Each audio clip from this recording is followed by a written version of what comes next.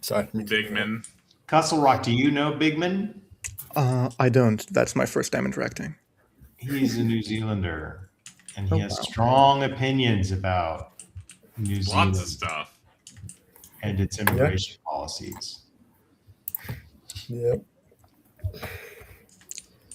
What can you tell So- someone who've never been to New Zealand? Big man. He's going to tell you don't come. No, I'm not going to say that necessarily. I think tourism is one of the most important industries that we have. So definitely come to Tourism. visit. Tourism. Yeah, It is. yeah. Tourism is essential I to our gotcha. economy. So please come visit New Zealand. So you know that like telling nobody to come to New Zealand is a bad move, right? To move. Well, what do you think people will do when they come to New Zealand as a tourist and then they really love it? What will they want to do? They will see how expensive it is to live here and piss off. That's what seems to happen most of the time.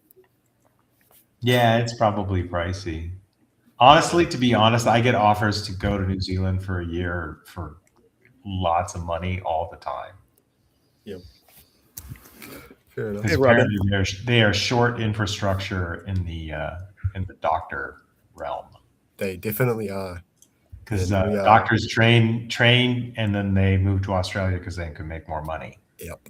And then we bring in doctors that seem to be less than qualified in a lot of cases. Well, But I don't know. I don't the have the number of stats on times hand. I've gotten like, come to Auckland is quite common on an email. Oh, come to Auckland, he says. So, What am I supposed to say? Auckland? Auckland. Oakland? Auckland. Auckland. Yeah, Auk. just like I said it. Auckland. You like emphasize the word. Oakland? Auckland. It sounds like you're talking about the city next to San Francisco. Oakland. I mean, I don't know. There's so many people. Yeah, well, Bigman, you show up and everybody wants to be part of it. You're a I'm big sorry. draw. That's good. Is that good? So the freak, how on earth do you think that like a simple Popular Bigman. mention of Egypt and Assyria is a reference to Jesus? Hold on a second. I got to pull up the verse. It's 1925, right? Yeah. What book, sorry? I mean, that's just one part of it. Isaiah. Like here it is. When the Lord, whom the Lord of hosts has blessed, saying, "Blessed be Egypt, my people, and Assyria, the work of my hands, and Israel, my heritage." How are you seeing that that's deliberately talking about Jesus of Nazareth? Well, because when Herod had all the massacred, they went to Egypt until the angel told them that, Herod was dead and that it was safe to go back. And that's when they resided actually in Nazareth. So he did come up out of Egypt. Where is Assyria in that? Well, that would be, I don't know if it's earlier in the chapter, but there's a history of, between Israel and Assyria. Right, that but why does eventually- Assyria belong in that verse? Blessed be Egypt, does it my belong? people, and Assyria, the work of my hands, and Israel, my heritage. Right, because there was at one point in history, it says that there's a road from Assyria all the way into Egypt, which would go through Israel. And it's What saying does that that it's have to going do to with happen Jesus? again. What? What does it have to do Well, it with all Jesus? ties in with the Messiah. It So says, anytime the Hebrew Scriptures mentions Egypt, because Jesus went to Egypt in one gospel, that's about Jesus. well, yeah, because it's the Lord's, right? Well, yeah, of course. I mean, Egypt is a major country that is the largest and most powerful nation close to Palestine. It's going to get mentioned.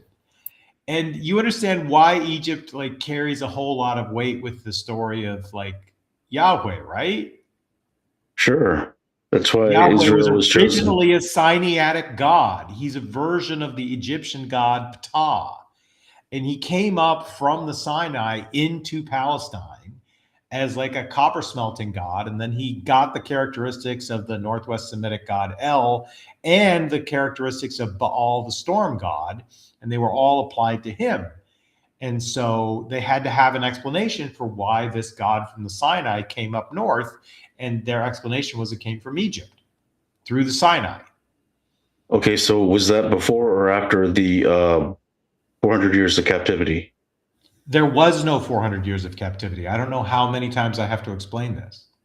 Okay, so when did that God come up to the north, and when did Israel, take on that identity? So the move of Yahweh up to the north is around the purported time of the Exodus, from 1200 to 1000 BCE, is when that cult starts getting established. So the rumor went up, but the people didn't.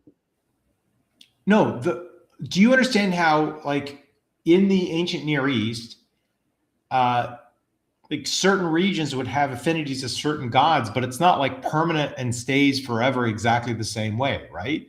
The goddess Inanna was very, very big for a period of time in Syria, but it ended up getting eclipsed by like the cult of the Magna Mater and other like goddesses over time. Everybody quiet your mouths, people.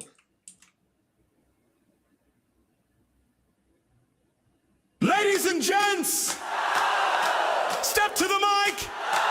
It's Toronto Bible Study time. One, two, three, four. He rolls it loud with a sermon grin, trying to sell a plot with a twist within. Every point drops flat, then he pivots quick. New doctrine just dropped like it's magic trick. Got a stack of takes that don't even match. Says truth now, then he dodges the latch. Goober energy, big confidence stance, but the logic boom walks out of the dance. He knows it's thin, but it plays it low. Switching tempers isn't just a sound control. Regains the truth, keeps the mask on tight, then winks at the crowd like I'm right. Come on and sing it like TBS, BS, TBS. Hands up high, spell TBS. He's got weird theology, goofy to the core, but he'll dance right through another encore. So clap, clap, shout it, TBS. Toronto Bible Study, TBS. Toronto Bible Study, TBS. He says God is three and also maybe 10. Then back Beatles hard, then repeats again. Contradiction, no, that's mystery, friend. Like confusion is a feature that can never end. Argues in circles, then draws a new lane. Calls it revelation when it's just the same. Truth knocks once, he pretends he's not home, then posts a hot take with a victory tone. He knows the script, but he won't concede. Keeps the vibe alive with the confident speed. Rejects the truth, keeps the party lit, even when the argument doesn't fit. Come on and sing it like TBS, BS, TBS. Stomp that floor, spell TBS. Loses every round, but he smiles some more. Goofy goober doctrine, metaphysic lore. So clap, clap, shout it, TBS. Toronto Bible Study, TBS. Toronto Bible Study, TBS. Now slide to the left, now slide to the right. If your premise disappears, just change it overnight. If the truth comes calling, put it on mute, then act real shocked when you've got no proof. Everybody sing it, TBS, TBS. Neon lights, big laughs, TBS. Weird positions, goofy mission. Still he wants the crown, but the crowd knows what's up when the claims break down. So clap, clap, shout it, TBS. Toronto Bible Study.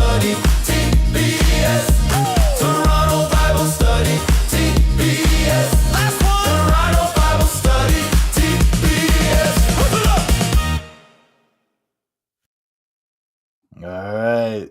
Super That's it. chat. He says TBS with the dancing and a star emoji. Great point, Hizzle. Thanks, Thank you. Israel. I just came in to correct the record on Kurt's mishandling of the Bible again, as usual. So basically, but you know what? That scripture, Isaiah You know all 19:25. about mishandling stuff, right, TBS? What? I don't know. This Kurt's just lying. Kurt's just lying again, as usual. But anyway, Isaiah You never 19:25. ever demonstrate that claim, and you make it all I the did. time, and I it did. pisses me off. Isaiah 19:25 is actually very interesting because Egypt and Assyria. Wait. I want to be clear. TBS, is the claim you are making that Isaiah 19:25 is a direct reference to Jesus of Nazareth? No, I don't think that is a direct. So that is the only thing DeFreak and I are arguing about. No, because you got into all this other stuff about how the Exodus never happened and all this other weird stuff. So, and Yeah, also you but were that talking has about nothing to like, do with Isaiah 19:25. Nothing. Yeah, but I'm talking about Isaiah 19:25 separately, just in the fact that what But we see DeFreak here and is I that had a God dispute on which side you agree with me. yeah, on that one thing, but then you start bringing in all this other weird stuff, like you're saying that Yahweh is like an Egyptian god or all this other weird stuff you were saying. So I just wanted to explain that that's not right or not true, and also I literally Egypt did not say he was an Egyptian god. I said he was a Sinaitic god. yeah, a god or something. Okay, well, whatever. That's not true either. Kenite, to be specific. Yeah, we that's not- can. We actually can trace, like, find mentions no, of Yahweh prior no. to like these people. No, Yes, no, we you can. can't. Yes. No. And also this thing about Egypt and Assyria, the fact that they're mentioned here because they're enemies. They're enemies of Israel, right? But in Yes, this they're not. verse- This is not a line about Jesus. That's the point I Hold was on. making to DeFreak. Hold- I'm hold- glad you agree hold- with me. Hold on. But I'm just pointing out that they're enemies of Israel, but in this line they're mentioned as blessed be Egypt, my people. Right, And because Assyria, the work of my prophet hands. is claiming that the work of Yahweh is to use those empires to destroy the faithless Hebrews. No. He's saying that, and Israel is his inheritance as well. He's saying that they're all going to be. He's chastising Israel using the Egyptians and the Assyrians. No, but That's in correct. this verse, he's talking about how everyone's going to be together as one people in the church. That's what it's pointing to. And he's talking about how all people are his people. All people are created by God, you know? All people are created by him. All people are loved by him. That's what this verse is really about, you know? It's a beautiful verse. Honestly, I'm not a huge expert on Isaiah 19, but I have a general opinion that you're wrong. So No, I'm 100% right. I'm 100% right about this verse. And also, you guys are wrong about your claims about Yahweh being a Sinaitic God. And also the notion that everything you're saying is wrong. The Exodus, there's evidence for the Exodus as well. Toronto. Can you find me a scholar, an archaeological paper on showing the historicity of the Exodus? Have you got any kind of scholarly work that has shown that the Exodus actually happened? Because that is a claim. Yeah. Because nowadays, sure, I can tell you right now. For example, Beatak has established archaeologically that the Hyksos were real people. Beatak, BIETAK. Okay, can you post that? Does he got peer-reviewed scholarly work in this? Of course. Yes, the current, like, actually, when you went to school, Robin, or I don't know, but back in the day, they used to always say that there's no evidence. There's absolutely no evidence. You're just assuming shit. Sorry? You're just assuming. No, I'm not trying to put anything. I'm not trying to insult you or anything. I'm just saying that back in the day, they used to say that there's no evidence whatsoever for the Exodus. No evidence at all. Actually, I grew up thinking there was. And I found out, like, now that I'm out of school and 50-some years old, I found out that no, there actually isn't. Okay. So that's what I'm saying to you. So this is what I'm saying to you, Robin. So in like, you might have learned that in school, in church, or whatever, but in the academia realm, they would say that there's no evidence whatsoever and that has been continuing on in the general public If arena. you know of some evidence, just go ahead and like give it to us, and then I can check it out, and then I can say you were right, TBS. Like if Okay. you can present me with some, that would be great. Okay. So, well, the B attack work is important. So look, you can look him up. How he What, found the Hyksos. be attacked B like a B I E B I E B I E T A K. He found the Hyksos. Now the Hyksos So are these, there's no, he didn't find them. The Hyksos have been known to scholars since the 19th century. Everybody's No. very aware that there was a Hyksos dynasty in Egypt in the 16th No. and 15th centuries BCE. This is known. No, listen what I'm saying to you, Kurt. I mean, sorry. Just listen. Are you saying the Exodus was in the 16th century BCE? Hold on, dude. Can I finish what I'm saying, dude? Anyway, look. The Hyksos were known from texts, but Beatak confirmed this archaeologically. And what he confirmed is that there's this huge population of Semitics in Egypt working. They were working there. No, they were a conquering people who ruled Egypt as pharaohs. Dude, again, I'm not talking about what was written in texts. About the Hyksos. It's literally a dynastic like group that dude, ruled Egypt for hundreds of years. Listen, dude, listen to me. No, it wasn't hundreds of years, by the way. It wasn't hundreds of years, by the way. And also listen to me. That's text. You're talking about textual evidence. I'm talking about archaeological evidence. Yeah, which give me confirms that. A paper to read. If he showed something like this, and he's done scholarly work on this, because like, you know, one thing that the Jewish people did when they got control of Israel again was send out their own archaeologists to try to confirm the Exodus, and they will admit, most of them scholarly, that they have been unable to do that. So like, I'm interested in anything you have that actually, like, and I'm sure they would be too, actually. Mm-hmm. Okay, well, anyway, this guy Beatak, right? He found these, and he found actual archaeological evidence of the Hyksos, not just textual evidence, but actual archaeological evidence of this huge group of Semitics who were working in the land of Ramses, what we now call Avaris. All right. What does that mean? I don't understand the connection. I'm talking about these Semitics. Semitics, I mean, Canaanite type people, right? Semitic people. They're not Egyptians who were working in Egypt, right? And they're working there, and then at a certain point, they all left suddenly, and it seems like is very much in line with what we would think of as. Where's the article at for this? We're gonna find this person's work. Like, did he do if he's doing listen, dude, just listen. Just look at link to his article in the back chat. All right, there you go. There's other evidence as well, like the fact that there's this stele they found called the Teldan stele, or no, the Merneptah stele. Sorry, the Merneptah stele, which talks about the House of David in the era of 1200 BC. So you see that there was this people group, like the Semitic people group, the Israelites or something in that region in 1200 BC. You have evidence of a large Semitic group in Egypt in around 1600 BC. So all this is kind of in line with what we would think of as the Exodus. I'm not saying there's direct evidence of Moses leading millions of people through the desert, but it's literally not. It's almost the of course, opposite. I did it. That's why I said I didn't claim that. That's why I just said that, Kurt. Thank you. What I am saying though is that this type of evidence it makes it plausible.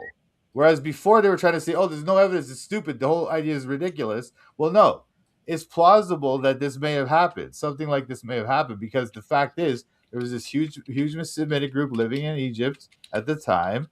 Then you have other evidence of the House of David and the House of Israel living in Canaan in 1200 BC. So all of it lines up No, it Like, doesn't line up chronologically. at all. Yes, it It does. doesn't Yes, it line up does. at 1200 BC at all. Yes, it does, bro. Whatever. No, that's Beatok literally says it doesn't line up with that at all. What are you talking about? If they're in 1600 BC, they're in Egypt. Then you see the same. You see people like that in Canaan in 1200 BC. That's reasonable. Reason He's to talking think. about 1100 BC. No, Beatok dated his findings to. I'm 15 reading the 1600. article. He's talking about 1100 BC because it has to happen after the construction of Pi-Ramses, which totally contradicts 1 Kings 6:1. 1 Kings 6:1 is absolutely not consistent with an 1100s date. And much, much more importantly, that means the entire Judges and Joshua narrative are all fictional if that's the date. Yeah, and like I just wonder, like, why did like the Egyptians who kept? Plus, you're saying the Hyksos are 500 years before this, and then the Exodus happens 400 years later after they've been kicked out? No, I didn't say that. I didn't say that, man. I So said. what are all you I'm saying to saying? you. All I'm saying to you is that there's this large group of Semitics working in Egypt, and then In they suddenly left. 1600, And then they suddenly left for no reason. So it's in it adds up. 1100. They No, suddenly we don't know. left We in don't know when. We 1100. don't know when they left exactly. We don't know. We don't know You're for sure. telling me to read Beatok- this article, and it Yeah, says the Beatok- 12th century, which is in the Beatok's 1100s. claims are not necessarily. It's correct. literally a Like that. longer distance between the Hyksos and the time he's claiming for the Exodus than the founding of the United States and now. Yeah. So what? No, I'm just saying that we don't know exactly when the Exodus happened either. I'm just saying that this type of thing, where they used to say there's no evidence, and now they say that okay, we do see this evidence. Well, of okay, these people they shouldn't say no evidence. They should say no evidence sufficient to accept this claim.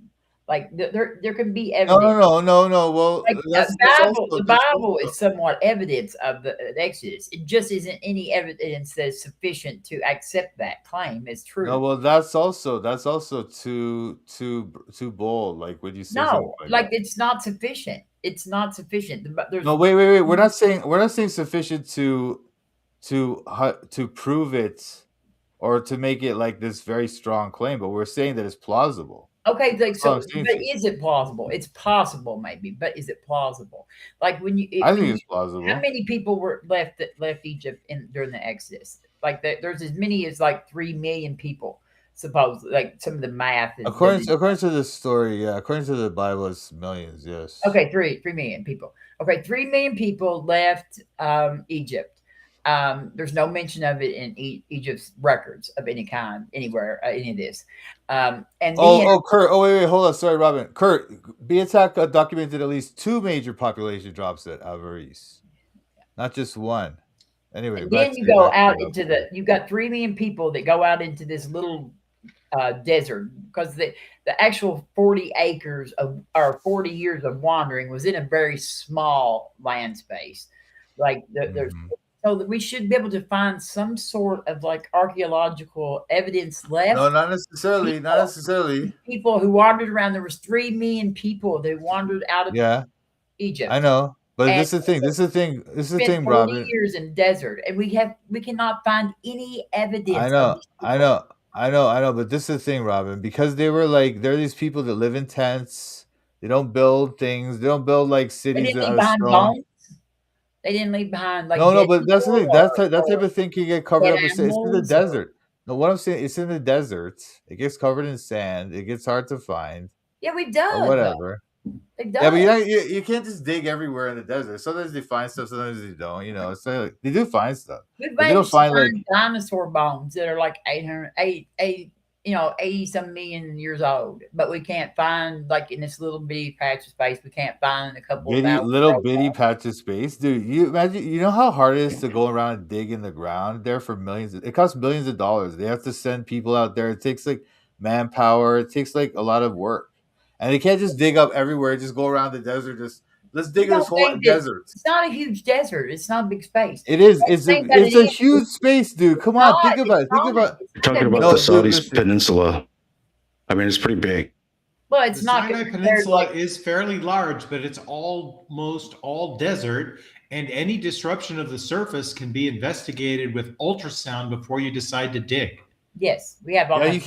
you can't just run ultrasound over the whole desert either. dude. No, What are you can talking look at the surface and see if there's any signs of anything being there. Yeah, I know. Yeah. Well, when the desert winds blow Do over you the know place how for long it thousands of takes for a years- large trash midden to like devolve? thousands of years of desert sands blowing on it, dude? You think it's easy to just No, find we that stuff? You think we it's just- excavate in deserts and find things that are 30, 40,000 years old Yeah, all they the time, find even in cities. North America. Yeah. What do they find? They find cities. They find stone Yes. buildings. Yes. What they don't find And is they also tents. find burial sites that are not part of cities. Sometimes they don't.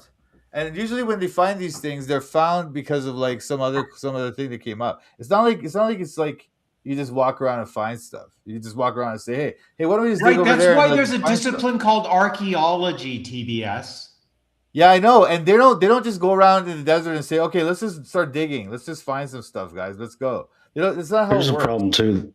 Do Here's you a problem think too. professors of archaeology in Israel know a little bit about how to excavate in Israel? And Yeah, and they don't think. Yeah, they don't. motivated. Most of them don't think. Most of them don't think that it's like some.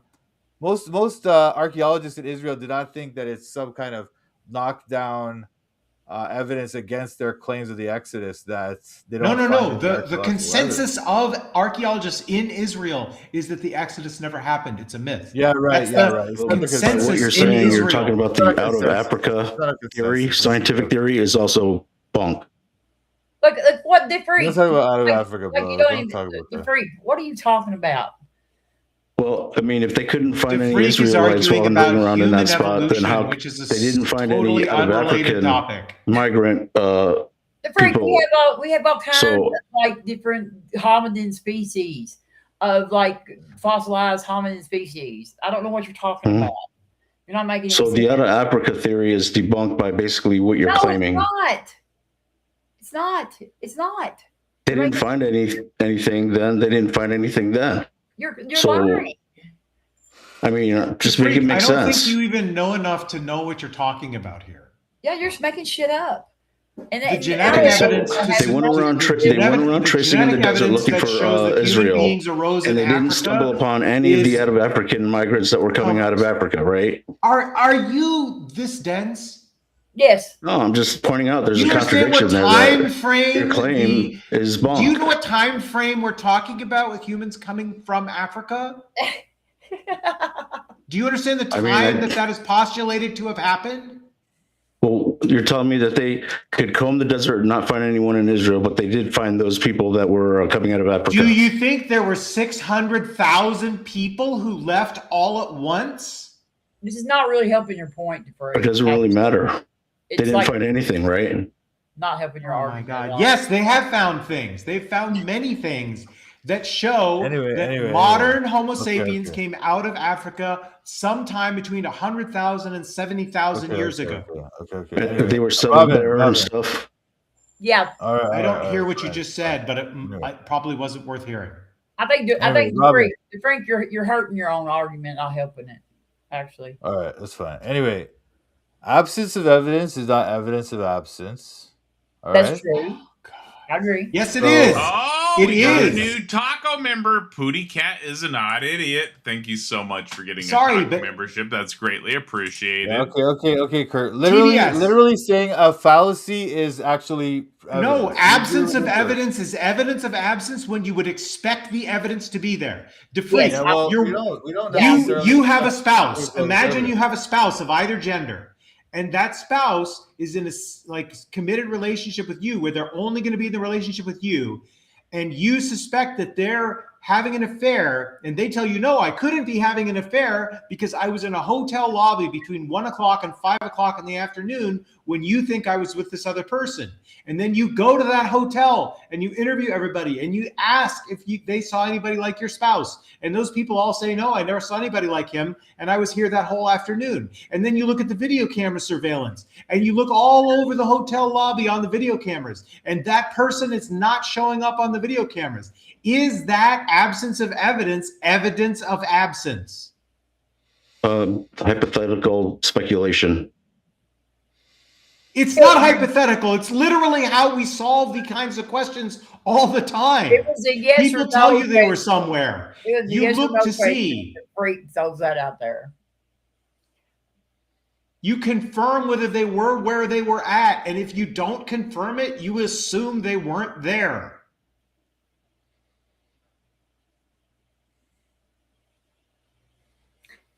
Voodoo scenario, historical revision. It's not voodoo. People do that with private detectives every day of the week.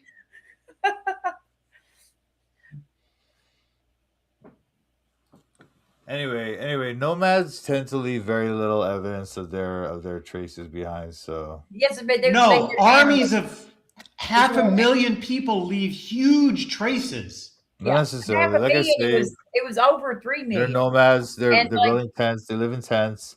They They're had not building animals. They had cities. animals. They had Yeah, animals. tent pegs break. That's what. They eat. They They make fire. trash They make middens. fire. Again, it's At been one thousands point, of they years. ate quail Thousands that of God years. sent them. There Thousands would of be years. massive numbers of quail bones in Thousands the of dirt. years. What about all the Thousands of years in the desert. gold melting? Sandstorms, breaking Where's the stuff up. fires for that?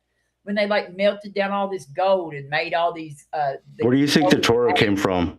Shouldn't we be able to find like a gold smelting device or like a fire where they did all that? Because it takes like Kurt, doesn't massive- poo fossilize in the desert? It does Yeah. indeed frequently because it I mean, gets like- dried out and it becomes like an easy to determine coprolite. Yeah. These coprolites are common from just even like animals. And, Not and stuff necessarily, does not again, that's rust. Like any kind of metal does not rust. And yeah. They become Duracell. Just kidding. So where did the Torah come from? The what? The Torah. The Torah is written in What does that mean? Middle Biblical Hebrew, so it was probably written during the time of the Persian exile. So you think what? That the Torah, was the Torah, do you think the Torah was written during the Exodus? The Torah couldn't possibly Right. have been written in the Exodus because it's Really, written in Dominic? Hebrew, and Hebrew didn't exist then. Yeah, that's unknown. That's also just overclaiming. No, it's not overclaiming. It's literally a fact. Absolutely overclaiming. Absolutely overclaiming. TBS, did Jesus's disciples all speak English? They had TBS, did Jesus's disciples all speak English? Obviously not. Obviously Right, not. because English didn't exist then. Who You know cares? how we know when that? we don't know when Hebrew began. We know that we We saw. do got, know like- when Hebrew Was began. it- No, wait. Hold on a sec. You guys are overclaiming all the time. Yes, all No, you you're do. the one saying we don't know things. No. Wait a second. We have these Semitic carvings in these. Yeah, in caves Ugarit, up- we have Northwest Semitic, and what we No, know. I'm not talking about Ugarit. I'm talking about like in these mines in Egypt. These what do they call them, man? Yeah, These, and we know that Northwest Semitic was based on Phoenician, and that No, it we don't. was No, we don't. exactly That's the also- by the way- same as the by the way, language that's also. spoken. Hold on a sec. Once again, you're overclaiming. You're No, I'm not old- overclaiming. I'm literally and giving also- you the standard No, it's not standard. explanation for It's the not standard construction anymore. of the It's not standard alphabet. anymore. That's not standard anymore. It's not standard Yes, it anymore. is. No, it isn't. Phoenician All is right, no give me your longer source, considered- because Hold I on, just please. checked your B attack source, and it's terrible. No, it's not. What are you talking about? By the way, His only point is that some biblical toponyms may preserve some geographical memory. There's no archaeology to this at all. There is archaeology. What are you really talking about? thin What building are you talking about? compound These styles. There's no pottery continuity, and there's no linguistic continuity. It's all bullshit. No, they know. They pretty much. Well, the fact that it's archaeological. I mean, sorry, architectural. He Oh, found a evidence kind of- of architecture. That's it. No pottery, no inscriptions, Architecture's- nothing that architecture's important. isn't consistent with the Architecture Hyksos narrative is that we important. understand. If Yes, they found It's something, irrelevant if you're getting manna every day. there is a paper on it somewhere. So to give us some sort of peer-reviewed paper showing all this evidence, Toronto. What are you Like, talking- that's what we the demand. evidence of the Semitic writings in the cave. I want, in, like there should be Yeah, some. show me That's- that Northwest Semitic doesn't descend from Phoenician. Yeah, there should be some Okay, kind well, of. I'll say to you, no, that's not shown yet. But this is the thing. This is the thing. Oh, in other words, you Hold on. said that it wasn't true, and then you're saying it's No, actually not shown. just relax. That's not what I said. But just relax. What I said is that your claim that it must be Phoenician or origin is an overclaim, and it's no longer considered to be the number one like theory in academia anymore. Because the fact is, the oldest Phoenician What's your inscriptions we have. source, dude? Hold on a sec. Wait, let me find it. Anyway, the oldest Phoenician sources we have are like 1000 BC, whereas we have these Semitic writings in Egypt, in the mines there, in the mines there that are dating back to like 1500 BC. So you're just wrong on that again.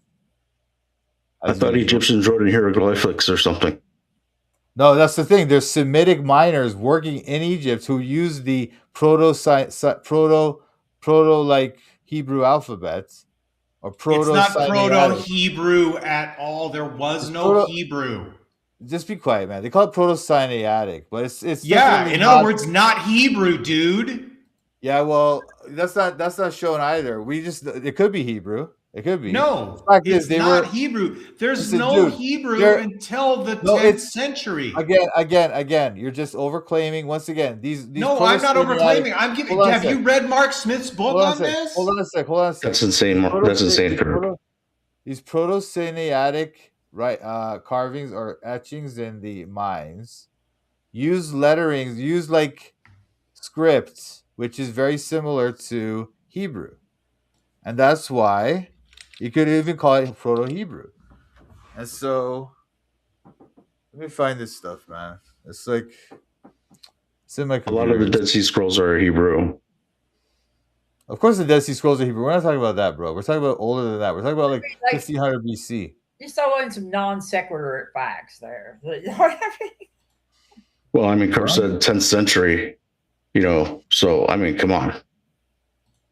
No, yeah, 10th century. That's when he's talking about 10th century begins. BC. But at the time that we see Proto-Hebrew, it is graphically very similar to Ugaritic. It's part of the Northwest Semitic continuum. It's really only a dialect there. Again, Ugaritic is, dude. Even the Bible shows that David and Goliath can communicate, which means they're speaking the same language. Ugaritic is cuneiform. Okay, you don't know what you're talking about. You're just absolutely ridiculous. You're a joke. Stop talking. Ugaritic is written in cuneiform, but there are also characters in Northwest Semitic that start to be used around the 10th century, dude. What an absolute joke. Made up. Where's that? Where did I find that? Show me that. Literally, like, you're not even a linguist. You don't even speak Hebrew. You just said Ugaritic. Yeah, because I read Mark Smith's book. Have you read it?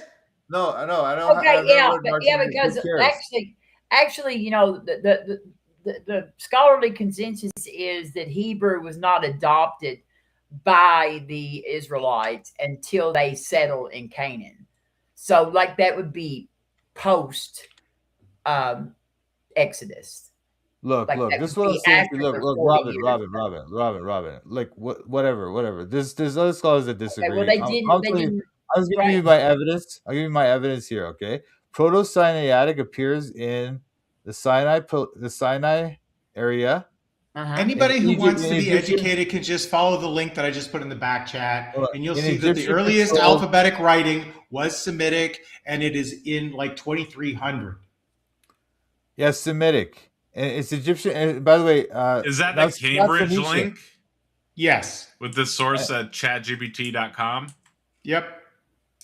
Yeah, and Hebrew was not. I put that in the side chat.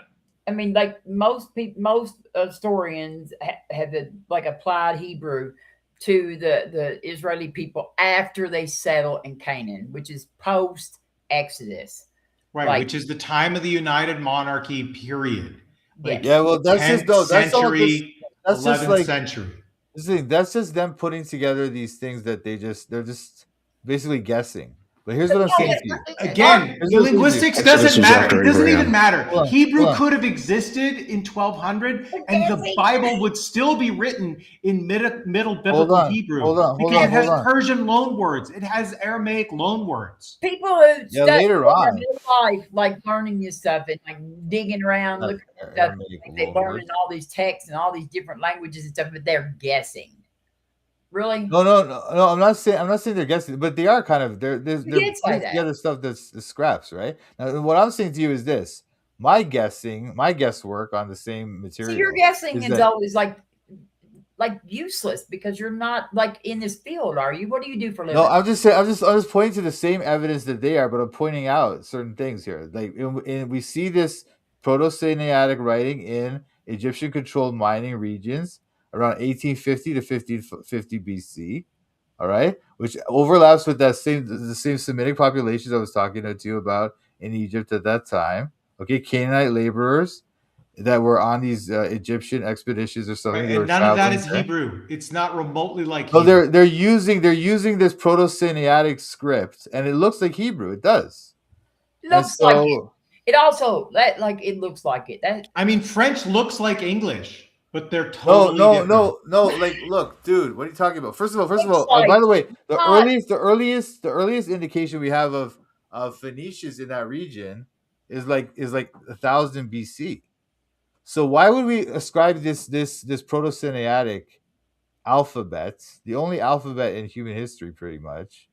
Why would we ascribe this? It's not the only alphabet in human history. What the fuck are you talking about? What other alphabet is there? The Korean? This is the only other one. The Mayans have an alphabet. It's not an alphabet. It's not an alphabet, dude. It's not an alphabet. Alphabet is like each the letter. Mayans literally have an alphabet that is described by Diego de Landa in his work that allowed it to be deciphered and read. Alphabet. He says, here is their ABCs. Alphabet, yeah. So is it an alphabet where they have like literal a symbol for each sound that the human mouth can make? Yeah, they have a syllabary where they have a symbol for the sounds. Yes. Okay, well that's interesting. But anyway, I was talking about the So in other words, you're wrong again. Okay, I'm wrong about that. Maybe I haven't seen your evidence yet. But anyway, what I'm saying is this, though. And Hangul is literally an alphabet, and it's unrelated to any Indo-European. It sounds to me like you're taking a bunch of like random evidence that is like and trying to like string it together. And you what are you talking about? Hold on a second. Wait. You didn't listen to what I was going to say. To add this fact and this fact, and you're trying to put them together and show that they show some kind of correlation. But you're not showing the correlation. You're not because you didn't even listen to me. You're not even listening to me. You're just like letting this guy talk over me. Anyway, let's see what the alphabet. Let's see what alphabets. The first alphabets in human history. Yeah, Eugene, you're right. It is hard work to never be able to say something that's accurate. It is hard work. I agree. No, I would like. So if we have the Dead Sea Scrolls that are matching pretty much with the Hebrew then and the Hebrew now, what are the probabilities? Oh my God, the freak! Do you understand the time difference between the Dead Sea Scrolls and when the Torah would have been confused? No. Would have been composed? Like you're talking about longer than the time between when Europeans arrived in North America and now. Well, it basically puts the probability on our side. No. The Dead Sea Scrolls don't help at all. Don't do that. They're younger than the Septuagint. Anyway, Robin, maybe, but the Septuagint is also included in some of the scrolls. Yeah, there are Greek versions of the scriptures in the Dead Sea Scrolls, which means the Septuagint was done before the Dead Sea Scrolls, which is in no way suggestive that you have any knowledge of what the original autographed copies of the Torah would have looked like when they were first written. But we do have the words, and we can use the words to determine the linguistic stratum. And they have loads of Persian loan words from Persian that didn't exist in the 12th century. Okay, well, if that's true, then the Hebrew that lines up then, that lines up now, wouldn't happen. But it does, so the probability is still on. What do you mean the Hebrew that lines up then and lines up now wouldn't happen? What does that mean? because you're saying that it has Persian words or Persian this or that or whatever. But when we look at the Great Scroll of Isaiah and the Hebrew then and the Hebrew that is currently used now, it's the same. No, it's not the same. There's thousands of definitely the same. differences. There are places where the Septuagint and the Great Scroll of Isaiah agree on a meaning against the Masoretic text, where the Masoretic text is different.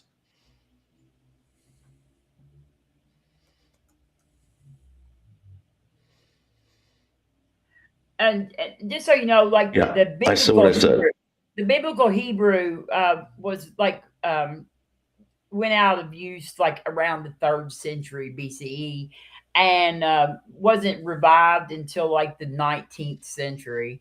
It was a literary only language even during the time of the exile. The Hebrews who went into exile and the Hebrews in Palestine spoke Aramaic as their daily, like, go to work, get your business done. Hebrew was a solely dead, like, literary and liturgical language, like Latin is now, even at the time that the scriptures were being written in Hebrew, which is why they use the same word for husband as they do for Baal, the god that they hate. Anyway, and Robin, check out this thing that I put in the chat, okay? I don't even know how to find the chat. How do I find chat? Left side. On the left side at the bottom. 28. Isn't it a coincidence that Hebrew is the only language that survived antiquity, is not considered dead, and is used today? So it was dead for centuries and millennia. It got resurrected. Exactly the same you could do that word. with Latin if you had people who wanted that's known. It's you absolutely probably could do that with Latin, but it's not used. It's a dead language. No, it's not. It was dead. It was resurrected because of the Zionist movement. Well, it obviously didn't fully die out because they had Yiddish, and they one of the things that is part of the Jewish culture or whatever that I was taught was that they were always, they would always have to recite the Torah. And they always did have to recite the Torah, and they did always have to read the Torah in like synagogues. That is true. It was a liturgical language, like Latin was for the Catholics until Vatican II. Right, and they would have to make copies of it and stuff. So it's easy to see how that stuff would survive, right? And so if it survived this amount of time, if it survived from that time to this time, why wouldn't it have survived from that time to the past time? No one's arguing it's more probable. Where the chat is, I cannot find the chat. I do not. Like I don't see a chat nowhere. It's a link to TBS's Google Books document. It's not like an actual scholarly piece. No. It has references on in the. But I don't know how. I can't find the chat on this. It says private chat at the bottom left of your screen, Robin. Nothing says private chat at the bottom left of my screen. Oh well, then you must be on an interface that's different. Are you on a phone? No, I found it. I just wasn't scrolling down far enough. So there's some references at the bottom of the document. You can check it out. I'm not trying to give you some stupid thing I made up. Okay, so if you want to look at I'll get you some better research, because that doesn't have page numbers and stuff, so it's a little bit difficult. But I'll find you some better stuff. But peer-reviewed, published. Well, that's peer-reviewed stuff. That's peer-reviewed stuff. Those are scholars. No, I want the original,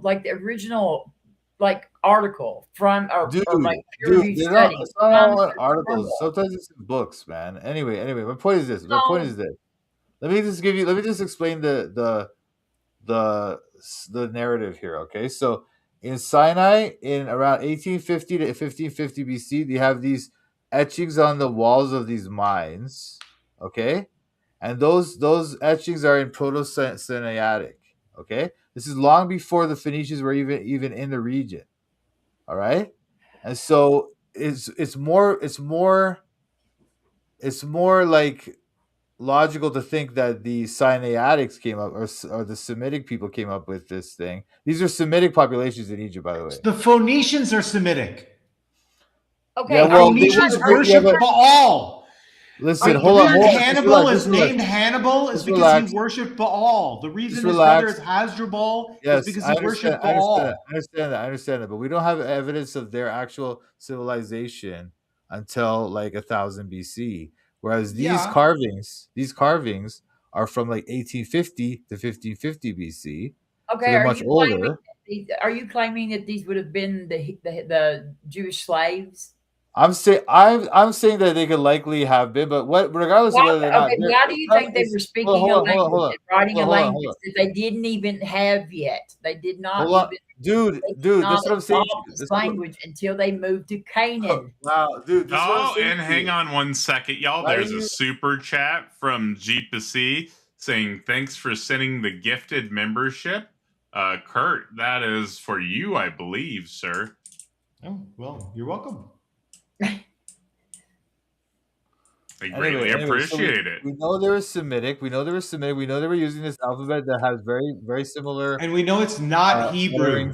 No, it's very similar to Hebrew. We don't know that, Kurt. We don't know that. It's not very Thank you, similar. Gypsy, for the For example, certain letters fit extremely well, like the Aleph. Okay, certain letters of Russian fit for English. They look similar. But would you say Russian is very similar to English? Why does the Russian alphabet no. look similar? Because they're using the same alphabet. And I'd like to point out. And Russian has a thing that looks like a B, and it has a thing that looks like a backwards R, but it's not the same.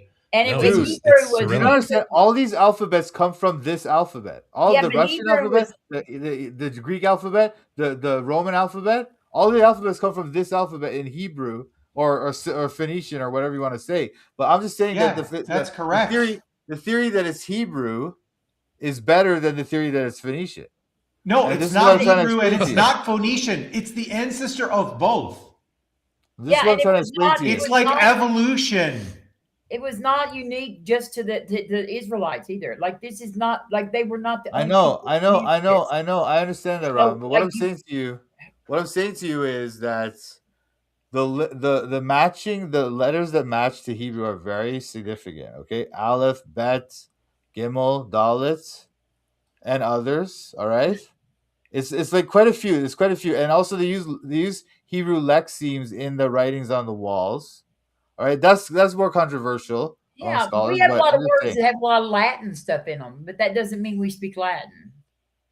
Dude, what are you trying to do? What are you trying to do? Are you trying to just like you're just trying to fight? You're just trying to fight me. No, your position, TBS, is bizarre. They use similar letter forms, therefore they had the same language. I'm not saying that. Spanish and English are nearly identical letters, but the languages are not the same. Wow, dude, what are you talking about? Listen to what I'm saying to you. Listen to what I'm saying to you, man. I'm saying to you that among not just the lettering, but also the lexemes. Okay, so it's not just the letters. Spanish and English have similar sounds, but they're not the same language. Wow, dude, Hebrew as a language does not exist until the 10th century. You don't know that. Once again, you don't know that. The reason why they say that. The reason why they say that is because the earliest traces were found then. We don't know when the origin just like English's first traces are in the 6th and 7th century. Exactly. We don't know when the origin of it was before that. We do know when the origin of English was because that's when we see the first traces, No, you don't. That's how this fucking works. No, you don't. Again, ignorance and dumbness. That's all you have to say. And by the way, this is different. That's your only argument is to call the person who's talking to you ignorant and dumb. But you yourself are doing a reaction formation here. No, I'm not. You are the one who has profound and deliberate ignorance. You won't let me finish my statements. You won't let me tell you yell. I let you talk so much when I shouldn't. No, again. As I was saying before, English comes out. The language originated in a time when we already had the alphabet and writing, but this language comes out in a time we don't know. Those things were very early on. So the earliest traces of writing in Hebrew do not necessarily indicate the origin of the language. And also the fact that we have these writings in these Egyptian locations, which were Semitic writings, which were using very similar alphabet and also similar lexemes, is evidence of Hebrew in that era. Now, it's not. I'm not saying it's uncontroversial. There's scholars that would disagree, of course, and there's scholars that would agree with me. There's back and forth. But I'm just saying that it's not ridiculous what I'm saying to you. And I'm also saying that the idea that No, it is ridiculous. No, it isn't. Because No, it language isn't. has changed dramatically over Wow, centuries. dude, why we can does Simons and tell Albright what year Simons and Albright- roughly something was written why does by the Simons and Albright diction agree and the with choice me? of vocabulary. Ridiculous, So what you're ridiculous. saying Again, is ridiculous. utterly ridiculous. No, You're no, no. saying that You're just because utterly Latin dumb. existed in 1000, I never it's said that. possible there was a bunch of English speakers who left I never Italy said and that. moved I to never said that. England. I never That's said the anything like that. level It's of utterly idiocy ridiculous. you're talking I about. never said anything like that. By the way, there's scholars who do agree with what I'm saying here. So I'm not just making There's this up. scholars who think that the Simons and Torah Albright. was written in 1300 in Utterly dumb. Hebrew. Utterly dumb. Who are Yeah, those so- scholars? Okay, I guess we should just believe. No. What I'm saying to you is there's scholars who agree that there's Hebrew-ish lexemes in these writings in the alphabet. Hebrew-ish, of course. Yes. No, Hebrew, not Hebrew-ish. Because They don't say Spanish Hebrew-ish. is written in They the say same Hebrew. letters as English. They don't say- It's not English-ish. It's Dude, just written lexemes, using similar letters. Lexemes, bro. Lexemes, not Yeah, letters. lexemes. There's a TH Lexemes- sound in English and a TH sound in Spanish. Dude, I don't even know you're what the just point is utterly anymore. ridiculous. Yeah. These people, because he just starts yelling. He don't listen to Like one he thing. doesn't understand why You should say families dumb languages stuff, are- TBS. I Like No, I'm can, not. families I'm not saying that. languages You're the are- one who says dumb stuff, dude. Tell me again how dude. Earth and Mars are are not. the Listen, same real object. quick. The best way that you can express Again, your all you can denial do is is to straw review man. the Book of Melchizedek and tell us how it's wrong. Oh my god, dude. Look, it's what Kurt is saying, I believe, is that it's unproven because the script is a grandfather to many other cultures. Yes, I know. That's the kind of generally accepted view, right? Now, what I'm saying, to you Right, is which means that there's- it's not the same. however, And how it works. I'm trying to is make the that case. you I'm trying to have make know the your case shit to be here. true, not the other way around. Look, I'm just trying to make the case that this could very well have been Hebrew, and I'm trying to make the case No. from Oh a my number God. of different lines. Or, of No. or There's another no- No, wait, no, no, no. no, That's no. not what you want to say. Possible. It Listen, sounds like listen. this What sounds was like Hebrew? this sounds like retroactive like reasoning when you say No, it. it's not. No, it's not. I'm just looking. Look, there's different Let's lines talk. of evidence. I'm Let's trying to talk. present several different lines of evidence of why I think this is Hebrew. I'm not saying you should have to agree with me. I'm just pointing out it's possible and plausible. Okay? Possible is not guys- really anything to use. What? Just listen, dude. Listen. If I could just make my case, without being yelled over by Kurt or other people here, it's ridiculous. Anyway, whatever. It doesn't matter. You guys don't want to believe it. You guys Give want us to believe your scholarly ridiculous papers. naturalistic view of it. I gave you What a does bunch this of have books, to do with dude. naturalism? I think it's all in. Something published in a journal. Yes, That dude. is There's peer tons of books. reviewed. They're books, dude. No, They're no, books by no. scholars, Books can be written for layman people. I can write a book. dude. They're Like, I can literal write a books book written by and scholars. like Okay, write they're my written theory by- on where yeah, yeah. anything Your came theory- from. I'm That not doesn't talking mean books it's written by true. normal people. They're written by scholars, dude. They're written and they're all there. Okay, so there's a list of them. Are you saying Look them up. scholars aren't people too? No. The So, Book of Melchizedek I was could- written I in could- Hebrew Yeah, and it was it's written right. by Abraham. So that would give kind of credence to what TBS is saying. We should actually There review was it. no Abraham, DeFreak. I What a could joke. Sure. I could You see, I could Kurt will just say that. Kurt will just say that, and he'll act like he's saying some like amazing fact of reality that we all need to agree with. That if we don't, we're ignorant. There's Utterly literally dumb. no scholarly And they wrote the evidence to Torah in support exile historical in evidence. Babylon. No scholar- They wrote the Torah in the exile in Babylon, and they wrote about Egypt while they were in Babylon. Right. Yes. Yes, they wrote about Egypt while they were in Babylon because they couldn't hardly write about rebelling against the Babylonians. So instead, they wrote about rebelling against the Egyptians. Yeah, it was Exactly, DeFreak. It was a propaganda tool. See- is see actually why. When It was Kurt- Total speculation, man. For his dumb No, it's speculation. not. No, it is. No, that's all speculation. And Kurt just puts it forward. Dude, and acts you- like it's you like, just like did it. we have to accept it. When I TBS, you just did it I- 3 times. You just did it 3 Wait, times wait. again. You I called him no. dumb, then you called his argument dumb, then you said it was only speculation. All of these are the same thing you Those say are about all. every Those argument. are all. Anyway, No. nuh-uh, This is the thing. This is the thing. This is the thing. nuh-uh. This is the thing. No. What he just said. Everything he just said is speculation. Every single thing he just said. No, You it's the just said about- scholarly No, it's consensus. not. It's not scholarly consensus. It's not a scholarly consensus either. That's ridiculous. One school of thought of scholars, the Yeah, Copenhagen it's one biblical school of thought, minimalists. exactly. It's a school of Oh, thought. man. The It's not biblical just a minimalist consensus. is the correct consensus. today. No, In consensus. 2026, biblical minimalism is Not the true. norm. Not true. Not true. If that's true, then the out of Africa theory is bunk. See, like, Oh what my is God, that? the freak. What? It's literally like you're saying, I think the United States should reduce tax rates by 6%. And we're having a big argument about the tax rates in the United States. And then you say the gold standard is the way to go. Like that's how off topic that is. Yeah. Anyway, I just keep wanting to say that Isaiah You're kind of 19 showing like your lack of information on both topics, both subjects, both the out of Africa theory and the Torah. We all need to read more, except Kurt, apparently. No, I definitely need to read Kurt needs to stop reading. All Kurt reads is what agrees with him. He comes in here and tries to act like that's a consensus. False. Bullshit. Like, Why do you lie? Or whatever. You're so all you full claim, of shit, TBS. You're the one. You're the one who's full of S, dude. You're the one. No. Do you know what my presuppositions were, TBS? My presuppositions I don't care. were more conservative than yours, except for the flat Earth. I read the stuff that disagreed with me, and you know what? It convinced me. I read it too. But this is you haven't read Israel Finkelstein's The Bible on Earth. I guarantee it. Finkelstein, look, man. I guarantee you haven't read that book. No, I haven't. No, you're right. Yeah, I guarantee it. I don't have to. You'd have better bad arguments if you'd read it. I don't have to read your every dumb book that you read to say that this is the facts. These are the facts. They're not facts. Purposely speculate and you purposely present these things as consensus that are not. And also, they literally are the consensus. And you demonstrate. You just gainsay. You never demonstrate. No. Okay, demonstrate it's a consensus. Demonstrate that that's a consensus. What you just absolutely. Said okay, go ahead. Literally, what's the read question? a book published on biblical scholarship in 2025. Go ahead. That's actually a serious position.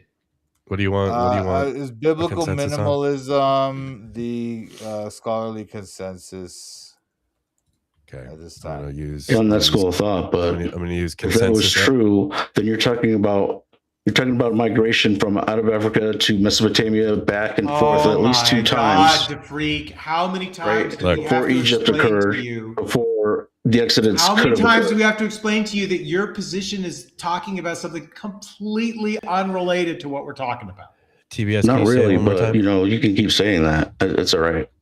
But Kurt, let me ask you this, just to close the loop. Oh my God. When was Daniel written and when was Daniel and Jeremiah written? 150 CE.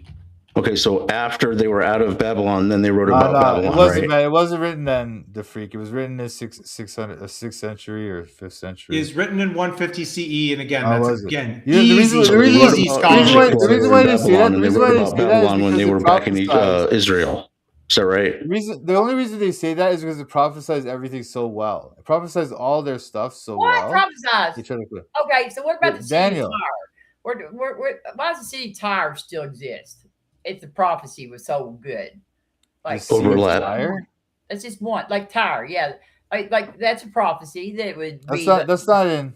The prophecy isn't that it would be gone. Isn't it? That it says it will be. So TBS, wait, the island. It's the island. It's the island kingdom. The island, because the Tyre was like this city with like a city on the land. Yeah, and it's not destroyed. It's still populated today. It's still there. No. But obviously it was destroyed in the sense that like. No, it was never destroyed.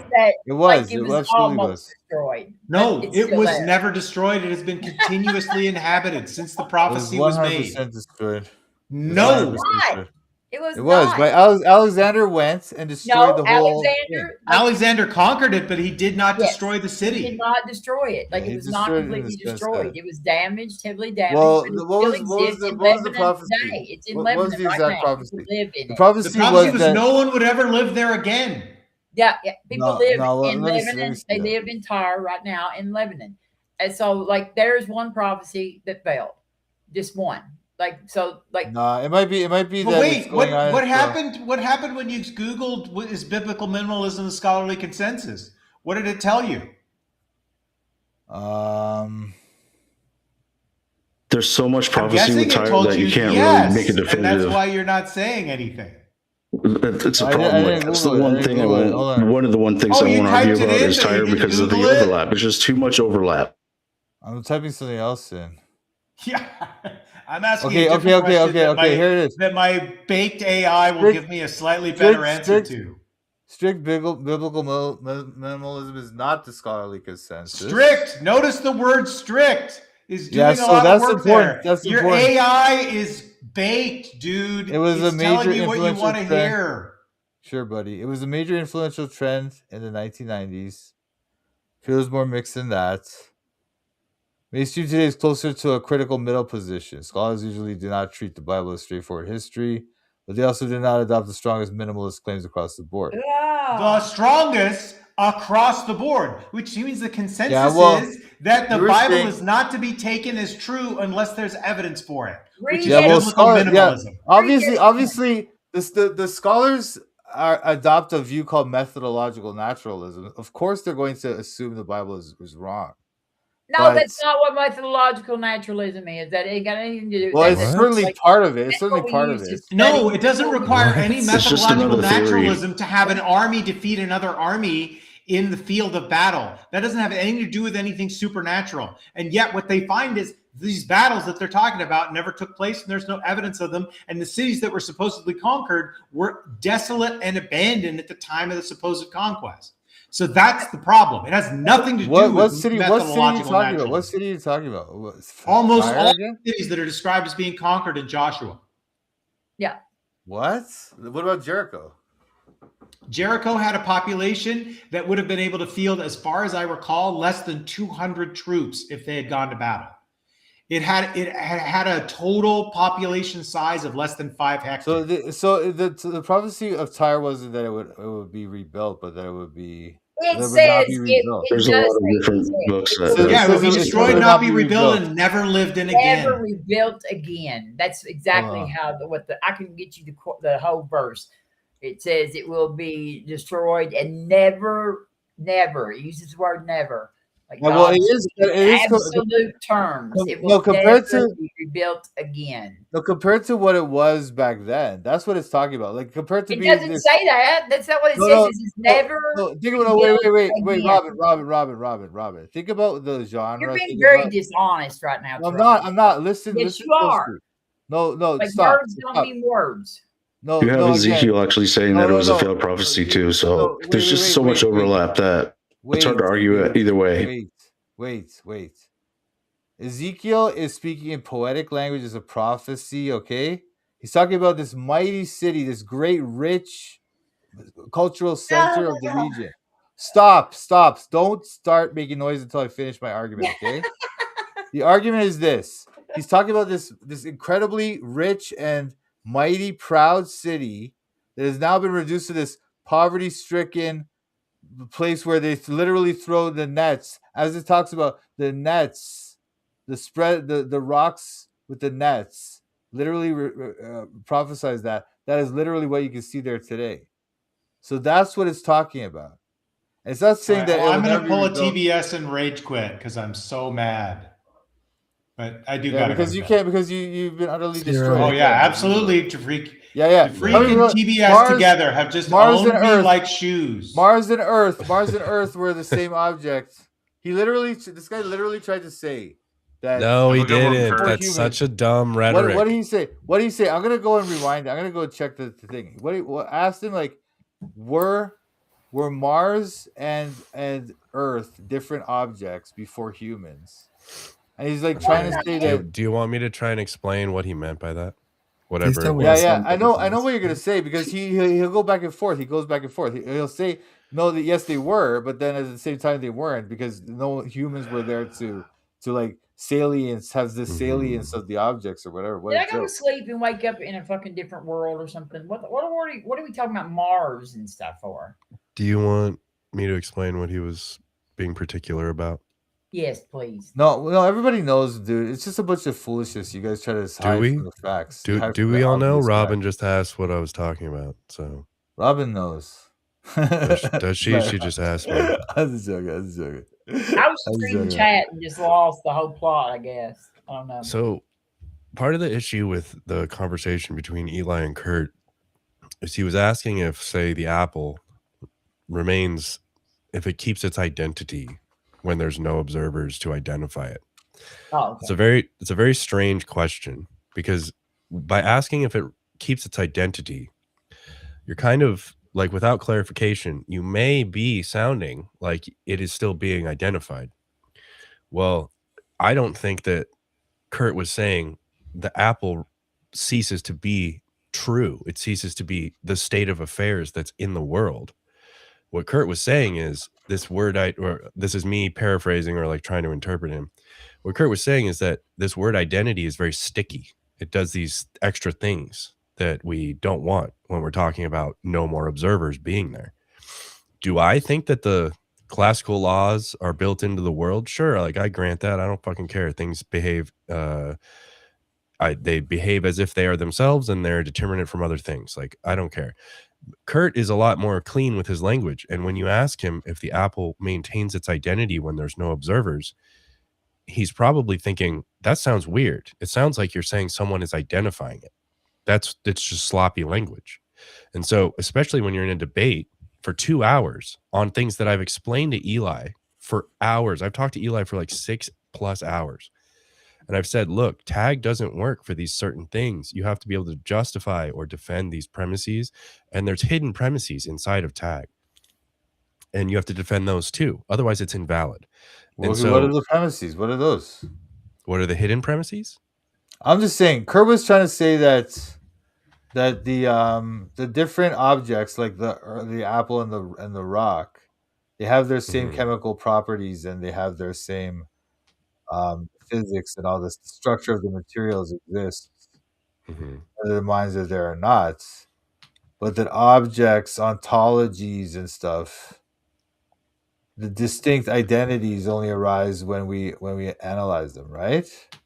But Well, the thing is, like the Go ahead. rock is there, but like the planet Mars is like an identity that we gave, like that rock, that rock floating around in Right. space. yeah, And yeah, so, yeah. like, What I planet would Mars did not exist until we kind of named that rock.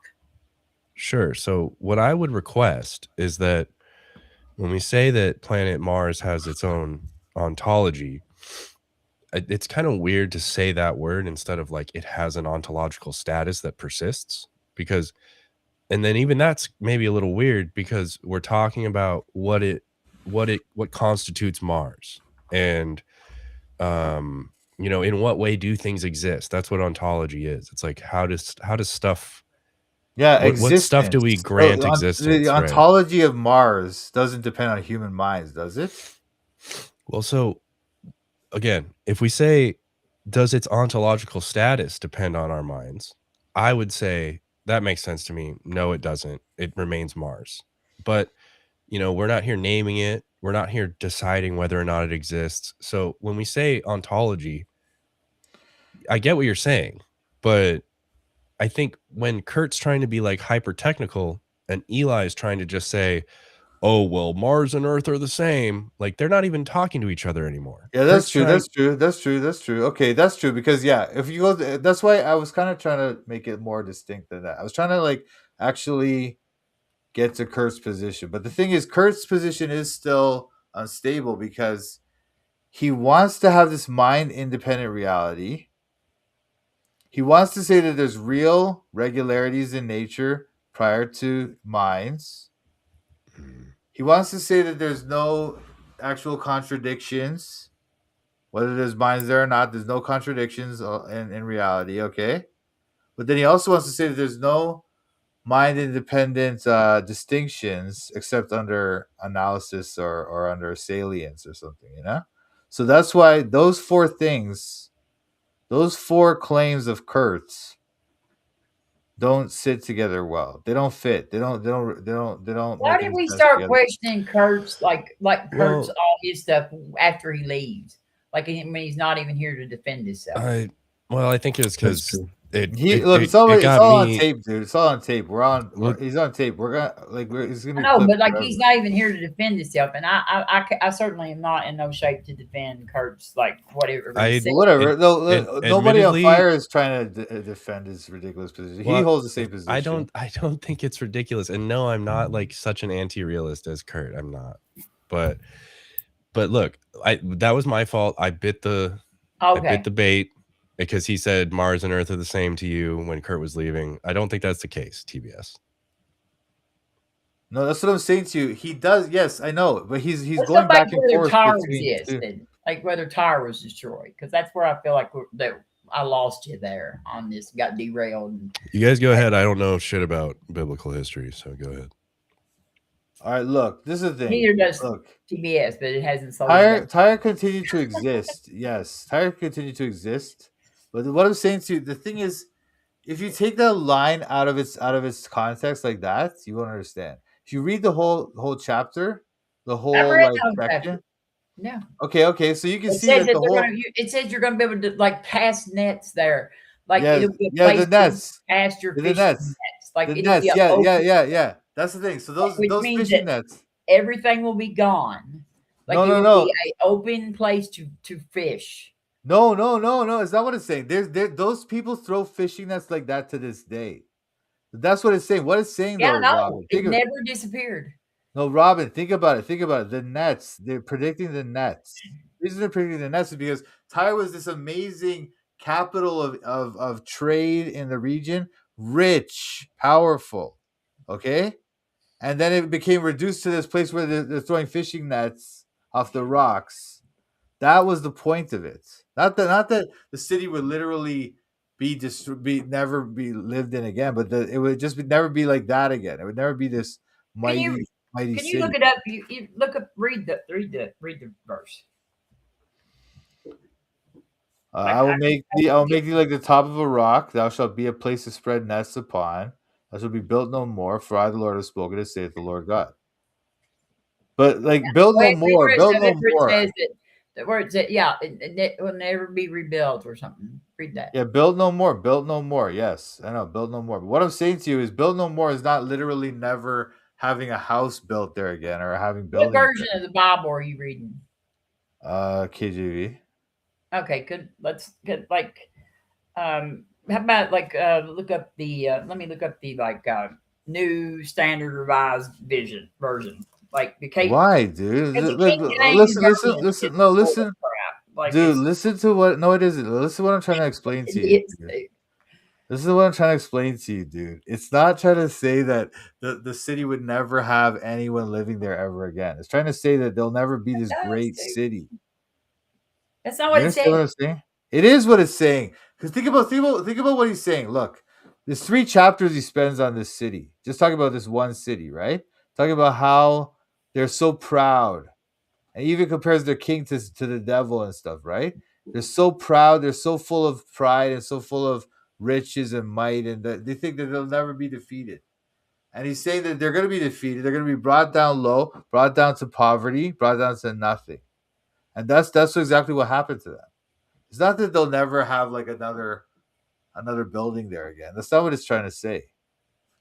So it was never it was never fully conquered by Israel.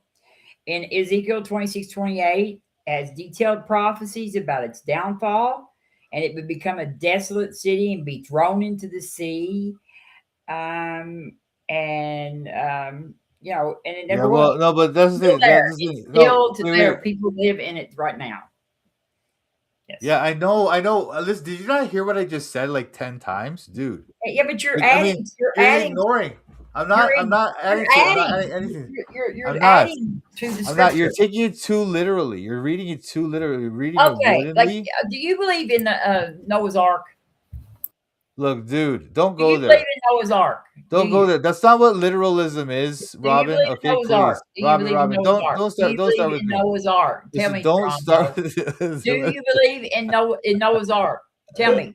Do you believe in Noah's Ark? Of course I do. Okay, well, do not tell me that I'm taking words too literally. That's not how literalism works. In the magic zoo boat? Dude, Like, do That's not how not literalism. Listen, pretend that Robin, I'm the one that's Robin, being literal. Robin, listen to me. That's not how literal reading of the Bible works. I You know have to how use- literal works. No, you don't. No, you don't. No, you don't, dude. No, you don't. If you think not to be rebuilt. Okay, means- words don't mean words, but stories about magic zoo balls. No, dude. Like, okay, listen. You just Okay. want. You're like Justin. No, words don't mean words. That's Like, look. what you're Have you saying. ever spent any time studying exegesis or anything like this? Do you know how it works?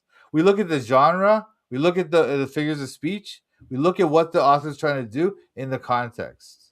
Now, And the why author. like TBS people who actually do this for a living. TBS, Come- Can I ask you? Can I ask do you this something, for a living. TBS? What are you talking about? I teach the Bible. What are you talking about? Oh What- my Can I God. ask you something, TBS? Can I What's ask you up, something? dude? What's You up? know, I have Catholic friends who I help argue. Uh-huh. Okay. Does that change your opinion of me at all? Do you understand that I'm like unbiased in the sense that like we can all argue and like partake in philosophy Okay, better? okay. So when you talk to your Catholic friends about exegesis of the Bible, I don't know if you ever have. Oh, I just trust them. Okay, But I well- like to talk to well- them about philosophy and help them defend their arguments. He's Okay, saying he could probably.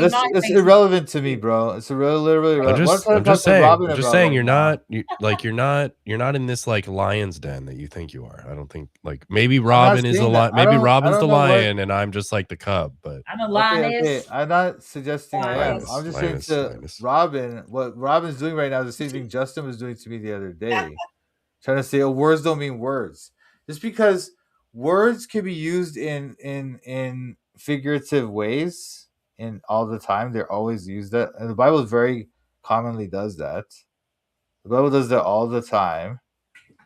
You know? So the idea that, just because it says will not be rebuilt or something means Never. It will never be rebuilt. Doesn't mean yeah, never. it means rebuilt. It means not to be rebuilt to its former glory, to that glory that it had. Like it's Why been did talking it about this say that? Why because did it's it been say talking about that? its glory the whole time, dude. Because that's how they talk in the Bible, dude. It's ridiculous how naive this understanding is. What you're saying to me. No, like it's no, ridiculous. I'm that sorry. you I'm sorry. think that I Okay, wanna okay. accept this Okay, Robin. bullshit. Okay, Robin. Okay, Robin. All right, Robin. Listen to me. You can pretend with your atheist friends that you have Like I haven't spoke you English all my life. Hold on. Yeah, you can pretend that that's how. You speak English, so therefore you know how to read the Bible. Well, Because the like Bible, it's if written in you English. It's written in English. What other? yes, what- I know, what- but they don't use figures of speech in English. They use that. If I say I killed my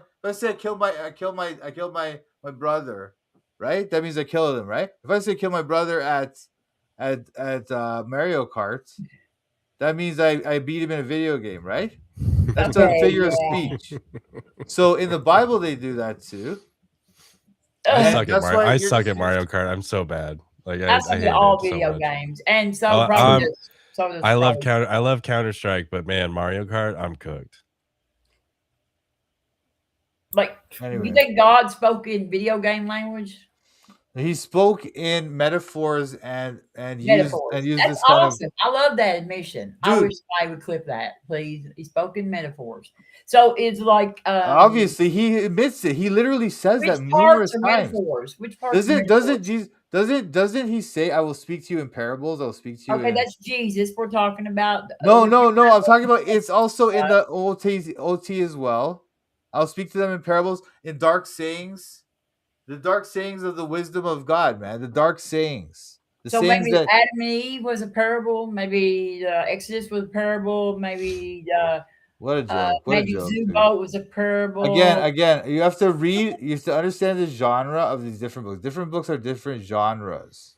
Yes. So prophecy I is recognize different that than those different authors. okay. So no, I'm not talking about authors. I'm talking about genre. Okay, so Like there's Psalms is prophecy. poetry. Yeah. and Yeah, stuff so like that. poetry. So Ezekiel is prophecy. Prophecy is got- very poetic as Yeah, well. you've got the prophets, the books of prophets. You've got the books, like in Yes, so if you read the book of the prophets, if you read that the same way you read a historical narrative like Exodus, you're not understanding it.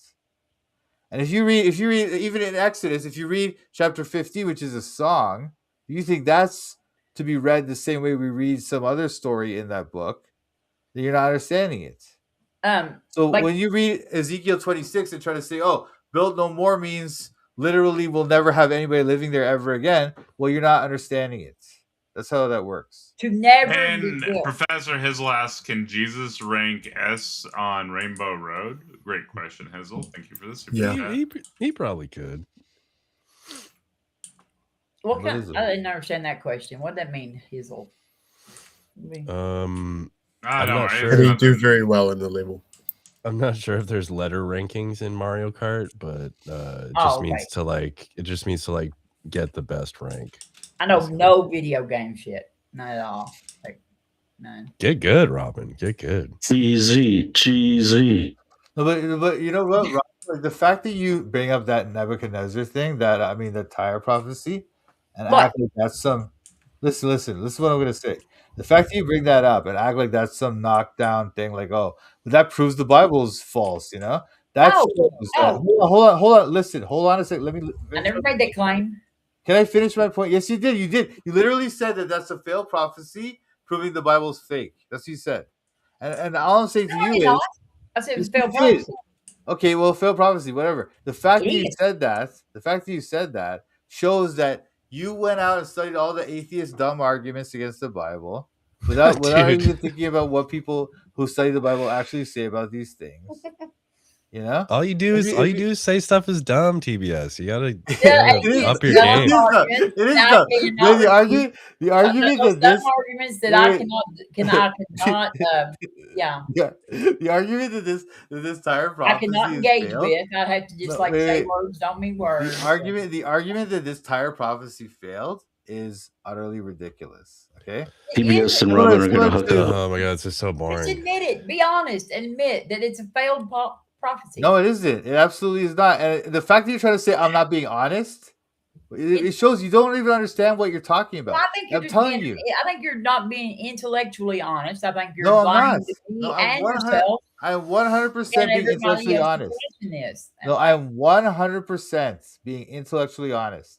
No, He you're talks not. about the nets. The nets are literally there today.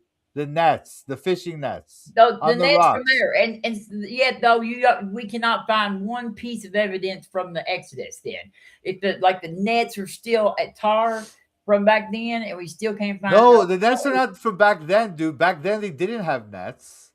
Now they do have nets. That's the point. The point is the prophecy actually predicted the nets that we see there entire today. Oh, so they did throw not. there So today. they invented nets because in that. No, I never said that, Robin. Again, this is why. See, the fact that you're What trying kind to. of nets? You think What is are we this ta- what you what kind of consider to be nets? intellectual integrity? Is this what you think? What kind of Oh. nets? Intellectual integrity? Putting words in my mouth? No, What kind of nets are we talking about? Like The fishing fishing nets? nets. The fishing nets, Then man. you, The yeah. people back then entire they were rich. They didn't fish off the rocks. Okay. Now today, entirely fish off the rocks because they're poor, and that's what the point of the Bible prophecy is. That not that they'll never have a city there, but that they'll never be rich like that again. They'll never be a great city like that. Oh, that's what They'll never have nets. No, dude, they have nets now. That's what I'm saying to you. They have the fishing nets now. Back then, they didn't fish there. 'cause Never they were rebuilt trading. means no nets. Okay, thank you.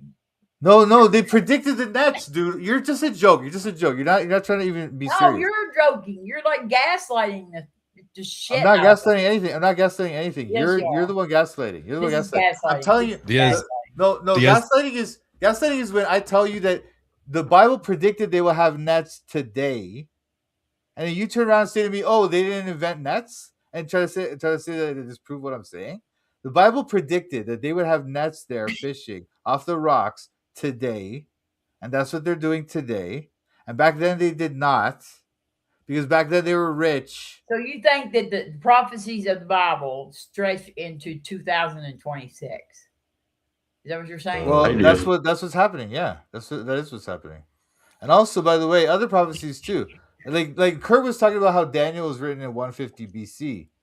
The reason why they say that about Daniel is because all the prophecies in Daniel come true so accurately. Like what? It's impossible for them to have done that. Like he I predicted didn't that say like I've he never- predicted that the Greeks would defeat the Persians. He predicted that the What is that? That is not a prophecy. That is not a prophecy. That is a prediction, first of all. Prophecies have to have a little more like of when like some information. I was going to tell you more detail. I was going to tell you more detail, Robin, but you interrupted me again. Okay, all right. So all right. So Daniel predicted that the Greeks would conquer the Persians, and that Alexander's kingdom would break up into 4 directions of the thing, which is exactly what happened. His 4 generals broke up his empire. Okay, and then he predicts I don't know if that's accurate. Detail. Well, you just gotta explain. You gotta explain. Daniel. You just gotta explain more specifically. You're saying that Alexander, the text says Greece. Yes, it literally says Greece. Literally says the king of Greece. Yes. Okay, and then it says he will do what? He would conquer the Persians. Then he would die young, and then his empire would break up into 4 directions of the compass, which is exactly what happened. Okay. Then he talks about how he goes into detail in chapter 11. He goes into detail about these different kings fighting and all their different like I don't know. The woman would get poisoned. He predicted that. Does this mean? Does this mean that the Persians were the Babylonians? No, the Persians defeated the Babylonians, bro. Come on, man. Do you want to give the verses? I guess. Because I'm getting bored. It's like, I mean, you can read it in chapter 8. There's chapter also 11 and 12. Well, 11 is the big one for the detailed stuff, but chapter 8 he starts off talking about it. Tacos. Maybe it's time to bring up the RMOA. Sure, why not necessarily? If God exists, God necessarily exists. Possibly, I already explained to you guys why this is wrong. Therefore, God doesn't exist. Welcome to atheism, brother. All right, he's an atheist now. Got him. Okay. All right. I'm gonna go now. I'm gonna get some more. Yeah, of course. Immediately after you become an atheist, you go run away. And just by the way, let me just say that the majority of scholars. You're here all night taking up a panel spot, but the second I jump in, you gotta run away. RMOA. I've already disproven RMOA. You have? Okay, whatever you say. And the book of Daniel. That's why you're running away. Of scholars argued that the prophecies were written after the events, not before.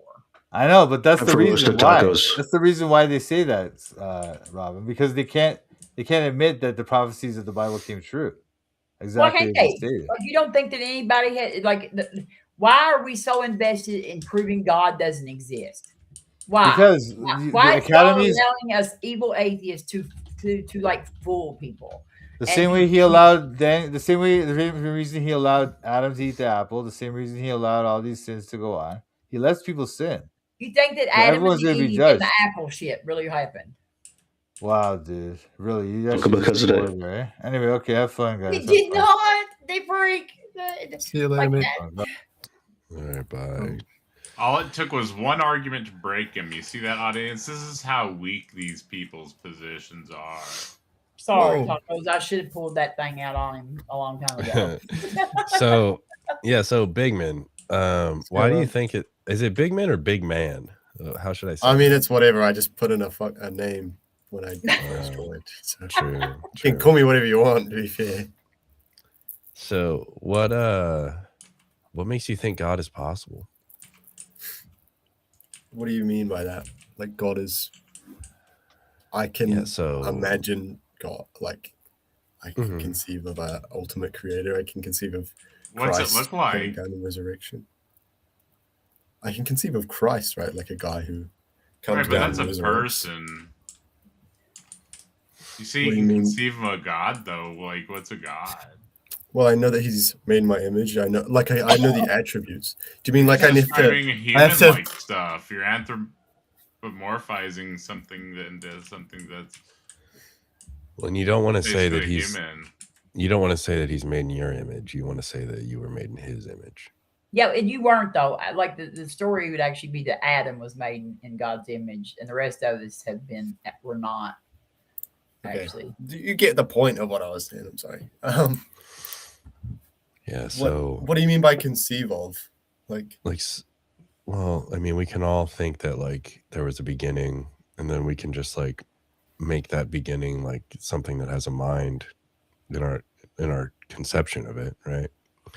But why would that be Like, what did he do that necessitates a mind? Or what did he do that it's a god instead of just like a random I don't chance. know, anything. No, not random chance. I don't know about that. Just something that necessarily happened. Like, so something that necessarily happened doesn't necessarily have a mind, but it's something that necessarily happened that caused the local representation of the universe or whatever, you know? So what makes you think it's a god? I think for good things to be good, and for me to be able to say, like, this is good or this is bad, for the nature of reality, I just don't see it as being anything other than divinely created. Like, the complexity, the order from chaos cannot happen except for a being that is able to design it. That must necessarily be all Hey, good. good night, y'all. I'm getting off here. Good night. Have a good one, Robin. Good night, Robin. Later. So when you say order from chaos, what does that mean? Like, if it was not, if you take the kind of side of, like, there was not a divine creator, and so something just happened that wasn't, like, conscious or something like this, then you would have a universe of complete chaos, like things just happening to happen, kind of. Whoa. And then you get complex human beings out of that through just, like, I don't see that happening without a guiding hand. So can I pause you? I think I hope I didn't lose it, but you said that if there wasn't a mind, there would be chaos. I can't conceive that. I think so, but that might be a bit simplified. Well, so if there wasn't an initial mind or a designer or a creator, whatever word is best, what makes you think that because there wasn't that mind, there would then only be chaos? And after that, I would also like to know how you, like, what a mind with no brain is. I don't know how you conceive of that. That seems incoherent. But sorry, didn't mean to interrupt. No, that's also, I mean, that's very relevant, but so, like, let's say that we grant you the mind with no brain, and we grant you the mind with no physicality for a second, for a moment. Sure. Why does it follow that if that didn't exist, there would only be chaos? Because I don't see order coming from pure chaos, and things would no. We need to be pure chaos. No, we need to. Why would there be chaos? That's what I'm asking. Because without something guiding creation, or like things from the Big Bang, then it would just be complete, like, randomness and chaos, right? Right. But so what I'm asking is, like, these, like, particles or space-time, like, all these things could just have a disposition to behave a certain way. And so I would affirm that basically there's like a higher likelihood that things will be stable, because otherwise they might not even be, right? So what I'm asking is, how do you infer that if there's no mind to design? Hey, Big Man, you have like a chain or something you're dragging on your desk? Oh shit! Sorry, it's deafening. So if there's no mind, and then there would only be chaos. Why would there only be chaos with no mind? Like, so I can imagine a situation where it's just what it means to be, and what it means to be a particle, what it means to be space-time. Like, these things have dispositions to behave a certain way. But these all assume that there is a defined logic and there's a defined objective, like, truth of the matter. There is an underlying order to that chaos. We all do that. Yeah. So, okay, we need to separate a couple things you said. So when you said truth to the matter, that just means that that is the state of affairs that obtains. If it's true, it obtains. If it's true, we can, predicate it, or whatever technical word I want to use. So if it is truly the case that there is space-time and particles that are disposed to behave a certain way, then we have truth. So we've eliminated truth. So what were the other words? Sorry. Logic, that a thing. Okay. Must And not by be logic, you mean like the laws of right, like the classical laws. I think, yeah, Identity, like non-contradiction, identity, and excluded something middle. Yeah. Excluded middle. Okay, so do you think that it's possible that there could be a world that isn't that world? That doesn't have logic? No. So we're just looking at a baseline world, just like the Sure. the total state of affairs that encompasses that world or that universe, but I'd prefer world because that backs Yeah. out further than universe, right? So do you think there could be a world that is also not that world? What? Sorry. Do you think there could be a world that is not that world? What world? Like a world that is, let me, this might be better. Do you think there could be a world that is not identical with itself? That is not itself? That is not identical to itself. Like it contains itself within itself? No, so so we have world A. Yeah. Can world A also not be world A? I don't think so, because it would be right. Because if world A, if A, then A cannot be. Yeah. Mm-hmm. So we've demonstrated identity just with a baseline world that could just be a void. We've demonstrated identity and we've demonstrated non-contradiction. And so that might actually also be excluded middle. So like even if it was a world with a void, it's either the world with the void or it's not the world with the void. And it can't be in the state of being the world with the void and not the world with the void. So even at the baseline level, prior to God or prior to anything, we've demonstrated all three laws, correct? I'm unsure. It's like we physically are incapable of conceiving of any world that does not follow the laws of logic. Like, yeah. Right. They're prior to God is what I'm trying to get at. I don't think so. Because they you're are assuming that can God be God and not God at the same time? No, exactly. Mm-hmm. So it is presupposed prior. So God to must be logical. God. Thus, everything in creation is logical. Thus, why would we be able to think of anything outside of that?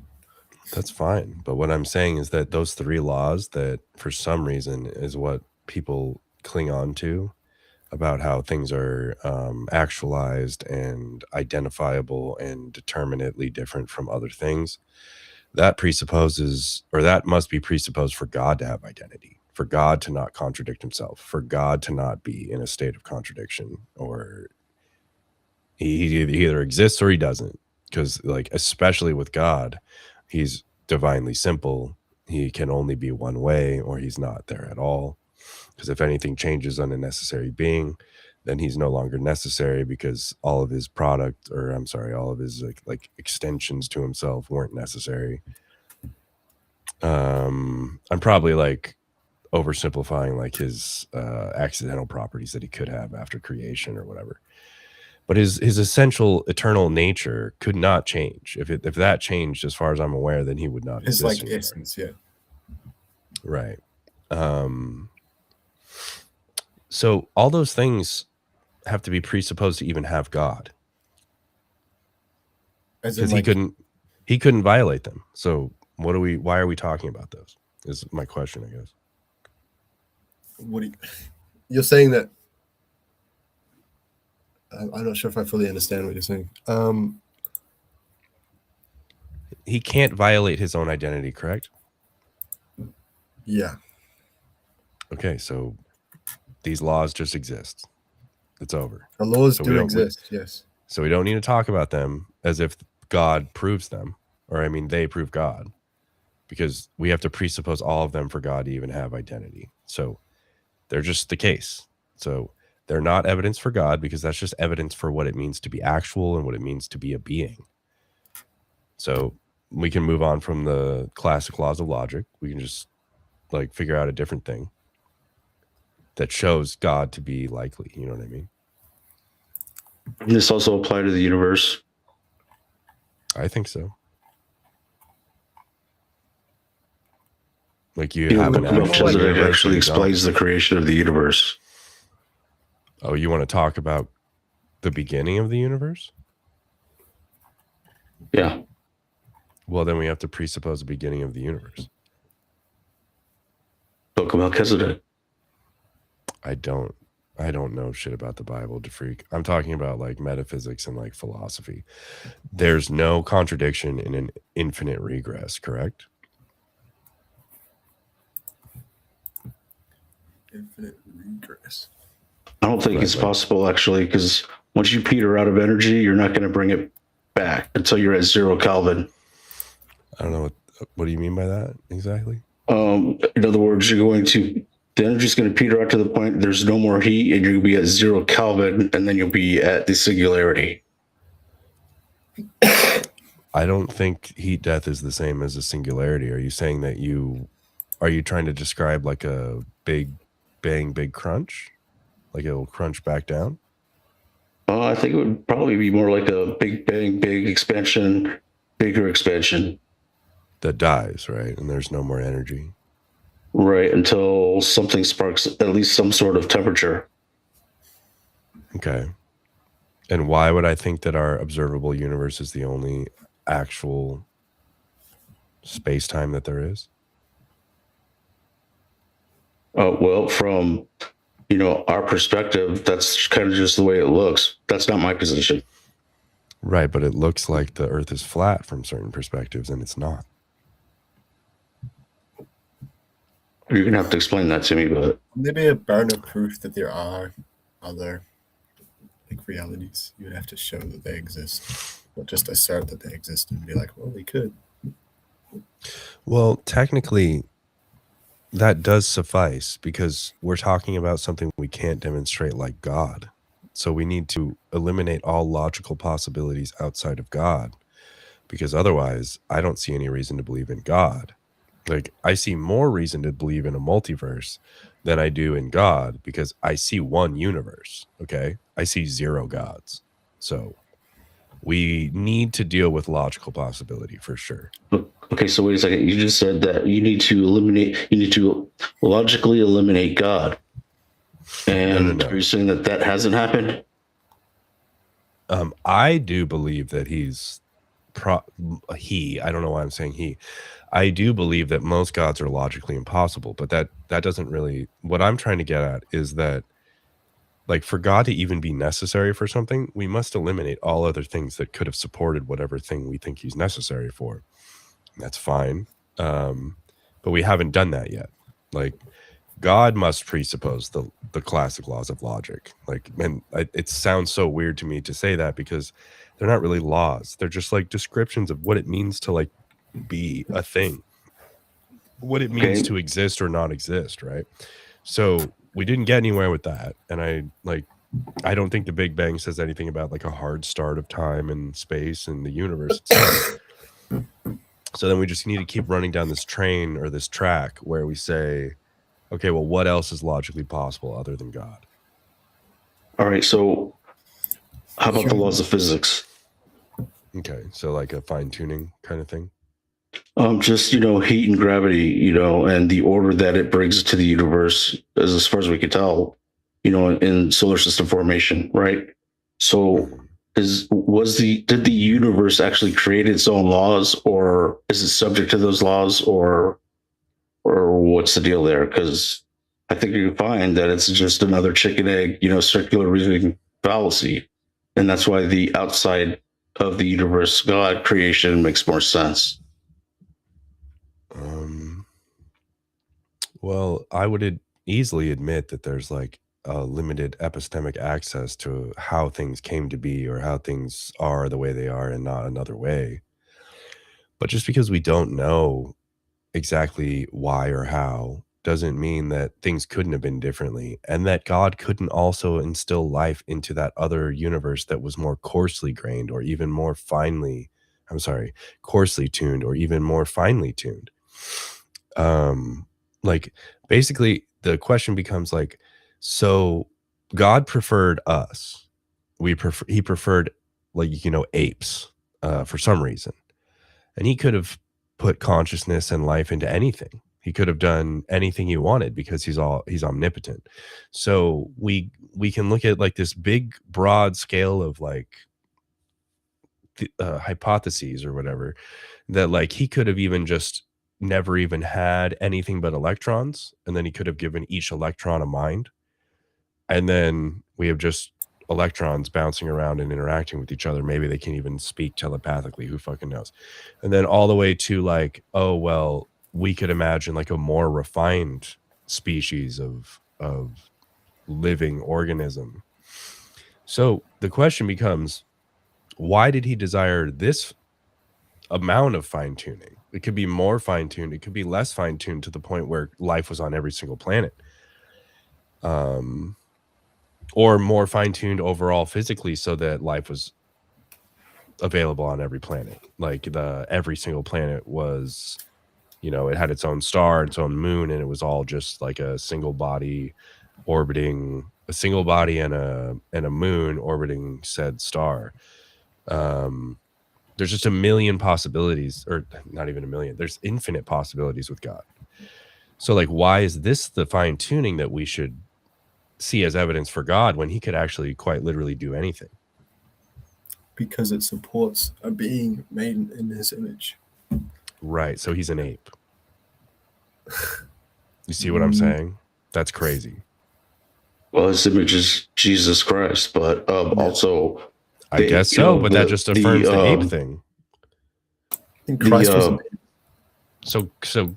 So God is an ape. He's a subclass people of apes, apes? just like us. Yes, we are apes, dude. Yes. Are you That any is more meaningful than an ape? Do you think a human life has any more meaning than an ape? Oh yeah. Well, we have the ability to create meaning in our lives. Like apes kind of do How? too, but they're not as refined as us. That's all. Can you like empirically prove meaning? I think so. How? It's just, what would be the ultimate goal that is attainable from your starting point in your life, I guess. Like what is it? Aristotle's like, he calls it like eudaimonia or something like that. It's like reasoning, being virtuous, getting as much out of life as possible, but also respecting other life, something like that. I'm not super well read on eudaimonia. Can you empirically measure virtue and like a reason? Can any of these things be proven? I think so. Well, it would depend on, so like, I'm not saying that it's like, you know, Plato, maybe even Aristotle would say like, yeah, there's a perfect form of this somewhere. I don't know if I'm willing to say that, but what I'm going to say is that, like, yes, there's going to be an objective outcome for each individual, depending on his circumstances and depending on his makeup and depending on his, and then, you know, in 1,000 years it'll be slightly different because we're going to evolve slightly, but that doesn't make it less objective.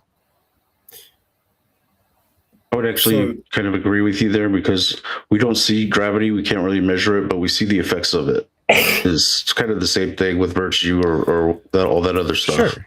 Yeah, that's not bad, because like you see the effects, you can clock the effects, you can clock how it affects people, and then like we're talking about ethics and aesthetics, right? So like we're talking about shit that depends on our minds. That still is an objective thing we can measure, especially thanks to neuroscience today. Like we can look at it and be like, this is good, this is bad, and then we have varying degrees. Consciousness in there? You can't. Where is it?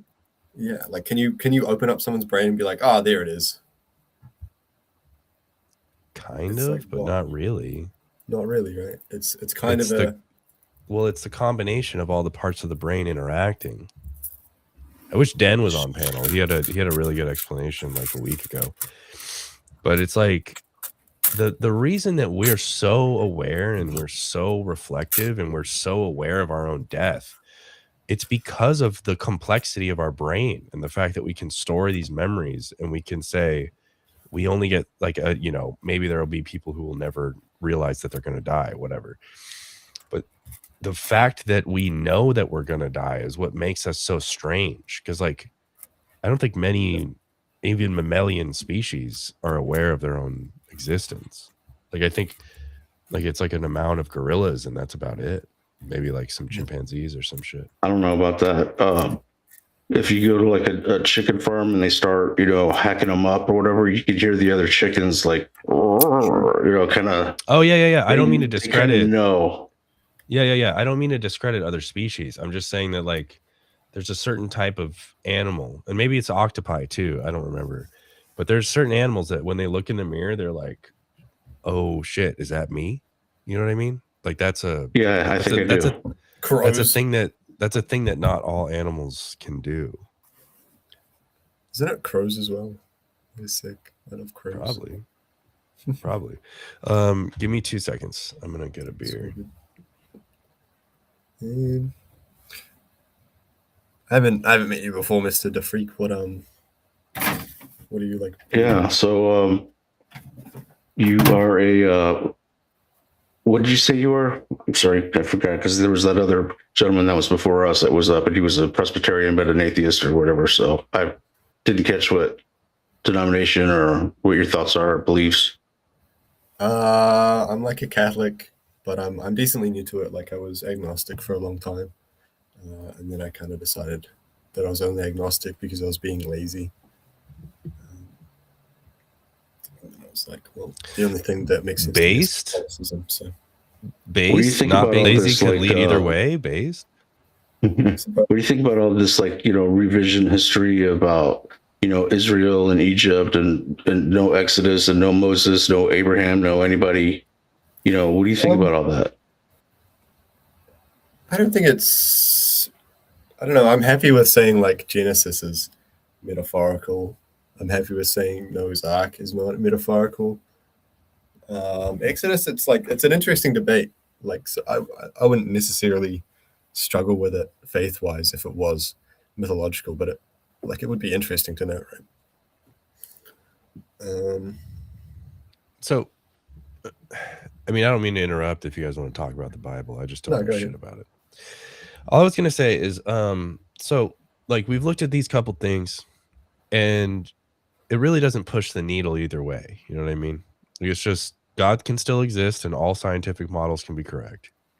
God cannot exist, and all scientific models can be correct. Even the law of identity. Go ahead. The problem would be that even science presupposes that you can truly know something. And it's like, if all you have is a subjective experience, how can you claim to objectively know something? And that's well, like, do you think that there has to be an obtainable, like, when we look at, like, we were talking about the laws of logic and the like stuff, like, is the case. There's a state of affairs around us, right?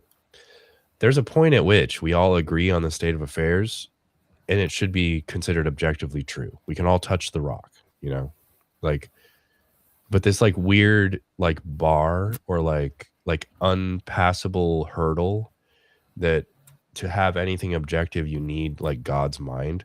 It's very strange to me because it's just not the case. If no one had ever heard of a God and God still existed and we all went to heaven or whatever, no one had ever heard of him, then we would still be able to determine that that rock is there. You know what I mean? We would still be able to know the objective best way to build a rifle or the best way to build a sword. Like, all of these things are true. I'm not so sure. We know what we're going to cut through, man. We know what we're trying to penetrate with a rifle or like an anti-material rifle for a tank or something. We know all of these things to be the case. We have math for it. Even math, it's like you said you're not so sure. Do you think God is just a substrate of reality that allows this stuff to happen, the structure of reality? Wait, say again. Sorry, cut out a little bit. Do you think God is just a structure of reality? Is God just the structure of reality? No. I think I believe in the Trinity. So That's Does he what I like think God is. does he like sustain it or something? Does God sustain, really? I think he created it. I think the spirit, I don't know, it's a hard, I think Christ came to Say know, like, he- truly. Sorry. No, I mean, go ahead. You go ahead. It's a difficult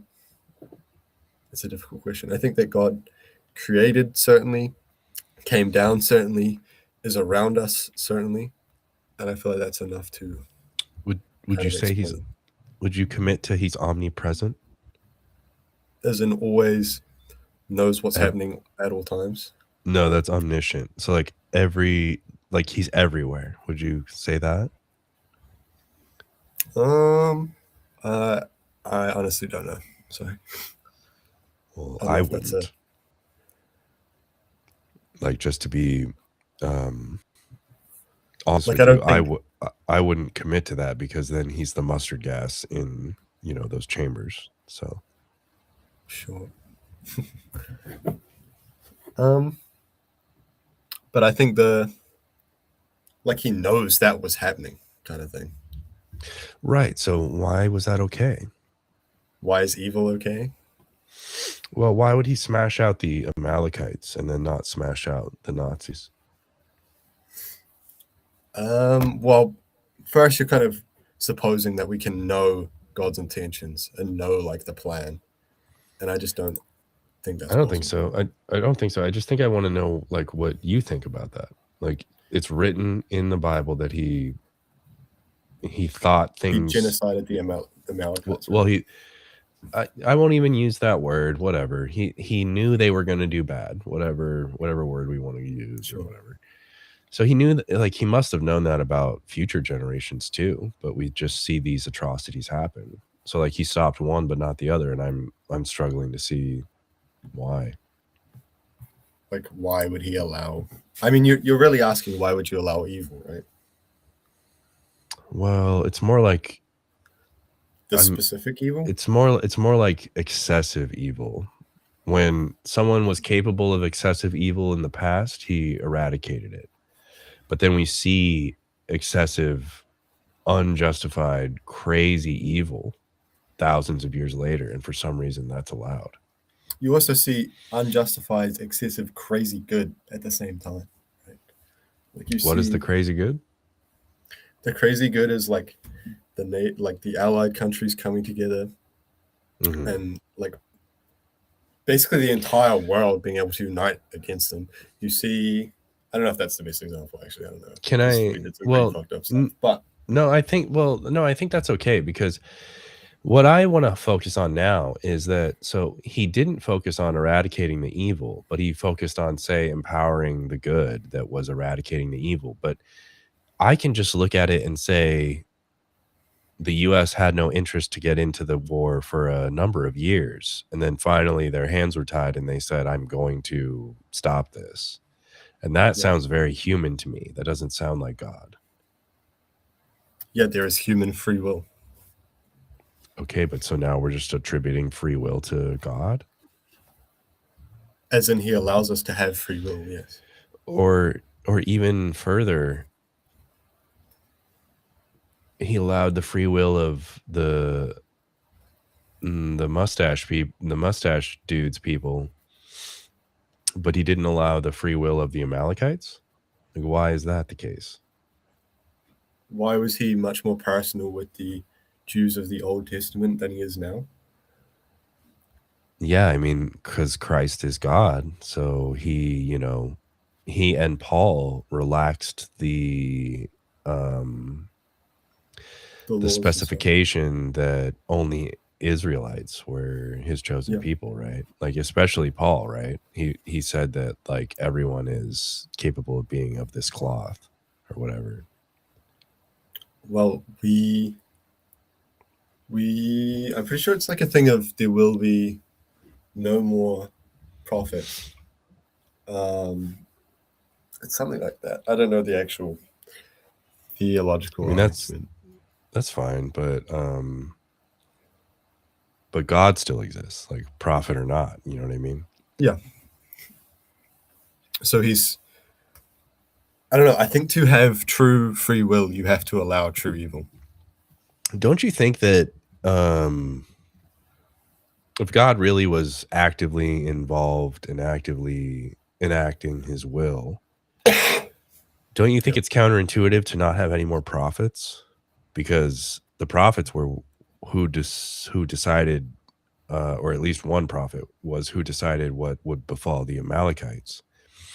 So Yeah, he where's was the very prophet going? Yeah, slavery's bad now, guys. right, and there's no prophet saying We do maybe need a don't slave camp up. prophet for that. There's no prophet saying don't encamp Jewish people. Like, where was Are that we prophet? encamping Jewish people at the moment? We have millions upon millions of dead Jewish people because of his lack of action in the 1940s. You cannot deny that. Fulfillment of you get Ezekiel into this weird- 37. Say again. It's even the descendants of his chosen people. It's crazy. You mean current modern day Israel? No, I'm not talking about that. This is prior to Israel, bro.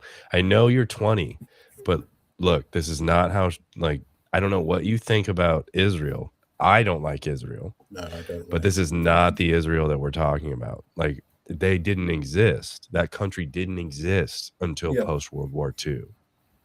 I mean, no, I would say somewhere World War One, like the British Empire, something like that. But like, What about it? There was an idea of Zionism in the British Empire during World War One, right? Like, when was the? Sure. So where's the? I don't know. I don't get it. I don't like Israel anymore. It's fine. I don't either. But it like fine. So where's the prophet that says that Zionism is bad?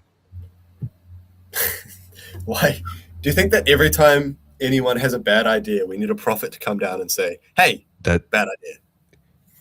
Bigman, that's how the Bible worked.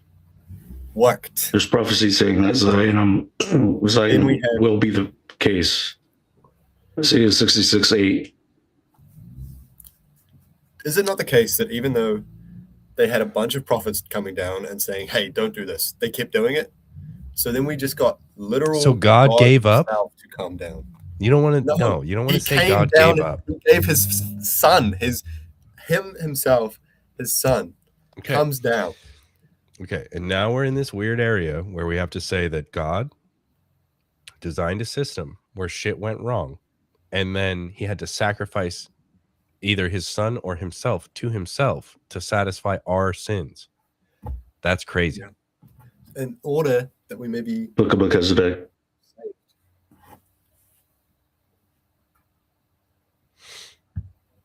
Okay, so again,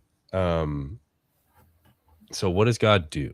Like, I don't know if we're going to get anywhere with this like biblical stuff because I probably don't know what I'm talking about. It's going to logically make no sense to me. And I'm more interested in like what his function is. That's because he seems to just do nothing from my perspective. I mean, that's such a like, the Catholic Church still exists, you know that, right? Like the Spirit is actively working through the church. Even like, and how many Christians are there? I don't know. And the Orthodox Church disagrees with you. The Protestants disagree with you. So yeah. It's all very confusing to me. Sure. And like, is that not people literally saying we are trying to do God's will? Is that not? Would that not be evidence of it? So long as that will is good, I don't care about it. I like good Catholics. I've never met an Orthodox bro that I get along with, but I'll stick with Catholicism for now. Like my grandma's Catholic. Like I get it. There are people who simply just want things to be good. I get that. But typically the people who are arguing on the internet are like feeding lies to people. And I just don't like that. Like, I know my grandma's great. I know my friend Catholic thinker is great. I know this about them. They're not bigots. They treat people equally with respect, just as Jesus Christ said you should. And so when I see these other people on the internet and I see their He You can have like to give me names so that I can like Jay Dyer. He's an idiot. I kind of like him.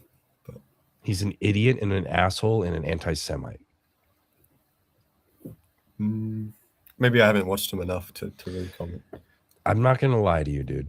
I would never do it. Big Man, correct me if I'm wrong, Big Man, but aren't you an anti-Semite? What do you mean by that? Don't you like actively? I wouldn't. Like, I would just say no next time. I don't want to say the word, but like based off what you said, it seems like you hold a very specific set of ideals that generally would end up with one being an anti-Semite. I think the state of I don't know Israel. how better to phrase that. I'm sorry for TOS. I think the state of Israel holds a disproportionate amount of power over the United States and Western society in general. Like, do you even disagree with me? So I'm an American. We both are. So what I would say the next time you're asked this question is absolutely not, but I am not a Zionist. Yeah. Okay. Well, because no. I've been called anti-Semitic and like a mustache man lover because I said I don't really like what Israel's doing. So like, yes, this word means fine. nothing. That's fine. Those people can be stupid, but there's a difference between being supportive of Jewish people, being supportive of No. The Semitic reason I'm people. saying is because of stuff you've been saying. You sound like your rhetoric, the things you believe in, that type of thing sounds like a very specific rhetorician, right? And so it's just. Oh, you mean? I was just curious. His name? I'm sorry. Well, keep in mind he's like 20 years old. So look, you don't want to listen to Jay Dyer. Like when he does these weird impersonations of Jewish people for no reason, because someone's disagreeing with him, but he chooses to make fun of them by doing a stereotypical Jewish voice. He's being a piece of shit bigot. That's what he's doing. And he's like projecting Jewish people onto people who disagree with him, which is super weird and doesn't make any sense. That these people aren't Jewish that I see him do it to. He's an idiot. He's just an idiot. I think debates and I liked watching them. I don't know. I feel like it's great watching debates. I agree with you. And like, see, the problem though is that like tag. Do you know where tag comes from? Tag. Like the transcendental argument for God, like you can't have logic or knowledge or morals or whatever without God. Oh, that's what it's actually called. Sorry, I fully forgot it. Yes. Yeah. No, I have no idea. Okay, it comes from a man named Van Til.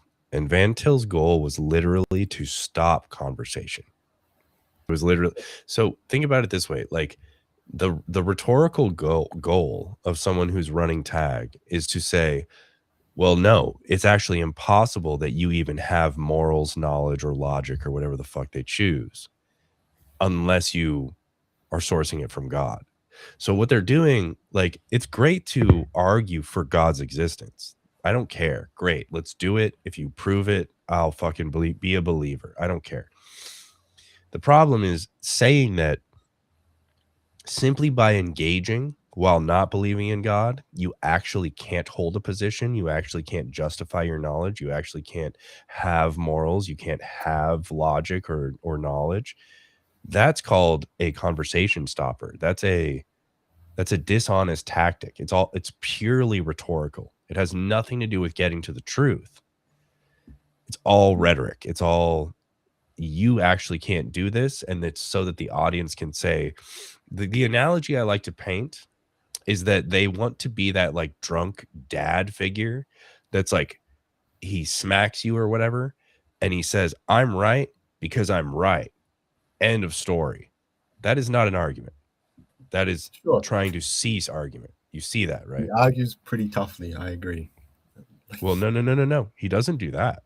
He rhetorically beats on his chest. He doesn't argue well. Jay Dyer, fucking Eli, who never listened to me after 6 to 8 hours of trying to explain this to him. Jim Bob, like these people, they don't really want to talk to you about what is true. They want to tell you that you actually can't even have truth. Ha ha, you suck. Get over it. That's what they're doing. Do you think Andrew Wilson does that? He does, but he does it in a different way. He refuses to take a stance, and he'll say like, "Oh, you made this accusation about me. Go ahead and provide the clip or whatever." And no one has clips of you, dude. No one cares. And then it turns into this like, "Well, you technically couldn't support your claim or whatever."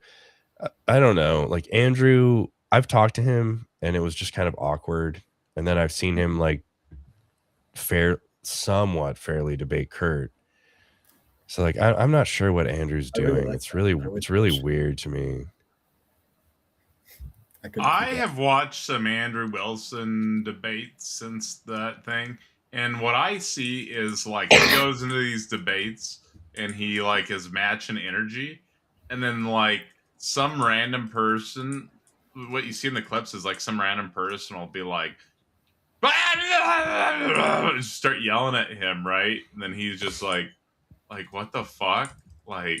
I don't know. That's I haven't been watching a ton, but that's what I've seen in the few debates that I've watched of his. Because I get it on my feed sometimes, and so I'm like, oh, I'll watch that real fast, see what's going on. And I don't know. I don't know. He always seemed pretty reasonable in the debates. I don't agree with his positions for the most part, but like I just can't say he was the unreasonable one in any of the things that popped up on my feed. You know what I'm saying? Yeah. Well, and one thing I want to point out is it is absolutely possible that Andrew Wilson believes the shit he believes, and he just has like limited interest on like what he reads about and what he wants to defend. So like just because like he wouldn't talk to me about God or whatever, and I think I questioned him on like lesbians not being able to lick sniz or whatever. Like I brought it up because I was like, I don't think he's going to defend it. He's just going to say it's part of my worldview. And like he didn't. And it was awkward, kind of. I was like, kind of like, okay, sorry for asking. And then it was a funny question though, dude. Everybody thought it was hilarious. It was pretty funny.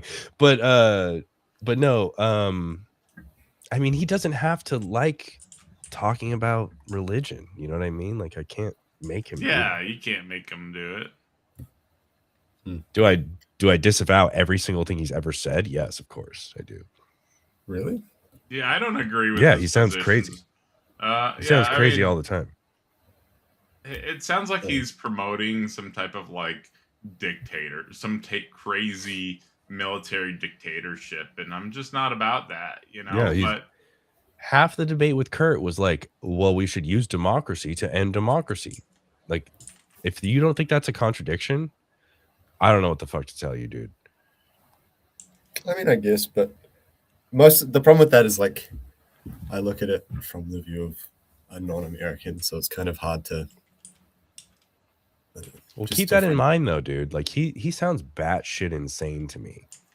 Like this is against our Constitution. That's bad. That's the thing I've been noticing is that a lot of these guys sound unconstitutional, and you're not wrong. That is bad. I'm not saying he is or isn't. I don't know exactly for him, but I'm just saying a lot of these Christian nationalists appear unconstitutional. And it was like 10 years ago or less that they were like, well, the Second Amendment's in the Constitution. And it's like, just really weird to me that like, it all makes sense to me, bro. Like, we're all supposed to be equal. Everyone's supposed to get due process. What the fuck do you mean it's only for citizens to get due process? Because the Constitution or whatever bill or addition to it literally says everyone on soil. Like everyone on American soil gets due process. It doesn't even matter if you're a citizen. I don't know. This gets into a little bit too of an American argument that I just don't know anything about. It's fine. I'm not like super well read, dude, but it's just, dude, like these extremist people that get a lot of attention, I would just avoid them, dude. Like you should be looking for like people who are like calm and like don't engage in like rhetoric and like Benjamin's 100% correct. These people are going right wing, saying small government nonsense. Like what the hell? They're not small government. They don't want a smaller government. They want a fucking military in every city. Yeah, it's like that's they have small government. It's like they have no convictions and they're just talked into whatever's the flavor of the week. Like, what the hell? If you're Republican, you're for small government. That's not an authoritarian dictatorship with military traveling the streets in addition to police force. What the hell? Small government means cut back spending, you fucking idiots. Well, in the right side has Republican anymore. at least for America, the right side has been talked into oligarchy being the same thing as conservative capitalists, and it's just not. It's just fucking crazy. Like, everyone get as rich as possible and manipulate and monopolize on everything. That was like why Enron went down when I was a kid. Like, now we've just all forgotten about Enron. Like, what the fuck is going on? I have no fucking idea. I think, I don't know. I would say that there's a lot of issues that people on the far right kind of have ideas about that were, instead of being genuinely pushed back against, were just kind of shut down. And when I don't know if I'm just incredibly biased and I want to believe what I believe, but it does seem to me that me and all of my friends were raised by a public school and then by a Catholic school to, like, the history of me and my people and my country is that I'm an oppressor, is that I'm evil for being white, is that I'm evil for being a man, is that I'm evil for being straight, is that my ancestors were all evil and they colonized. It's like, how are you going to put someone through that and expect them to not hate you for that? Have you ever talked to minorities? Yeah, Any of I'm them? friends with a shitload of Māori people. Okay, and do they treat you any differently for being white? Yeah, a decent amount of them. For why? What happened? For why? Yeah, like how did this come not about, necessarily the or Māori what people. happened? But a lot of, like, when I was still vote for the conservatives guys, which is like, I guess, something in between Democrats and Republicans, kind of. I was like, oh my God, that's so cool. You're like from India. That's so cool. And you just watch enough of them throw rubbish on the side of the road, and you watch enough of them say we hate New Zealand, and you watch enough of your flag getting burned. Hold on.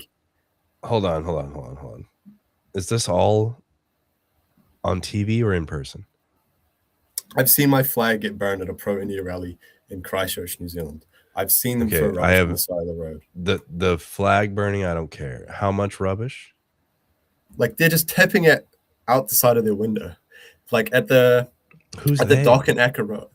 This fucking family of Indians. I just watched them park their car on the side of the road. Is it one big family? Black bag. I've seen at least five.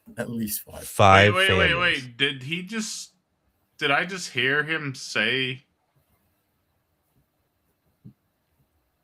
Did he just say a slur? No. I said Indian. Oh, okay. What do you mean? Maybe I was just hearing shit. I promise I'm trying not to say slur. Like, I don't want to. I genuinely do try not to say slurs. Look, like, this is so complicated because, like, you're such a small country, and maybe you had this experience. Even if I grant you the experience, nothing follows about these people from this experience you had. You understand that, right? Nothing follows about the people group itself? Correct. Because there's way more of them. If that were true, then India, as I understand it, would be a much better place, and they wouldn't want to move here at all. Do you think it's logically impossible that a bunch of shitheads move to New Zealand? Do you think that's impossible? Yes, and if that's the case, then we should get them out. No, this is what I'm saying, is that even I can just show that it doesn't follow about the whole people group. And that means it doesn't, like, you don't even have anything to stand on when it comes to your anecdotal experience. Like, what do you mean? There's no guarantees here. You have not shown it to be the case that this people group does certain things. You've only told me that you saw some people, and I don't believe you that it's 5 families. I'm not sure if you can identify these 5 separate families, And you have the reinforcement of the news, which is, I assume, just as stupid as American news and UK No. news. The news here is so pro-Indian, it's insane. No, I'm just saying that I remain unconvinced. That's all I'm saying. I'm not saying every single Indian is like this. Like, one of my good friends is Sri Lankan. Okay. But okay, then it's what are we just talking about? I'm talking about when you just allow, when you look at people groups through a prism of economic units, they're no more than make GDP go up. There is no, we don't know if importing a bunch of these people who have a radically different culture might cause some problems. What government should ever just worry about whether or not citizens cause the GDP to go up? Why would that ever be the goal of a government? That seems to be their only goal. That seems to be the only thing that they care about. Yeah, okay. Should it be? No. Then what the fuck does that matter? What do you mean? I'm saying the government shouldn't be a business. So why do I care whether or not the GDP goes up when these people come in? Yeah, I'm saying I don't. You don't what? I agree with you. They're operating in a way that I don't agree with. Well, I'm confused. They're operating in what way that you don't agree with? They seem to just want to do it because it makes the GDP go up with no. You're saying the government. And Benjamin asks, so when I see right-wingers disgrace my capital, am I right to hate them? I would say yes, personally. I think all of those, insurrectionists, are traitors to the nation, but there are some extensions to that I probably shouldn't say on stream, given positions of people. But with that being said, what do you think about that, big man? When Benjamin sees January 6th? right wingers, like January 6th, should he hate them? I'm agnostic. I don't know. I don't think you should hate anyone. It's a strong word. But do you think that they are insurrectionists and or terrorists and or classified as? Am I allowed to just remain agnostic on this? Like, I don't. That's fair. If you don't know, I don't know. U.S. and I actively avoided it and have actively government very well. It's totally reasonable. How about we at least say disavow? Thank you, Benjamin. Because greatly appreciated. How about we at least say disavow because people died? That's true.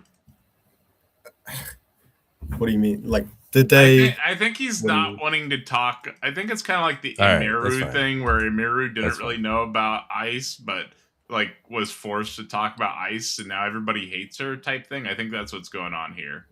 I have genuinely just anything January 6th that came up, I was like, I don't want to know about it. And then that's Benjamin Horowitz says, "Do I get them out?" He's asking if we should be getting those right wingers out of the U.S. now. No, it's not even the problem. It's not a problem that they're right wing. It's a problem that the right wing has turned into the Dixies again. And I personally think they should all the January 6ers should be in prison for I don't know how long, but a long time. Those are the Dixies, and we know what the union does to the Dixies. We squash them. So if they're traitors, generally they put down traitors, but I don't think they classified them. I think they classified them as insurrectionists, so they didn't put any of them down like they normally would. So I'm not sure like what the appropriate penalty for that would be, but I do think that these traitors and or insurrectionists should still be in prison, every single one of them.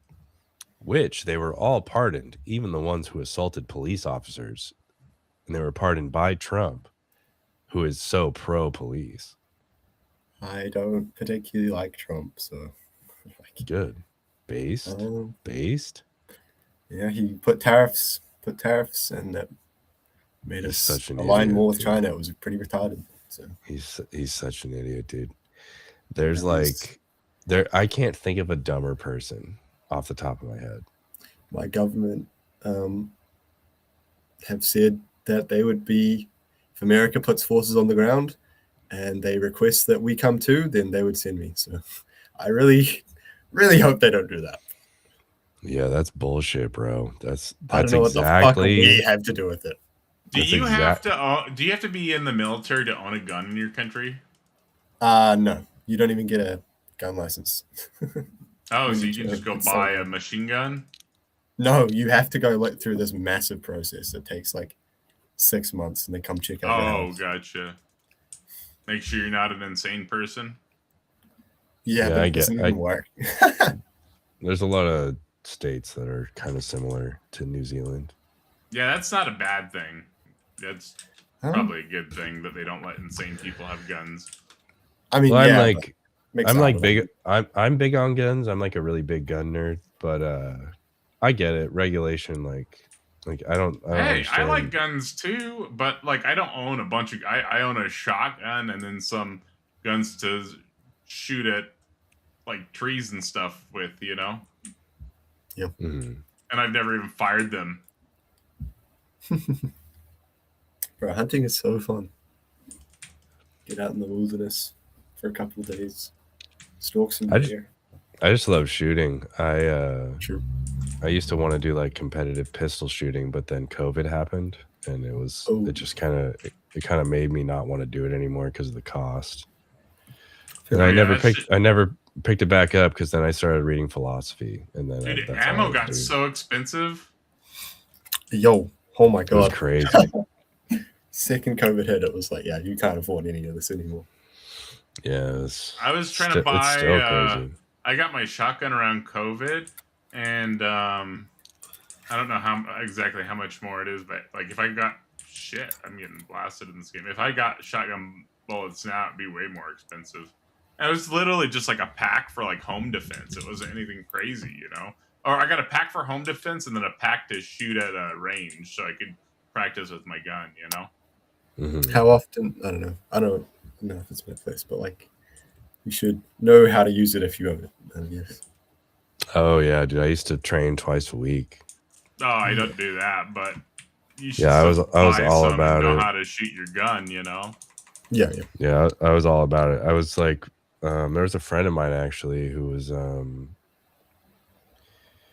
I had a friend who was like a cop, and then I had a friend that was his friend that was a firefighter, and it was me and the firefighter that really ran through like drills together for like consecutive shots and stuff for like pistol defense or whatever.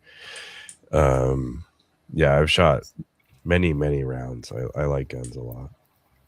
You see that? Sorry, I'm triggered by a I do comment. want now. I'm to. triggered I do by a want to comment. be clear, though. I do not promote violence, and I don't think that guns are they're probably not a good thing to even exist. But given the state of the world and where we've come, right now they're necessary. And if you have a right, you probably should express that right. You know. Yeah, Especially with something like what's going on right now, just to defend yourself. You know. Yeah, I hated guns when I was younger, and then eventually something clicked where I was like, "Oh shit! Like guns are everywhere." Like, Yeah, I should They're I own said also one. just cool I as said I'll fuck. have They no are just gun cool. for a long time. I said I'll never own a gun, and then I had a kid, and I'm like, I need something to defend my family, right? You only get one family, unlike Job. I don't know. I was triggered by a comment. Sorry, if I'm allowed to like read the comments. What was it? She said maybe white people should stop stealing other people's land. It's like, how do I look at that? Look at that as anything other than you hate me because I'm white, and you are always going to. No, dude. No, she's white. Yeah, there is a lot of honestly, most of the anti-white like sentiment comes from lived out white chicks. Do you not think it's the case, or it could be the case, that these people are just right and they see the atrocities committed by their brethren? Like that's absolutely Do you think that there possible. are atrocities committed by Muslims? Do you think that there are atrocities committed by Asians? Name me a group that hasn't. Of course. That doesn't So matter. then, why is it that only one group gets called out for it? Why is it It's that only not. one group isn't allowed to be proud? It's not only one group. I guarantee that Jessica will call out every group. Yeah, Jessica calls out a bunch of groups, dude. She attacks Again- Muslims, Jews. She hates all people groups equally. It's less of a specific person, but like are you willing to like concede that it's if you are not white, it is easier for you to be proud of your skin color or your race or like your idea. Who wants to? Okay, who should be So do acting you proud? feel weird thinking that or realizing that your ancestors stole land, but you I don't want to think they like stole it. deport? Stole it or not? But you want to deport the people that are coming to live there when your ancestors came to live there? Do you find that weird at all? No. Yeah. So, like, okay, what people group should be pushed to be proud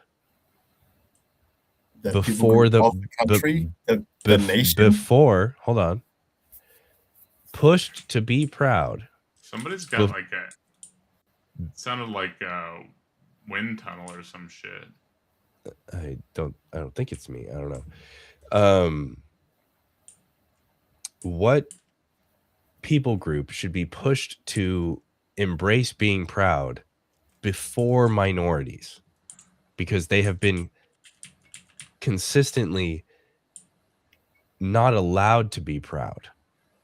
They should come first. They should be the people who we at least ideologically push to the forefront. Like, we can talk about reparations and whether or not we owe them money or whatever, we can talk about that. But at least, like, idealistically, like, our ideology should be that these people have been trampled on. We need to undo that, right? At what point are white people a minority of global percentage? When they're a minority. So white people are a minority as well. Are they a minority right now? I don't know. They're like 8% of global population. That might actually, I might be wrong. But what 8%? What are you counting as white? True. But literally, like, what percent of global population is white? I will be astounded if whatever shows up on Google doesn't say, depending on what you consider white. It probably does, but do you think just because you can't define something clearly, it doesn't exist? I think it's less likely to exist if you can't define it clearly. Yes. Is there such a thing as a puddle? Yes, of course there's a puddle. Is there such a thing as a lake? Uh-huh. When does a puddle become a lake? At what milliliter of water does it become a lake? Why do I need to know that? Because clearly you can say things. You're arguing for me right now, dude. No, you're arguing for me and you don't know it. So you don't want to do that because you're saying it's an arbitrary line we draw. That's what you're saying. You don't want to do that. But it's too late. Now you have to accept it, that you know it's an arbitrary line between a puddle and a lake. But you know that there's many other words. Like there's a puddle and then a pond. There's a... Go ahead. And Benjamin Horwitz, thank you so much for the super chat. He says, imagine thinking 1800s Europe wasn't proud of itself. That's a good point. It probably was. There's a puddle and a pond and et cetera, that I probably don't even remember the name of. And then there's a lake. And then there's an ocean. And yes, you're just proving my point. These are just lines we draw because they have function. So if there's lines that we draw that don't have function, then we need to eradicate or not even pay attention to those lines. I think the line has function is the difference. Where's the function? The function comes in that clearly these two different groups of people operate completely culturally differently. So then where's the line for white? Well, who's counted and who's not? For, like, you want me to define what white is? I guess so. We have to, right? It would mean like just generally originating from... Oh, so this is geographic. Generally. Okay, so it has nothing to do I don't know. with I feel like tone? you can... I don't know. I feel like you can somewhat just intuitively... Like, you could pull up a person. You're talking about like the Caucasus Mountains? Like this? What do you mean? Yeah, we can intuitively see if a country looks what you're describing as white, I guess, which is what you're included in conveniently. And me. Sure.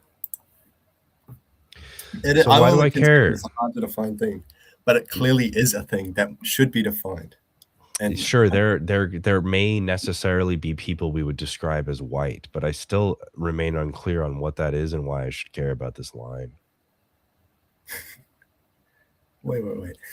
No, Like, I'm so just I getting know, triggered by the comments. I know I'm white, right? And I know you're white. Like, we look kind of the same, like complexion wise and hair color wise. Okay. So where's the line from us that is the cutoff? It doesn't make any sense to me. What do you mean? Well, it would be where the cutoff is. Are we counting Spanish people? There would be like from Spain. And real fast, Benjamin says, "Dummy doesn't know what a Klein is." Thank you so much for the super chat. Greatly appreciated. I don't know what that is. Maybe I am a dummy. So, like, are we counting like white Spanish people? From Spain, probably. What makes you include them? Like the conquistadors and stuff like that. I don't know. Again, it's more of an intuitive thing. Why would I ever care about someone else's intuition? Well, they were part of like fair enough. They were part of like Christian Europe, right? Oh, so this is a Christian thing? Not necessarily. Then I don't know what we're talking about. This is so ambiguous. It's their skin tone. It's the mountains they evolved near, and then it's their religious affiliation. Like, this is all so. It's like I can't get an actual definition, and you can just like arbitrarily say whatever you want. I mean, that's because I can give you a general like definition, and then there'll probably be a couple exceptions. Okay, it's almost like those lines suck. Just because the line isn't. Hold on. If your definition captures things that aren't supposed to be captured by the definition, then it's a bad definition. So, I don't know. I just have. Maybe it is just an intuitive feeling. Like it's just it's going to take time to refine what you're talking about. This dumbass is saying Aotearoa. Don't. Fuck. I don't know what that. I don't know what that is. Don't bring that up. That's took full control. Do you know what TPM advocate? Sorry, I'm getting triggered by the comment. I gotta turn off the chat, so I'm not looking. Well, just don't get triggered. What if she's right? Can you be wrong? I can be wrong. Can I be wrong? Probably. Yes, we can all be wrong. Yeah. I don't know. I don't think because I can't give you a perfect definition of what it means to be white that it doesn't exist. That's fine, but then we don't know. I suppose, but I can know that native New Zealanders, or not, like the Māori people and the English settlers of New Zealand clearly have a connection to New Zealand because they built it, because they made the culture what it is, right? They built everything here.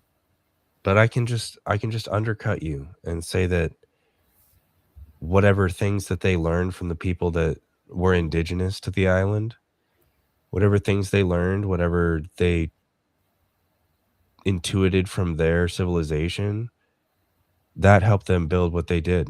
That helped them know where to do certain agricultural things. Like, I can always undercut you with the earlier person, and if they're indigenous, they're the earliest person, and so they will always undercut you.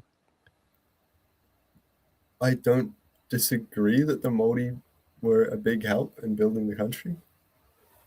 Then what are you saying? You see, you've like conceded most of your ground. I'm saying that it's an alliance between like Māoris and settlers to New Zealand, and that there is no alignment with. Look, you have conceded most of your ground. It sounds to me like they were as necessary. So I would just stop running rhetoric against them. That's what I would do. Against Māori? Or whoever I don't know, man. I don't know shit about New Zealand. I'm just saying it's not necessarily the case that white people are the problem or the best thing around. It's neither are necessary. But what we do see is our effects in our actual reality, and white people have kind of shit on people. That's something that I cannot deny. Smoldering Titan, thank you so much for the super chat. Greatly appreciated. He's a long time fan of the show. He says, I recently returned from living in New Zealand for 10 years. I saw 500 white people throw garbage from their cars. Interesting. Canadian? Interesting. How much of that do you see? We have an interesting anecdotal counterexample here. Interesting. Very interesting. Maybe. I don't know. Maybe I don't know if it's just like fundamentally different ways of. It's very interesting. It's just irreconcilable. We've just neither of us. Or I'm even going to say, you just haven't shown it to be the case that we can even distinguish these lines, that we can, deductively prove that it's the case that like these people needed white people.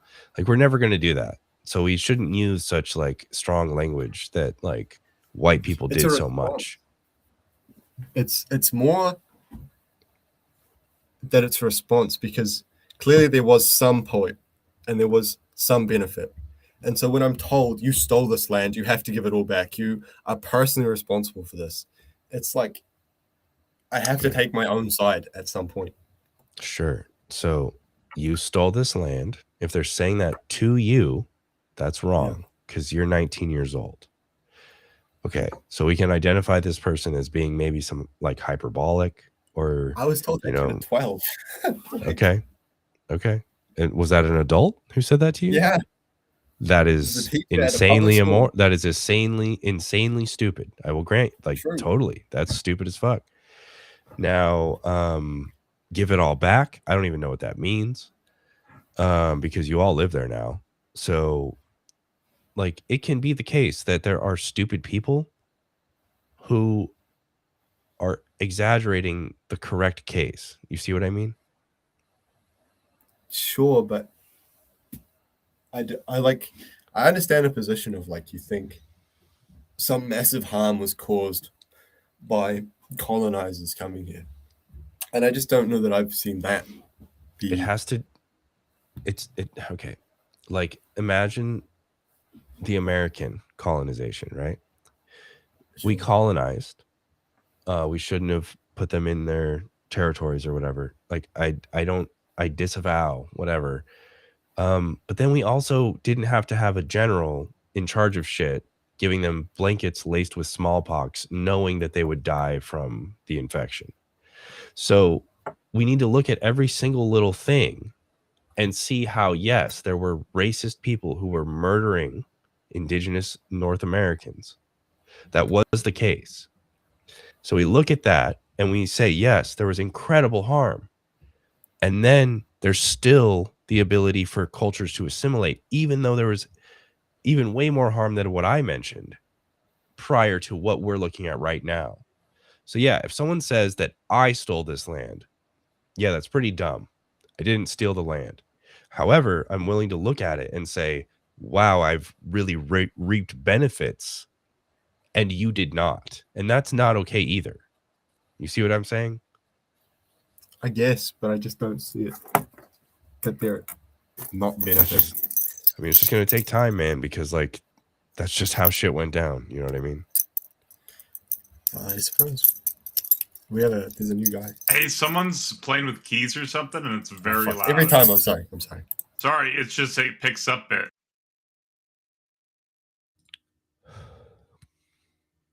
What's up, new guy?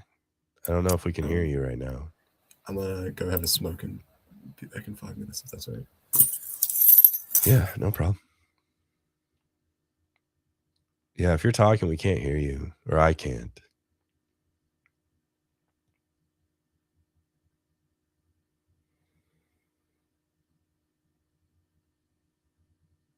All right, I still don't hear any. Hey, nobody. Definitely can't hear you. What's up, to freak? Did you see Jackie, New York Ranger Jackie was back? Wait, back where? She was back today on a panel somewhere. I forgot where. Not a panel, but a chat. Oh, was it like unapologetic or I think it was a Bible guy, maybe. Roadhouse. Nice, yeah. I like Jackie a lot. She's awesome. Yeah. I always know when someone's lying about math if Jackie is irritated. That's what I think of when I think of Jackie. What up? I said if she knew that, if you knew that she was back and she didn't know, but I said that she could probably snap you out of your funk. Ever since Ben Thorpe. Wait, my funk? Yeah. Oh, am I in a funk? I was so drunk that night, dude. I was like trying to be nice to Ben and Grace, and then I don't know. I was drunk though. I don't even remember like the last part of that conversation, dude. Yeah. Dude, you were definitely off that night. I'll grant you that. I don't care. Whatever. It's all right. Cody kept asking if you had brain damage. Me? Yeah. Oh yeah, he was fucking with me. I do remember that. See, so I did remember that like yesterday, actually. But yeah, that whole exchange. You're like, that motherfucker kept asking me if I had brain damage. I mean, it was funny, like especially when I thought about it the other day. I was like, okay, that was really funny, but I don't remember like except being like, what are you talking about? I don't know what you're talking about right now. But yeah, that was strange, dude. I was trying to be nice, and then I drank a few beers. So I don't know. They've always been chill to me, but there's a lot of weird shit about them. But I don't know. I wanted to talk to them. I liked talking to them. That's why I paid $25 for him to come back. Yeah, they're good conversationalists. I just feel like he hated me for like no reason, and then I was like drunk and like confused, and yeah, it was weird. Ben just gets It's hard to have conversations with people that are always in debate mode. He just gets angry like that with everyone from what I've seen. Doesn't matter who. That's right. He even yelled at he was in troll mode. Ben even like yelled at Jack Talcott, and Jack's like the nicest person ever. Well, I'm sure he got me with his troll antics. Like I said, I was pretty lit, dude. That doesn't mean that nice people don't deserve to be yelled at. Yeah, but I mean, Jack. Sometimes. Yeah, no. Once in a while. Jack's our special little baby boy, you know. In the land of Talcotty. Yeah.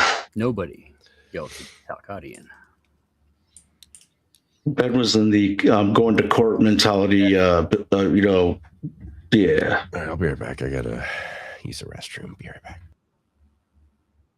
What's up, Slim? How you doing, freak? Good to see you, buddy. I'm good. How about you? Great, man. Had a killer weekend. Had a little snowboard race the past couple days, and a bunch of people. The snowboard race. That's pretty intense. 1,500 high fives in the past day and a half, bro. A lot of high fives. Were you off YouTube for a while? Mm-hmm. Were you off YouTube for a while? I don't know. Just working through the summertime and shit. Yeah. Here and there, not necessarily panel up. Yeah, I'm glad you're back. Dude, we had a huge fucking job we had to finish this year, and it was just a big clusterfuck of a nightmare with all the increased material costs and you know, tariffs. Pretty much fucked with everything, so we got her done. Hey, do you want Big Dog just DM'd me on Discord saying I just locked myself out of the room. Might be a few minutes. Oh, bummer. We have to break in his own house, huh? Dang. I think just his room. I think he just locked his door to his room by accident. Yeah, it's not good. I'm sure it's not a big deal. what's the difference between bigotry and actual racism? I think bigotry is just like hating people groups, whereas, and then like talking about it, I guess, we're Well, think of I like think they're related. I think racism is like the prejudice, and then bigotry is like the active engagement around that. well, I mean, really bigotry. There's no act in bigotry. Like we're all bigots. Bigotry is just the inability to accept different things, the unwillingness to accept different things, right? And just seeing things as different is one thing, but acting upon that, the prejudice, right? The prejudice is the act. Plus, I think racism has been redefined by the communists or something. So, Right. I don't know. It's not like the way we used to think about racism when we said racism. I had a guy tell me here last week that Iran is the first communistic theocracy. Is the it? biggest fallacy that I've ever fucking heard on YouTube. This was by that is definitely strange. It's, you know, a self-proclaimed ortho nationalist, whatever he wants to self-describe as, but like communism despises and completely denounces religion. Can you show me how that's impossible? Iran is very godly, and they honor the capitalistic society of gaining more wealth and having more personal wealth over community wealth, right? So then they're not communist, right? Right, exactly. They're not communist. They're so this person was just wrong. It's not that it's like a contradiction to be a communist and a theocracy. I mean, it just those two things are completely ideological opposites of each other. Are you saying that like from our prior like experience we know that to be the case, or you're saying that it's like actually impossible? I mean, it's really actually just impossible. Like theocracies are all about God, and communism is not about God whatsoever. It's actually about like no God. Well, what about if they were forced into that position by like sanctions and all the different whatever sanctions and stuff that were put on them? Sure. And would you call Stalin's union communist? Stalin Union. Yeah, like the USSR? the Soviet Union under Stalin. Would you call that communist? Well, yeah. I think I would. I mean, that's... Well, they worshipped him like God. Right, but they didn't worship a God or a Jesus. They may as well have, though, right? But they may as well have, right? And it wasn't pushed. Well, that's kind wasn't pushed on them that he was a God. No, they didn't use those words, but they literally were required to treat him like a God, right? Somewhat. Not necessarily like a holier than thou, though. Like a... I'm just like unsure that it's actually impossible to have like a theocratic communist society. That doesn't sound impossible to me. It sounds like it should work, but it just doesn't. Like the two definitions of the actual words are completely contradictory to each other. What are those definitions? Usually the God in a communist state is the state. Right. Well, if Christian nationalism happened, the state would take over the church too. So I don't see any difference. But so that's why Christian nationalism is an actual fallacy. Just the two words being used together in the same connotation is a fallacy. That's... Well, no, it's just that the church wouldn't be respected. That's what I'm saying. Like you could still do it, but I'm confused. Be respected for sure, but only one type of the church. No, it'd probably be all churches that got disrespected. Well, no, because remember when we talked last week, right? How many Christians were at the table and signed the Declaration of Independence? There was a bunch of what? Bunch of different types of Christians. Yeah. Well, it was like 10% deist, if I remember right, and then it was like 80% like just whatever fucking Christianity was popular at the time. So there was 8 different types, bro. 8 different types of Christianity. Men who self-described as Christian men, right? Episcopalians, Presbyterians, Congregationalists that we don't even really have around anymore, But for the most part, these Christian men all believed that as deists, right? They believed that God may have invented us and created us, but he left us here to our own devices. And it's our responsibility to make our own destiny, to manifest our own destiny for the best of all people, right? Not just our side. And they were literally Christian men fleeing Europe from persecution of the Christians, right? So they came over here, right? And we had basically 12 different types of Christians who all formed their own little states and killed each other for being different types of Jesus worshipers. I'm assuming that did happen. I think I know what you're talking about, but I mean, but like if I were to be like super generous, it was oh my god, generous. It was like 20% deist. I mean, really, they all decided to put their religion aside and be yes. Right, But so then who cares? So who cares about their religion? 98%. It was about 98% of the men were Christian men who chose to be deist, who chose to put their religion aside, so that when they come to the table, their religion isn't the end all be all of the conversation. Right? That we can move past things and have conversations as far as the betterment of all humanity and not just the betterment of my sect. And what's the point? I maybe lost the plot. That, like Christian nationalism, for instance, being a nationalist. Oh, right. Yeah. Has nothing to do necessarily with being Christian. Well, I know. Yeah, no, I agree that that's in contradiction with the Constitution for sure. What I was failing to see was the contradiction between communism and a theocracy. Communism is anti-God.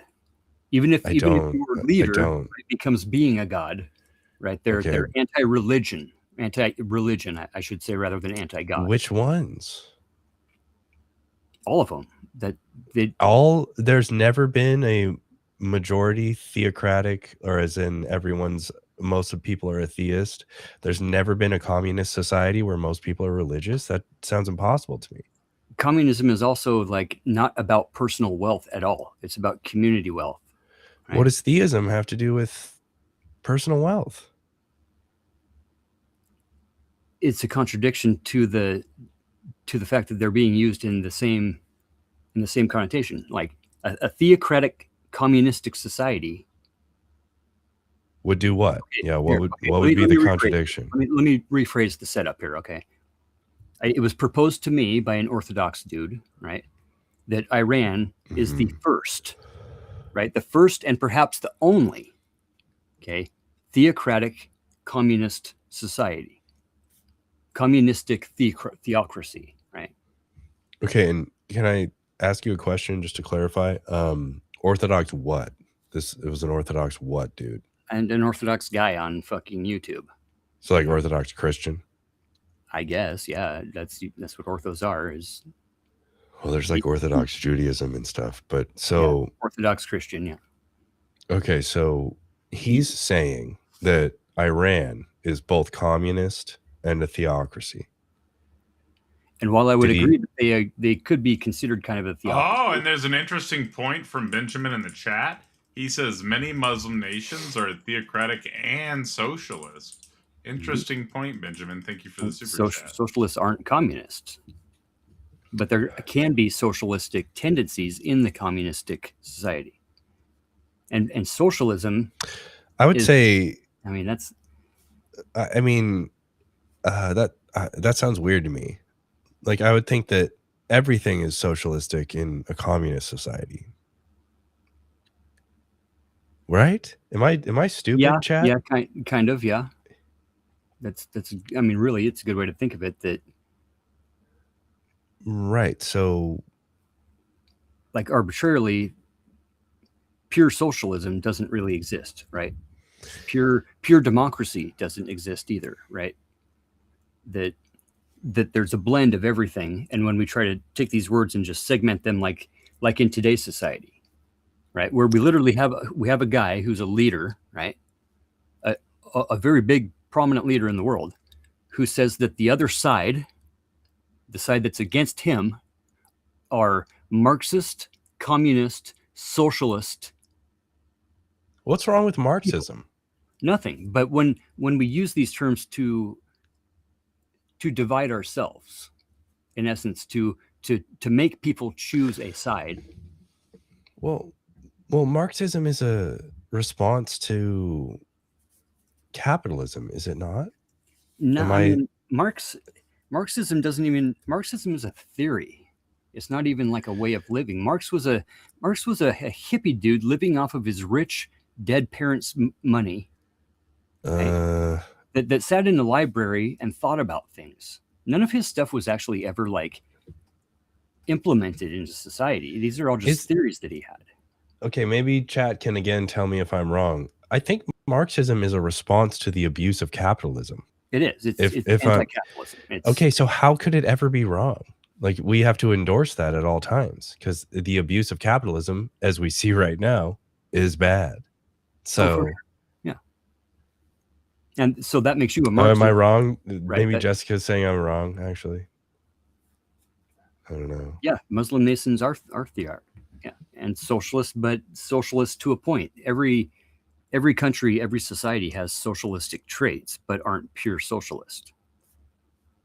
They're also very capitalistic, right? Most Muslim countries today are very concerned about personal wealth and personal growth, and the hierarchy between the poor and the rich and the middle class, and kind of Calvinists in a way that would say that God has blessed me with more than thou, and I worked harder to get more, therefore I'm worth more because God ordained me to be worth more.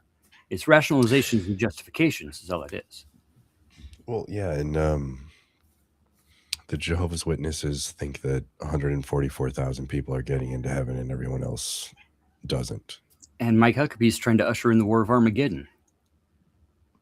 So it's all I'm lost rationalizations again. and justifications is what I'm saying. Religion as a whole is rationalizations and justifications that my side is doing the right thing and that everybody else is not. It's all divide and conquer tactics. Yeah, of humanity course. is better off when we're united and when we're highly diverse and united in a cause. Based? When we have people that are supposedly our leaders, right, telling us to choose a side and pick a side. I mean, it's literally the firewood theory, right? You got a chunk of a log. Okay, you're never putting that tree back together. Okay, you got a chunk of a log. You quarter it. You could still kind of put that log back together, right? You take one of those quarters and split it down to kindling, and you're never getting that log put back together. The easiest thing to do is to get people to choose to be kindling and not to choose to be a full log. Yeah.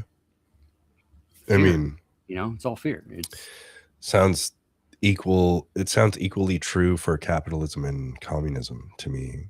definitely. I mean, it's live without fear, bro. For real. When somebody's telling you that they, them, and the others are coming for you, are coming for some reason to do you wrong, that is xenophobia. Like at its very core, that is xenophobic trope of they, them, and the others. And you assume they're going to do bad, right? Well, but you're telling other people that those other people are coming, and Right, the reason yeah, you're okay. down right now is because they did something to make that happen. Yeah, I get Right? It's you. not because of the engineered process that we're all living in. It's because Yeah, they, them, the others want your job, right? They want to take away your daughter. They want to take away your God, and they want you dead. Yeah, there's no Actually, evidence, Marxism. just assertions. What'd you say, DeFreak? Sorry. What about Marxism? That's actually Marxism.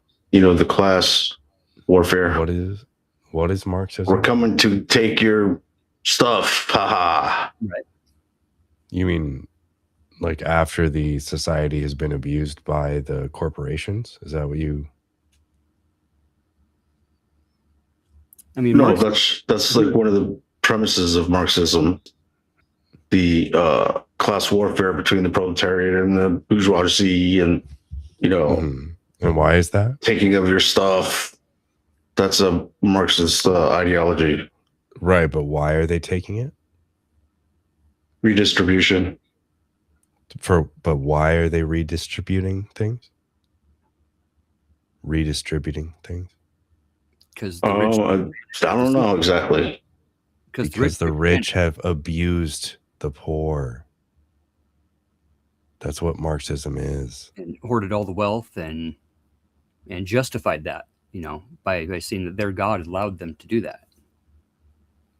You're literally complaining about Robin Hood if you're complaining about Marxism. Well, the thing is, there's no other economic system besides capitalism that allows for the creativity, the natural creativity of man. DeFreak, that is an insane claim. Yeah. You're saying there are no possible alternatives to capitalism? That is... I'm saying that capitalism enables creativity. Sure, you need to now argue for that it is the only path. Hang on a minute, dude. That is a huge bite. Communism allows for creativity. Yes, we got Tetris from communism. Right? We got the space program. We got the AK-47 from communism. Right? NSKS. And I mean, yeah, I think I know where you're trying to We got Mega Bloodbath from mix of communism and capitalism. Sure. That's definitely in line with Tetris and AK-47s. You're going to have a mixed economy no matter what at this point. Yes, you should. But people don't want that. Certain people don't want that. And the broad generalizations that we used in today's terms, like when we label things, especially in the trope of like, you stole the land, right? And you should give it back.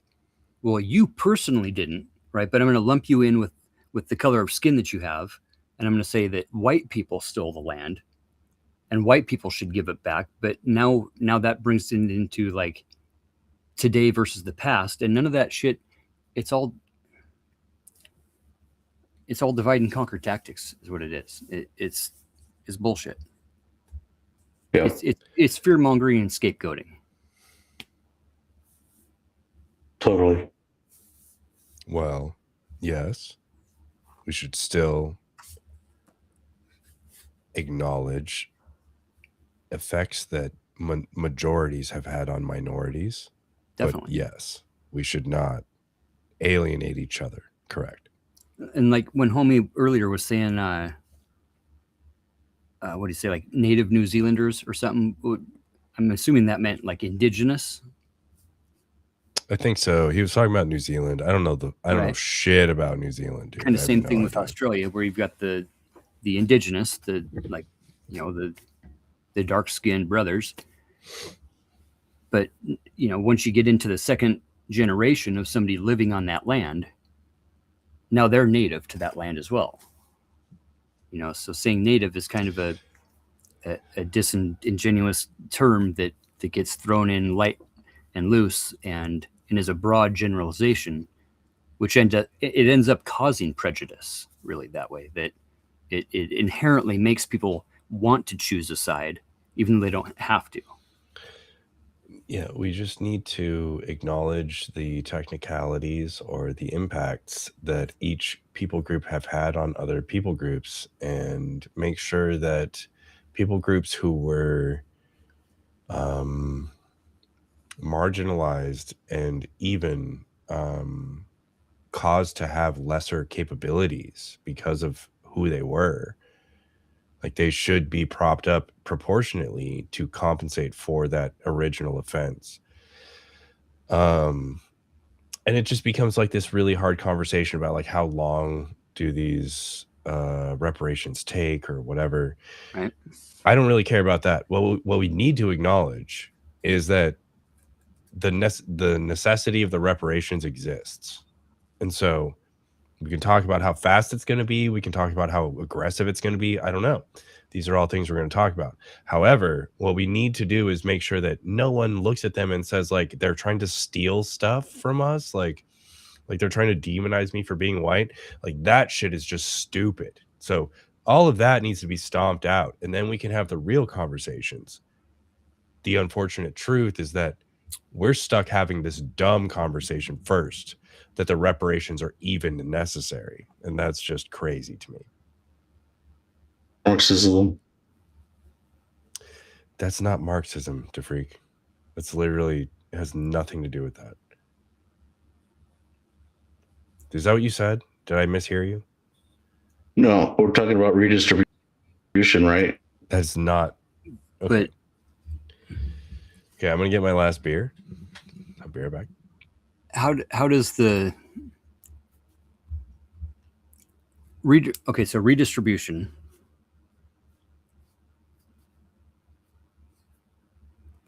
How does any small part of redistribution become automatically Marxism?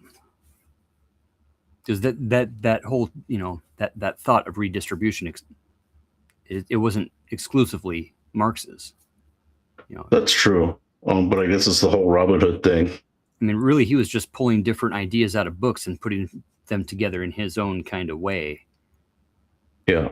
But there's no end game in Marxism. It's just always going to be a power struggle between the poor and the rich, and you just could just keep toppling and retoppling. And, there's no stability in it, and in theory, even, in my opinion. Right. No, I welcome totally back, agree. big man. What's going on? What up? All right, I'm back. Sorry, I didn't mean to interrupt. I mean, Marxism really hasn't ever been necessarily put into place. It's just a bunch of theories that have been brought into different societies in different ways of thinking about capital distribution and wealth management and how not to discriminate one group against another and shit like that. I mean, just saying somebody is a Marxist other than Marx in itself is a logical fallacy. That's funny. I like that. No, it's not. No, what's a fallacy? Calling somebody a Marxist that isn't Karl Marx is like... That's not a fallacy. What is is there a fallacy that you can name that is? It's a false equivalency, first of all. It's a fucking false dichotomy. No, there's no dichotomy there. For sure. What's the dichotomy? You're Marx or you're not? That you're taking the sentiments of a Marxist when it's never really been applied into societies. These are theories. Like Marxism is theory. It's not action. There's really no action behind Marxism. It's just a bunch of theories. Okay, so a false dichotomy is to impose a binary, a 1 or a 0. You have a dichotomy. An either or. And that's false. That's a false dichotomy. So what's the dichotomy that's performed by someone who isn't Marx but is a Marxist? It's the calling of a person. It's saying it's the person that's calling somebody else a Marxist who is being fallacious. That it's... I thought you said that someone claiming to be a Marxist that isn't Karl Marx. Someone claiming that somebody else is the Marxist. Calling somebody else a Marxist implies what dichotomy? It implies that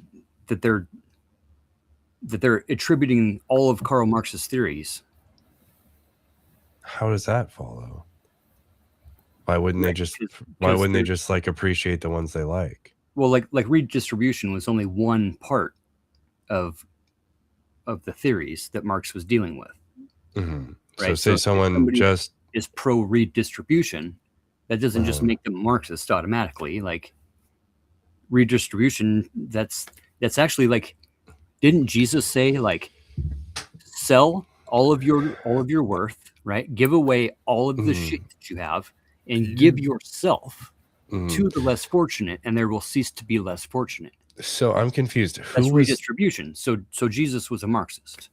So actually, he only said that to one specific person. In this scenario, who was pushing the false dichotomy? Jesus. What? Jesus was pushing a false dichotomy for what? Well, yeah, because he's a Marxist. He was pushing redistribution. That would be false. That's What? I mean, I'm okay with that, but like that seems like too grand of a statement. But right, that's why it's a fallacy, right? Because just being a redistributionalist doesn't make you a Marxist, right? Marx had a bunch of theories. okay, but where's the dichotomy? He didn't have anything in practice. Like who's? I just thought it was me what he said when he said that. It's just not really a thing. Who decided that you're either a Marxist 100% or you're not? Who's freaked it? Who's pushing the false dichotomy? If you believe in central authority and redistribution and state-owned production and distribution, you're a communist. So America is now communist. So now DeFreak isn't even talking about the same thing anymore. No. So this is a good. I like this branch, bro. This is a good branch. Do you? That statement that he just made means straight up that America is now communist. I'm so confused by both of you guys right now. I don't. What about the means of distribution? I've yet to be presented a false dichotomy. I don't understand who presented the false dichotomy and what the dichotomy is. I don't know either of these things. He told you Christ committed the false dichotomy, bro. I don't affirm that. I won't. That's what he said. That is what he said. I won't. Yeah, I won't do it. So anyway, what do you guys want to talk about? I'm not sure what we're talking about. Right, the means of production, the corporations, right? The means of distribution, the corporations. Right? Wait a second, the government doesn't own corporations. What do the corporations have to do with Christ? He said Christ committed a false dichotomy and was a Marxist. Well, okay, if Christ, if we say Christ is a Marxist, and we look at like how he was against like corruption in certain ways, like sure, maybe. Christ was Jesus was not a Marxist. But what was the false dichotomy that Christ perpetuated? That's where I'm confused. I would like to know. I don't think there was one. We were talking about Marx and Marxism and Marxists. Completely unbiased. I have no idea what we're talking about. Just this guy said Christ committed a false dichotomy and was a Marxist, and that somehow he can that's because redistribution, right? Redistribution makes him a Marxist because sure, and I'm willing to redistribution.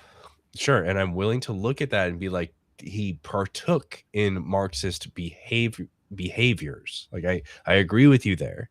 Or aligned with theories. They're a little light. Like he's not a Marxist. You know, I say that Jesus was the original anarchist. He was the original socialist. What? Right? He was okay. We got to slow down. No. So just the Marxist. I see what you're talking about. But Marxism wasn't even around in Jesus's time. That was of course not. We're talking of course not, because Karl Marx was not alive yet. But so he exhibited Marxist tendencies in a certain sense. Sure. Okay, where's the false dichotomy? I'm still super confused about the false dichotomy. False dichotomy is when somebody says Jesus is a Marxist. Okay, so I was making that's not a dichotomy. That's not a dichotomy. That's a declarative statement. That's a proposition. Jesus was a Marxist. We can assign a truth value to that, but that's only one proposition. With a contradiction, we need to have that affirmation of that proposition, and then we have to have the negation affirmed at the same time. Right. That's a contradiction. The not saying that anything else, saying that Jesus is a Marxist, okay, assumes that everything other than Marxism, right? So there's the other side, right, of the dichotomy is that everything other than Marxism is what? Is whatever it is. It doesn't matter what it is. The fact that there is another side to it is the other side of the dichotomy. Well, yeah, you can be a Marxist or you cannot be you can be a Marxist or you cannot be a Marxist. You're saying, or someone said, that Jesus was a Marxist. So where's the false dichotomy? Because what you're saying, or what it sounds to me like you're saying, is that Jesus was a Marxist, or someone said Jesus was a Marxist, right? And then we have a dichotomy, I guess, of Jesus wasn't a Marxist, or like you can also not be a Marxist. And then, so where's the false dichotomy? Like a false dichotomy is saying that you can only have 1 or 0, but in actuality, you can have all these decimal numbers in between 1 and 0. Right. Okay. And declarative statements can be that way because when we declare something is X, right, it assumes that Y is the only other option. No, not at all. Exactly. That's why it's a false dichotomy. But who's affirming the false dichotomy? The person making the statement, making the declaration. No. Okay, I'm so confused. By saying that Jesus was a Marxist, you are not simultaneously affirming that he's either fully Marxist or fully not Marxist. Those are two different statements. He's either Jesus a Marxist. is a monarchist. I don't know. I don't know, DeFreak. So he's either a Marxist Jesus or wasn't about kings and okay. So think about it this way. Think about it this way. It's P. He's a Marxist. Okay.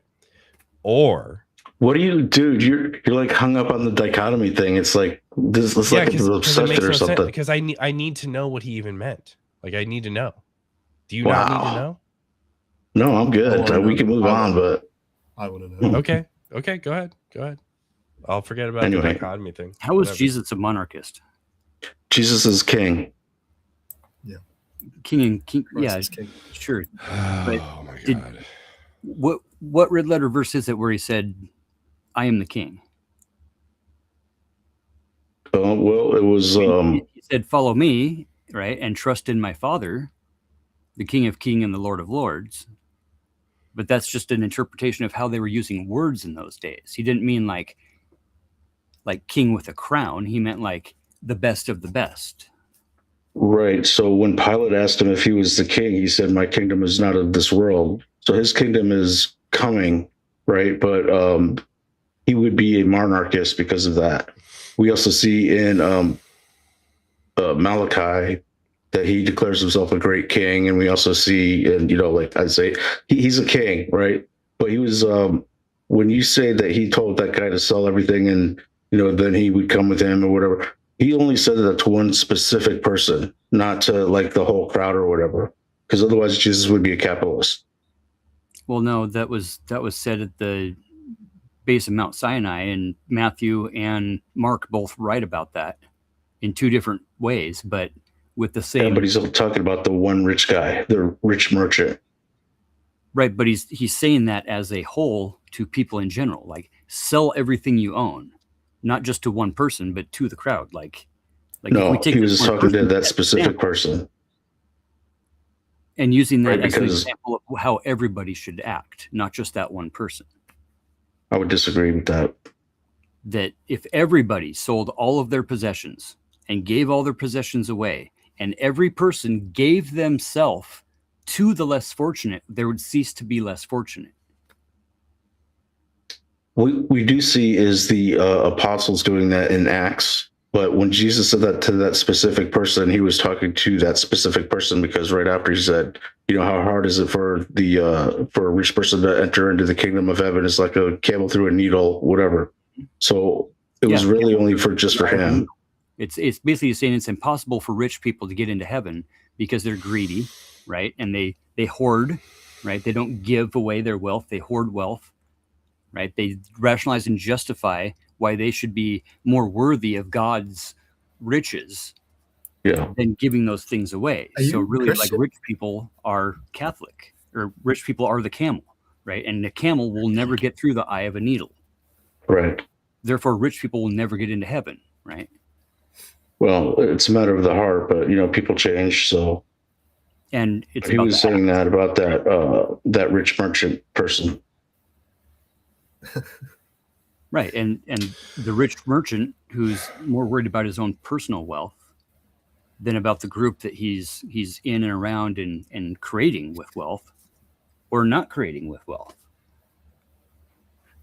Like, there's a passage in Luke where he is talking to the whole crowd, and he says, "Which of you intend to build a tower, sitteth down not first and counteth the cost, where he has sufficient to finish it?" So that's capitalism right there in a nutshell, which is risk and investment.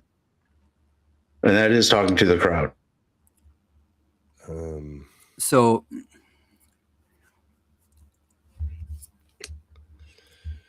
But he's a monarchist. And, you know, you're just trying to trigger me, motherfucker. I'm serious, man. Came in and said he was a Marxist, and you're complaining about that. They're trying to No, trigger he us. said he was a Jesus Marxist. was not a capitalist, bro. Not even close. Was he a Marxist? Well, In No. essence, yeah. But Marxism didn't exist back then. So, like, he was all about redistribution. Why did he flip over the tables? Right? Yes, Why Because exactly. they tried to Yes. get lords He of didn't house. whip people. He didn't actually like whip the people, temple. but he cracked Look, the whip. look. What the dude is saying is that him flipping the tables in the abusive church was him saying that abusing people and taking monetary value from them in my name will not be tolerated. That's what he was saying. In the house of his father, even. Yes. right. Okay. He was defiling the temple, or they were defiling, excuse me. It was his temple and it was being defiled. It was his father's. Right. He not only assuming all of this is fucking true, he not only should be in control of it, he should be deciding the distribution, and he wasn't. And he said, "This is wrong." Okay, Yeah, so this will be a house of prayer. And then he flipped the fucking tables. No, it doesn't have to just do with prayer. It had to do with they were being fucking robbed. Well, yeah. I mean, you know, den of thieves, whatever, because it's supposed to be a house of prayer, the temple, you know, God. Yes, kind of and you stuff. shouldn't rob people because of their baser needs. That's what Jesus's point was. You have this baser need that you must worship the Father. You must be a human. You must be Christian. Well, they were taking money in the name of that unjustly. And Jesus said, no, that's the point of the flipping of the tables scene. Right, but it had more to do with the purity of the temple than it did with the economic system. No, it had to do with the harm they were doing in the society. So yes, this sounds kind of Marxist, bro. Get over it. You could say like there are Marxist tendencies, and yes, that's all I said. Is treating poor people well and not stealing from them is a Marxist tendency, and he also had that tendency. It's like, yeah, sure. Yes, that's you all understand why we'd be like cut if he says like he's a full-on Marxist. I don't care about that. All I said, myself, was he had Marxist ideals in his mind at that moment. He said this was bad treatment of the people. Redistribute it. He said that. He did that. He flipped the tables. Right. Like, bro can't only be based in capitalistic ideology. He's God. He has to be based. He has to be perfectly distributed amongst many ideologies. He is the perfect ideology. So that means that where capitalism fails and communism or socialism or Marxism, whatever the fuck we're going to talk about, wherever anything fails, Jesus has the right fucking answer. And so we have to look at these verses and be like, he did those things too, I guess, is what I'm fucking getting at. Liberation theory. It just doesn't make any sense. He's God. He can't be wrong. Capitalism is clearly wrong when out of check. So that means that Jesus is not capitalism out of check because he can't be wrong. So what? I don't know. I'm happy to move on if you want. I mean, Jesus always sided with the proletariat. He wasn't like, yeah, no one cares about the words. Exactly. Like he cares about the people. Doesn't matter if it's proletariat or bourgeoisie or whatever. It doesn't matter. He condemned the ruling class, no matter who the ruling class was. Yes. Correct. So he's everyone matters. He literally said, like, for you treated the stranger to you, for you treated the lesser of me, the least of me this way, you go to have you you are important to existence. I'm not even going to say like the heaven words or whatever. And then all of you who didn't provide for me, who didn't provide for the lesser of me and my brethren, you are the problem. That's like those are his words. He was basically just like, you let me in as a stranger and you did these things for me. Parable of the day laborers. Okay. I don't care that it's a parable. It's how people should act. Feeding the hungry, healing the body, going to church, confessing. Sure, I don't give a treatment fuck. of laborers, like You can go to church all day.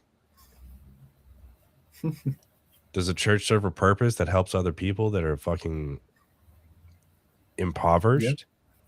Sure. If you're part of the church, they're more than willing to help you. It if you're doesn't not part always. of that church, they're pretty much not going to help you. Yeah, it He doesn't saw always some old lady equate that. put in her very last mite into the thing, and he didn't really directly help her or do anything. He just said, "Hey, look at this old lady." Who is this he? What are we? The Philistine Jesus. lady? The old lady at the well? No, she was in the temple and she gave like her last mite or whatever, and he said that this woman gave it more than all the riches of whatever of these other people because it was her very last offering or whatever. Talking about faith. Yep. And then what was the outcome? I don't know. That's when the talking goat stepped in, and We don't know from there.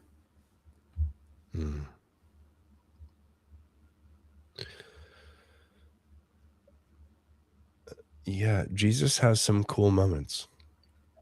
There's some strange ones too. Really, Jesus was more of kind of a communist socialist than he was a socialistic capitalist. There was no way in fuck he was capitalist, is what you mean to say. Yeah, exactly. He's probably a monarchist capitalist. Is capitalism is that all is about insane. personal wealth and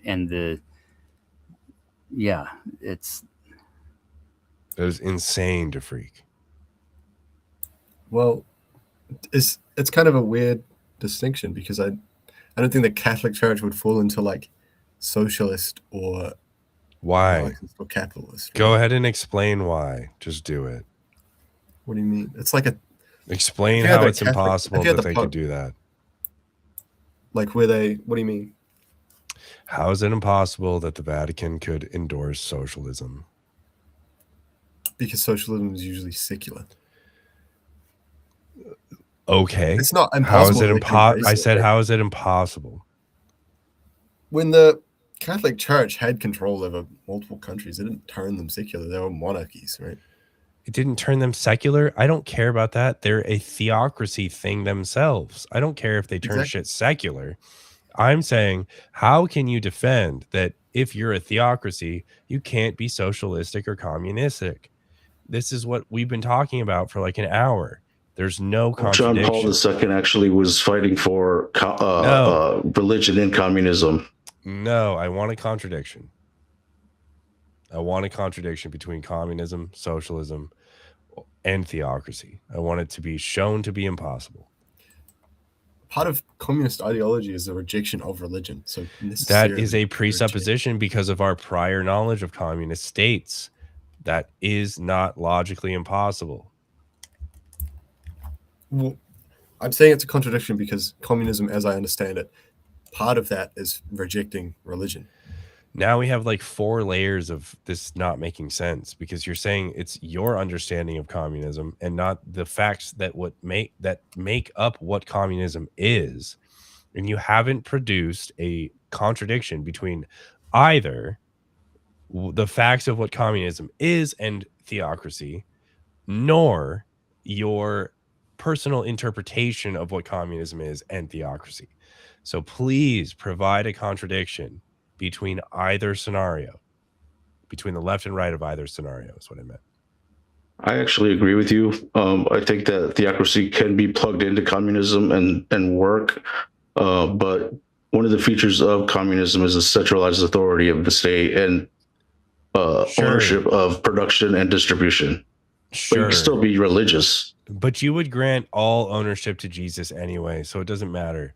So what What's the contradiction between communism and like a Communism theocratic is government? anti-religion, straight up. That Communism doesn't make any sense. That doesn't make any sense.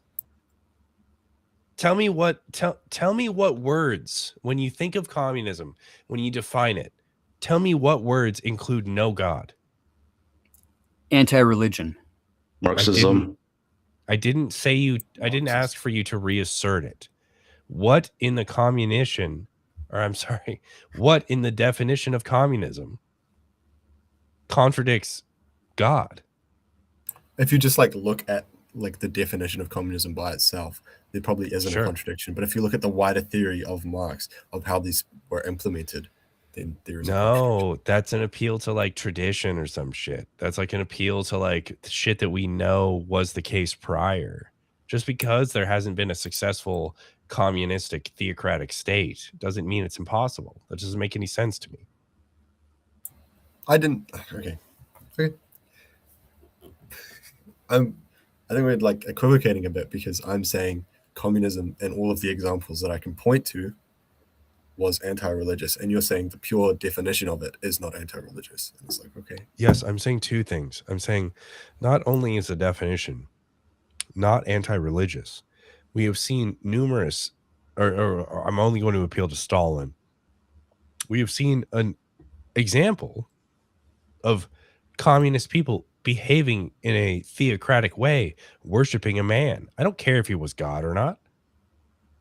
But there wasn't religion saying that they have to worship that man. But so what I'm saying is that what I'm saying is that this example makes God more likely than Stalin. Like Stalin got lucky that he was treated like a god. I'm saying if you combine communism and a god, you would have a higher success rate than this because you can't find God. Like you can't judge God. Like that's way more likely. Invisible man theory. I think that you could have a theocracy that would not be communist, but a communist could be religious. No. Yeah, just who cares? No, communism is anti-religion, period. That's not how it works. If you view it as a purely economic system and then you view religion as a purely social. Like, I feel like we're equivocating on religious. Why was I breaking the law when I went to China and handed out Bibles to people in China? Because it's dumb. Because they're anti-religion, bro. They're anti-religion. No. They didn't want us handing out the Quran. They didn't want. No, they have their own shit. They don't need your Western culture. They just have their own shit. They're Who cares? Anti-religion.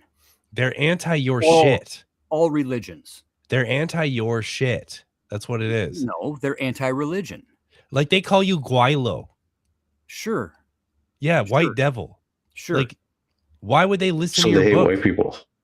No, they just don't need your shit. Because like you can come in as a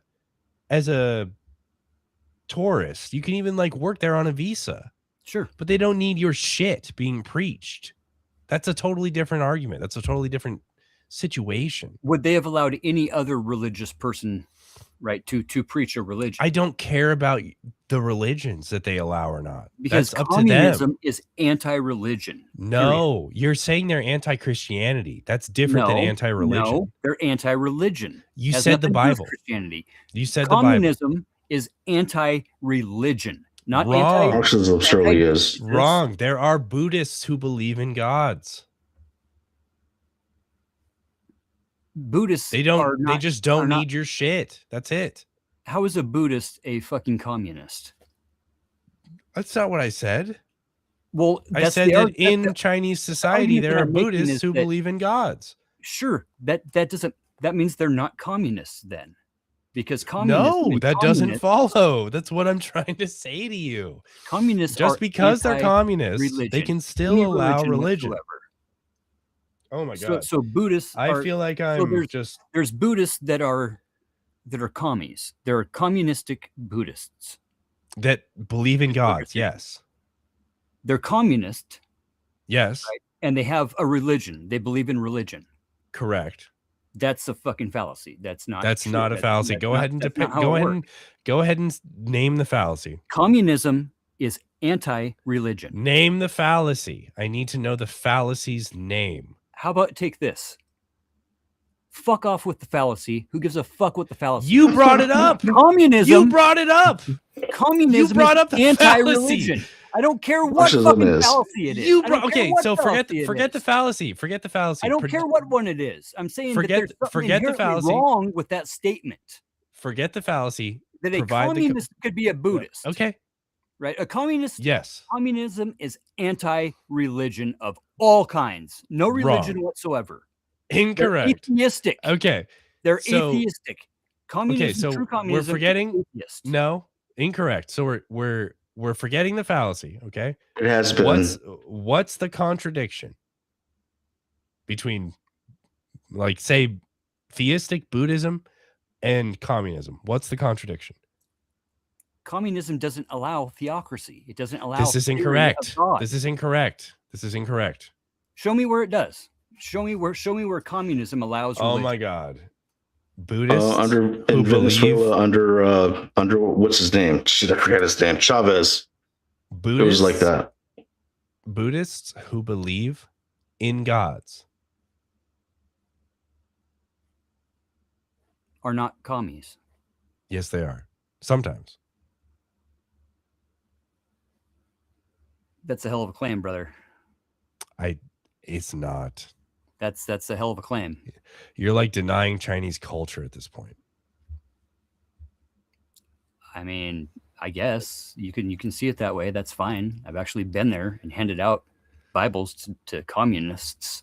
Okay, well, I haven't, and my friend has lived there for like 3 years plus. Okay, and he just subsisted there, and he was a painter. Like, he just did stuff that wasn't like spreading out Bibles for some fucking reason. Right. Who would do that? Why would you ever walk into China and say, I'm gonna have a bag full of Bibles and I'm gonna fucking hand people shit that says Christ is king in a fucking Chinese state that grew up without that? Like, why would I do that? Why would I ever Isn't that do the that? responsibility of a missionary is to spread the good word of the Lord? No, I mean, maybe, but they're Maybe, could be. self-prescribed. Who knows? They're right? self-prescribed. Are you an atheist? Yeah, I am now. Why the fuck are you defending evangelizing China? It's just like Donald Trump says, man. It's about ideology. That's what it comes down to. Look, Mhm. none of this shit follows. You can be a communist and you can Hey, believe it's in a whatever very rare God you. occasion when Freak and I agree on something. Okay. You can believe in communism. You can be a communist and you can believe in whatever God you want. I don't care. Wrong. No one cares. There's no contradiction. It doesn't Wrong. matter. That's wrong. Okay, present That's the just straight wrong. contradiction. Present the contradiction. If you're a true Just past communist, communist states, man. Just present the contradiction. communism is anti-religion. Huh? I've said it like a dozen times in a dozen different ways. Communism is anti-religion of all kinds. Communism is Now, anti-God. Prove Any God. that to be the case. Any God. The Show example me- would be the show- USSR under Lenin. Oh my God, DeFreak. It's like you're not listening Yeah. to me. Yeah, right. Right. And it's What's a very right? rare occasion that Freak and I What's agree right? upon this type of shit. Okay, show me what's right. What's That the contradiction Leninism- between a communist? Leninism, true being a communism was theist? Leninism. Show me the contradiction between being a communist and a theist. Communism doesn't allow theocracy, doesn't allow theory of God. Show me the contradiction. Don't just assert it again. Show me the definitional contradiction. One of these things affirms P, and one of these things affirms not P. Show me the contradiction. The contradiction is just history, but it doesn't mean that it couldn't No. happen. No, that's not how that works, DeFreak. Show me the contradiction. Theology affirms there is a God. Communism says there is no God. Oh my God, that's How not would in the you- definition of communism. What's the definition of communism, guys? I feel like Central authority, Why don't you Ownership tell of- us? Pull it up. Why don't you tell us? production, pull it up. and redistribution. What and is the distribution. what is Tell the us. governmental Why don't you tell structure us? of Why don't you tell communism? us and we'll go upon that definition. What is the governmental structure of communism? And then show me the contradiction between that and having theists. That's an insane claim. Okay, so what It's claim are you possible. actually making that can be proven for you, or what? What is your question? What? You're asking for proof of a claim that hasn't even necessarily been made. No, this is literally just this is literally just analytical. This is literally just the definition of being communist and the definition of being theistic. They are not in contention at all. They make separate claims. Really? Really? They make separate claims. Go ahead and present the contradiction. They One make believes in separate God, claims. one believes in religion, and one doesn't. Oh my God. Find me the definition of communism that says that you cannot be theocratic at all. You cannot have theocracy. You cannot even believe in God. Show me this definition of communism. Leninist USSR. Okay, I don't want an So example. it's in the past. I want a definition of communism, and I want it to contradict what it means to believe in They're God. compatible. It's actually, they are compatible. This is insane. This is like totally insane. I am asking you guys like a really definition of simple. both, they probably aren't contradictory, but when you look at however it was implemented and was always applied, No, as you see, they say it's a contradiction, Bigman. That was a mistake. That's my point, Bigman, is that there is no contradiction. You can have a theocratic communist state. It is Not even actually close, possible. Dude. You don't even know. Is it not You are close? So wrong. Is it You are not close? So wrong, bro. Did you find So me the wrong. definition that provides the contradiction? wrong. Did you do that? So wrong. Did you find me the definition? Why don't you bring the definitions to the table and assert the definitions if you're going to make an assertion? Okay, that's fine. I got you. I can You're read the one definition making of the communism. assertion that there's not. Right? Well, there is actually no contradiction between a communist state You're wrong. and believing in God. You're So I'm flat waiting. wrong, dude. You are fucking I'm dumb waiting for the as fuck, contradiction, and you dude. do not know what you're talking about. I think we agree, like kind of in theory, it would be possible for One of us is willing communism. to agree. It sounds like it's you. I agree that you're dumb as fuck, yeah. Me or him? My bad. I'm telling you, it's a very fucking rare occasion when Freak and I agree on something, and we do right now. Okay, so This is super a very, super like, weird. Holy Super- moment, bro. Right? This Super would weird. be a moment that we should Super- be expanding on, right? Super weird. Communism. I mean, this is definitions from Oxford. Okay. A political theory derived from Karl Marx, whatever. I don't know if I agree with that. There's probably communism prior to him. But anyway, advocating class war and leading to a society in which all property is publicly owned and each person works and is paid according to their abilities and needs. You know what's really weird about this definition?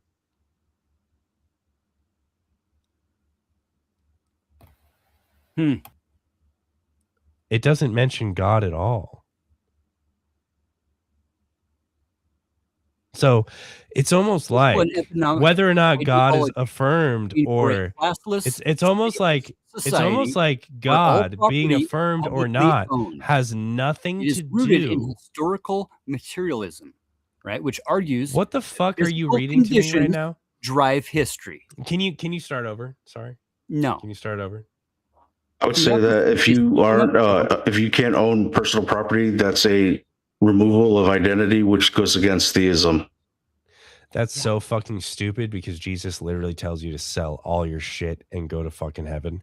He told that Like, to one person specifically. Paul even tells you like to not fucking fuck people and have wives unless you absolutely need to. So anyway, the definition I'm looking at for communism is a political theory derived blah, blah, blah, leading to a society in which all property is publicly owned and each person works and is paid according to their abilities and needs. This has nothing to do with God. Because God isn't in the definition. Because No there's no- shit. So what that means, you need to listen to me, dude. So what that means is that if God is not in the if God or the lack of God is not in the definition of communism, then that means you cannot You will always fail to derive a contradiction between God belief and communism. You can't do it because it's not in the fucking definition. So you don't require not God and you don't require God. So therefore, you will not find a contradiction whether you believe in God or you don't, and you're a communist. Except for the past history, that's all. Oh my God. It's like you haven't. Right? I'm not saying they're not compatible. I'm saying that that's what we've seen. That's the whole point, DeFreak, is that they're not a contradiction. He affirmed a contradiction. It's like you weren't listening to the entire conversation. What I'm saying is there's no logical contradiction. So this means that it is absolutely possible that it is going to be the case that there, or not even going to be the case, but there could be a case, a state of affairs where there's a communist fucking theocratic state. Okay. Well, communist. Now, if you guys want to talk about if you guys want to talk about like our prior history knowledge in our nomological world, then that's a different thing. Then yeah, sure. We haven't seen a Christ heavy communist society. I don't fucking care. What I'm concerned about is whether or not someone said a contradiction is present when it was not present, and it's not present. So there you go. It already happened though. That's all we're saying. Like, no, the contradiction has not been presented. Like, it's like you're not listening to me at all, dude. The USSR under Lenin. In theory. Oh my God. Is chat listening to me deal with this? Can chat hear me? Do I sound you're crazy denying history to assert because I don't know what the fuck's going on anymore. Possibility. A speculative possibility, a definitional congruence that's possible is a speculative possibility. Like I said, if you give up your personal right for property, then you're basically going against theism, which is, about individuals. Again, it's like you're not talking to me, dude. I don't think you're talking to me. Maybe you just don't want to be talked to. No, I would love to be talked to. I'm waiting for the contradiction. Well, why don't you join in the conversation and be talked with? Cool. Are you talking about a prior history, knowledge, evaluation of our nomological possibility? Or are you talking about a contradiction? Okay, which of the two, right? Communism or theocracy, right? Which of them says that religion is the opium of the people? Are you going to answer my question? I asked you a question.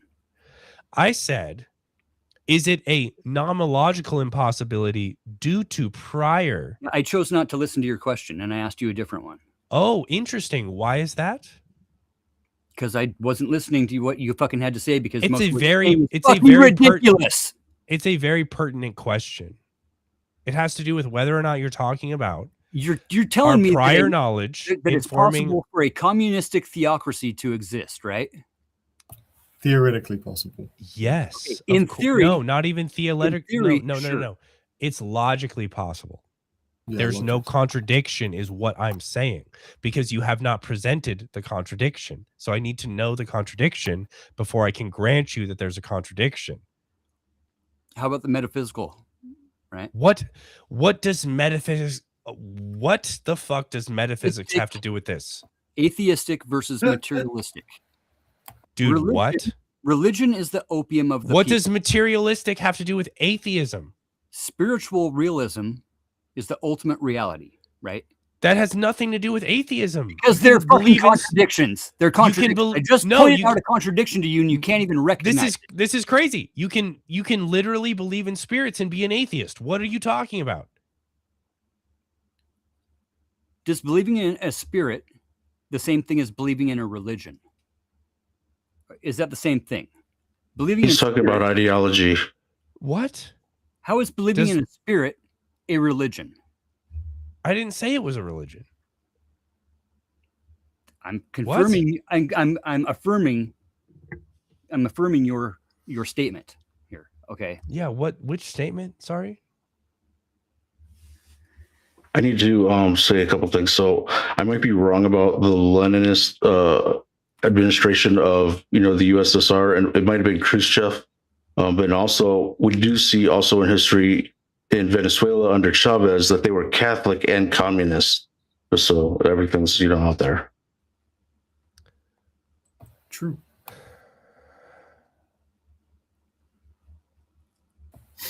were they an actual theocracy though? No, the state was in charge.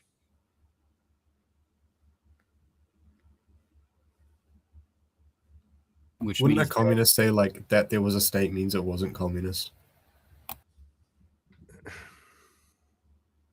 Not to defend it, but I'm so confused.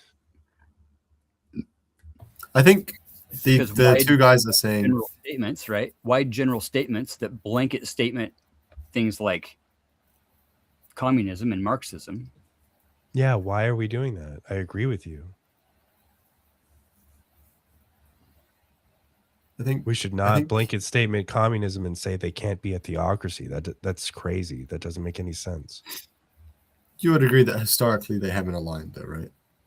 Yes, and that's why I asked if he was talking about from our prior knowledge in our nomological reality, in like our actual physical reality. In principle, that hasn't been the case yet, sure, but I don't care. There's no contradiction. That's the thing I was focused on, is that it is not a contradiction. Okay. It's not a contradiction, so I would like to be presented with the contradiction. Communism would say that based on collective social utility and the needs of the community, right? That's the best things, right? Theocracy would say that based on eternal, unchanging dogma. Those literally, maybe I cut you off. Did you have more to add to theocracy? Those are contradictory statements, right? That no, they're not at all. Oh my God, dude. How are they not? Say them again. Say them again. I will. Communism, this is law and ethics, right? This is the law and ethics part of how they contradict each other. Right? Sure.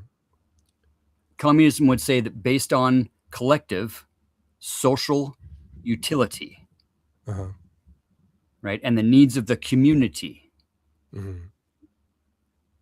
that we get law and ethics, right? Theocracy would say that based on eternal, unchanging dogma and religious revelation, we have law and ethics. Are you okay? I don't think you're fucking with me, so I'm going to be serious with you. The eternal, unchanging dogma could literally just be the same as what you just described. This is Andrew Wilson's argument to the T, okay? That religion is the only reason we have law and ethics. You want to run Andrew Wilson's arguments against me? I'm making as an example, okay? This is an example. Look, of how I literally just explained it. I just let me finish. I literally just explained it. I don't know why you weren't listening. The eternal, unchanging dogma could literally just be the same as the prior statement. There you go. There's no contradiction. What are we talking about, dude? So, okay, so saying God, right, is the only reason that we have law and ethics is totally different. And he protects the ultimate people and all the lower people. Who cares? That our law and ethics don't come from God. No, that's not. You didn't say that the first time. Our law and ethics come from a collective society agreement compared to our law and ethics come from God. You didn't say that the first time. You're making a distinguish. Okay, you're distinguishing something you didn't distinguish. You're not the first understanding the way I worded the contradictions. Then, okay, that's I can't control your wording, so that's the way it breaks down. Let me rephrase, if I may, sir. Sure. Okay, communism says that the collective society, right, forms their own laws and ethics. Okay, theocracy would say laws and ethics come from God, not from the people. From God. Yeah. Those are contradictory to each other. Okay. Are you done? Okay.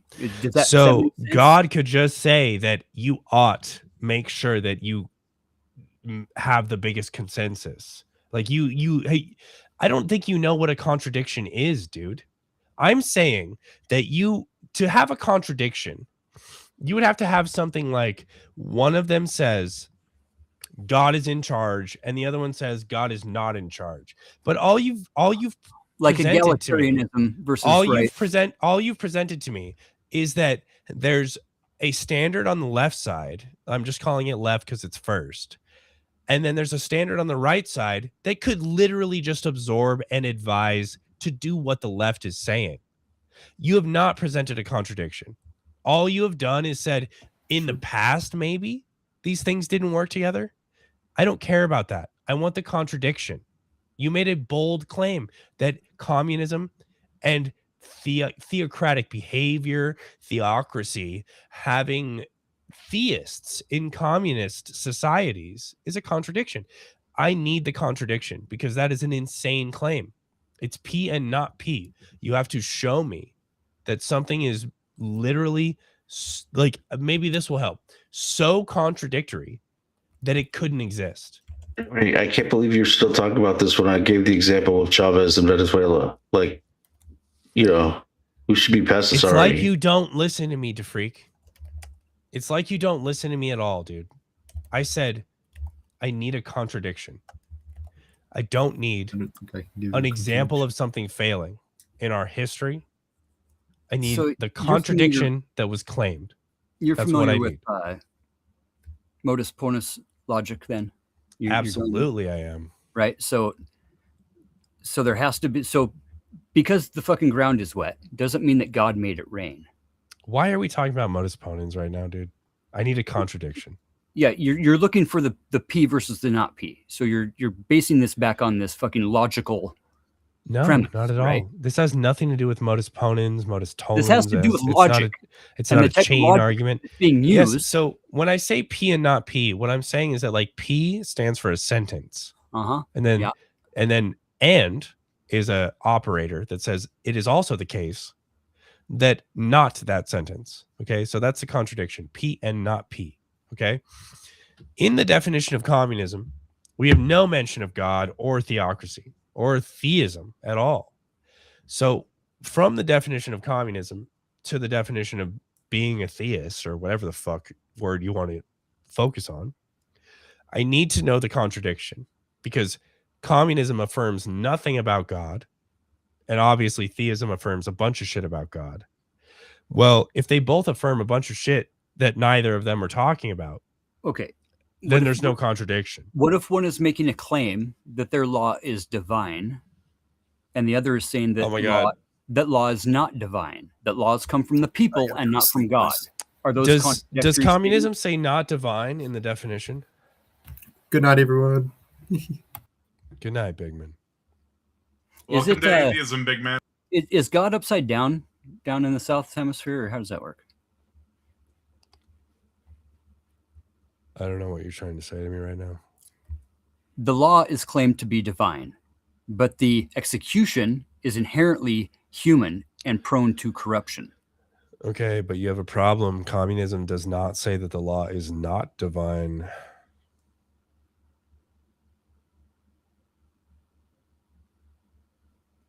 Inherently, by saying that it comes from the people, it's saying that it's not divine. No, there are people. I know a woman who thinks that me and her are gods. Sure. Okay, so this is all bullshit. That doesn't mean. I don't see a contradiction. I'm waiting for the contradiction. I need something being affirmed and denied at the same time.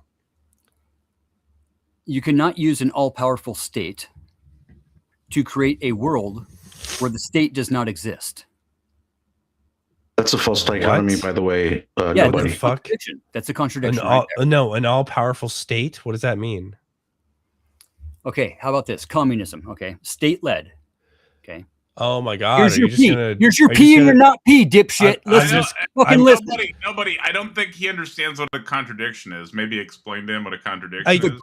I've tried. Okay, I'll make the P and then I'll make the not P, but you have to make it through both statements. Okay, I'm gonna make. I asked you what an all-powerful state was. And then what is an all-powerful state?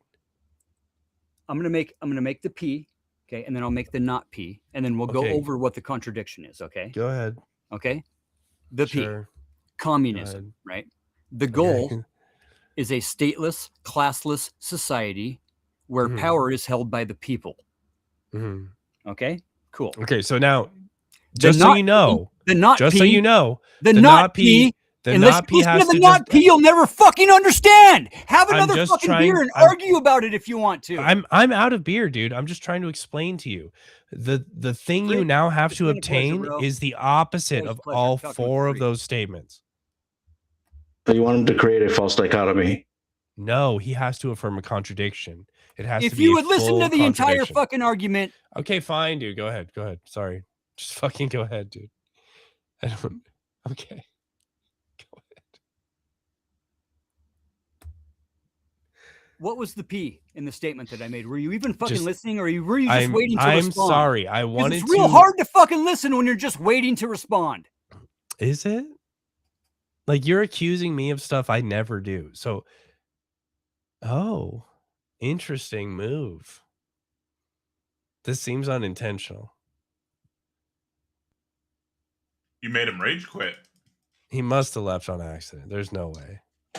Maybe, but you think he'd be back by now? I don't know, dude. That was bad.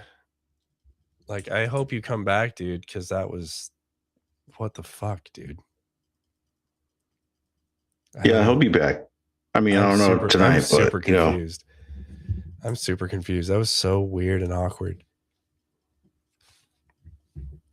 Also, I have no more beer, don't worry dude. about it.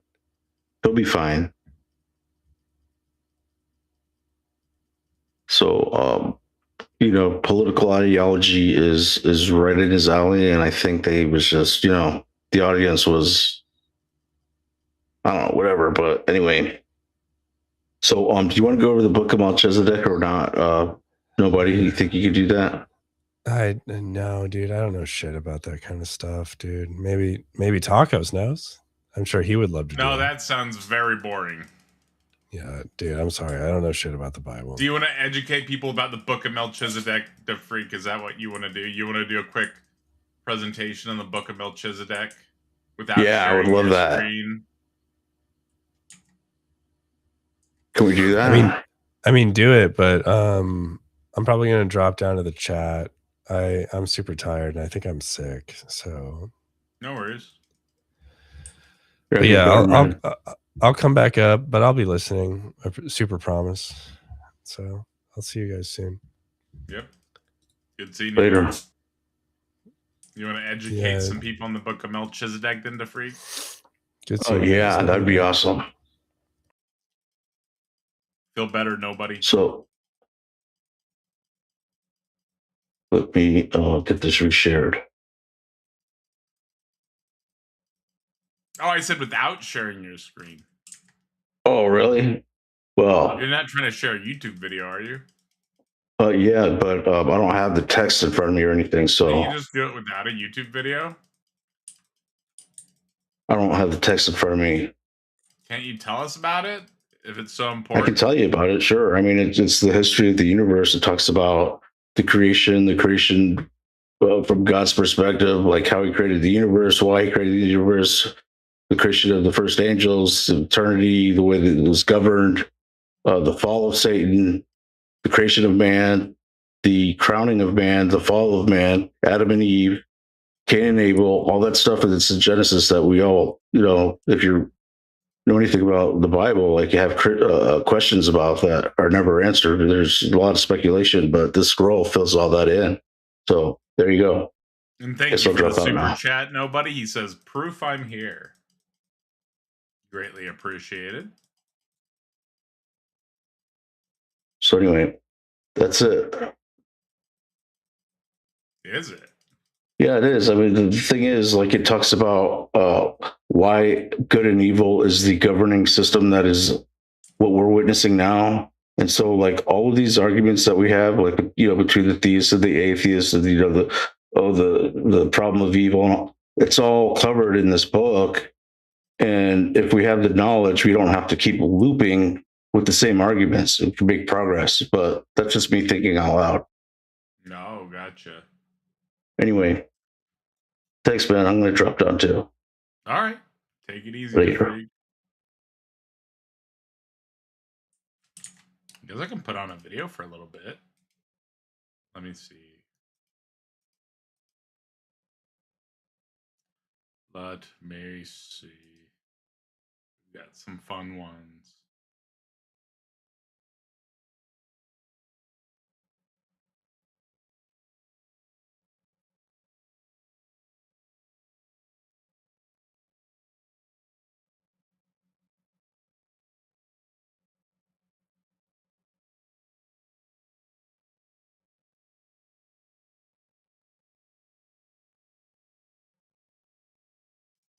Minutes, maybe you could try to spend a minute maybe on each of the premises and sort of talk a little bit about each one of them and sort of explain it a little bit better so that everyone can sort of follow along. You know what I mean? Yeah. I don't know if I'll have time for that. I was just going to give a general overview of what the argument Mhm. argues for, and how it kind of works. But yeah. We ready to go? Definitely try to give like the premises so the audience knows what the argument is, and then maybe Taco or you can put it on screen so people. Yeah. Do you want me Otherwise just to it- go premise by premise for my intro and explain If it? you want to put it up on the screen, what you can do is you can share that. Now, tonight, we're going to have a good, clean debate. Let's avoid the low blows. This is going to be over the topic, does Bugs' cosmological argument prove God? Bugs is taking the affirmative. Howdy's taking the negative. Bugs is going to be starting out in the introduction and the closing statements. Then Howdy he's taking the negative, so he'll be second in both the introduction and the closing statements. There's going to be 8 minutes in both sections, and then hour-long open discussion. Every dollar in super chats adds another minute to the discussion, up to an additional hour, so you could go for up to 2 hours. We usually do open panel after, so make sure everybody sticks around for the open panel after. Bugs Loves All should be linked in the description. If he's not, I'll fix it if it broke the link. But he's you're Orthodox, right? Yes.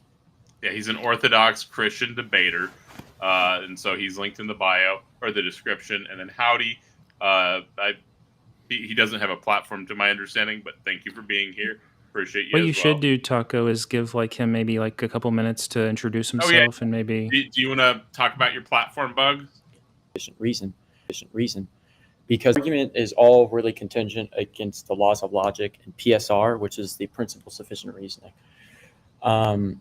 Essentially, the principle of sufficient reasoning states that everything that exists, every contingent thing that exists, must have a sufficient reason as to why it is and why it is as it is rather than otherwise. Now, this is pretty much the root of my argument, and I frame my argument so that if you do affirm the PSR, then ultimately it would lead into the requirement of a necessary being. And the attributes that this necessary being would be required to have would be things such as being pure act, i.e. fully actual, that would be having the omni attributes and so on, as well as possessing consciousness in accordance to the principle of proportionate causality. Now, the argument goes as follows, as you guys can see with the syllogism. Premise 1, PSR teaches that every contingent being has sufficient reason why it is and why it is as it is rather than otherwise, which I've already stated. Premise 2 is contingent realities exist. Now, when I'm talking about contingency, something contingent, something whose existence is not necessarily / could have failed to exist or could be otherwise. It depends on something outside of itself for its being. For example, us humans, we would be an example of contingency. Certain attributes contingent beings have would be changing, potential, and so on.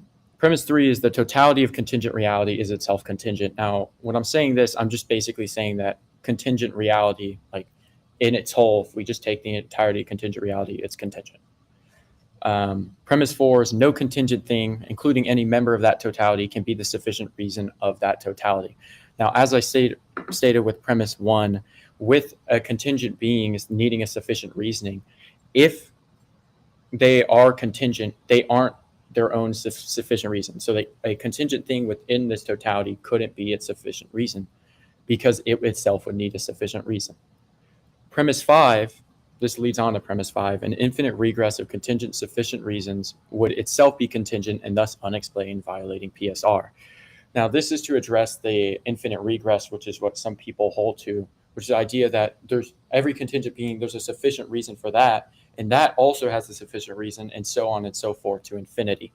Now, if we take an infinite regress, This is a violation of PSR because it doesn't actually justify anything. Instead, it just pushes the problem one step backwards over and over again.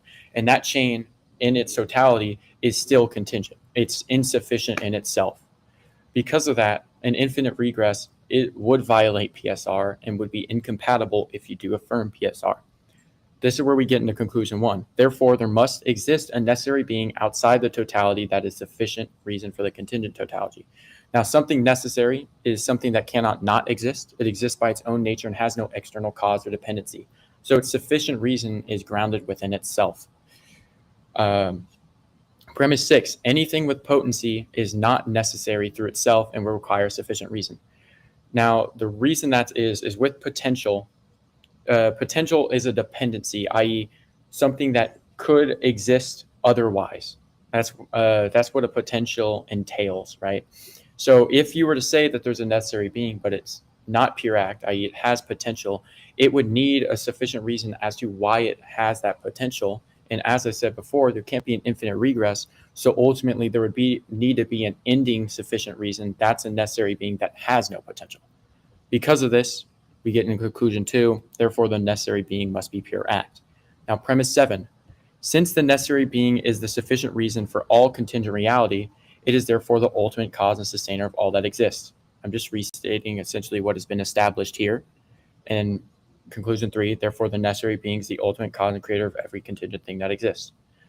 Premise 8, humans are conscious beings possessing intellect and will. This is the part of the argument in which I now argue that the necessary being would have to be conscious.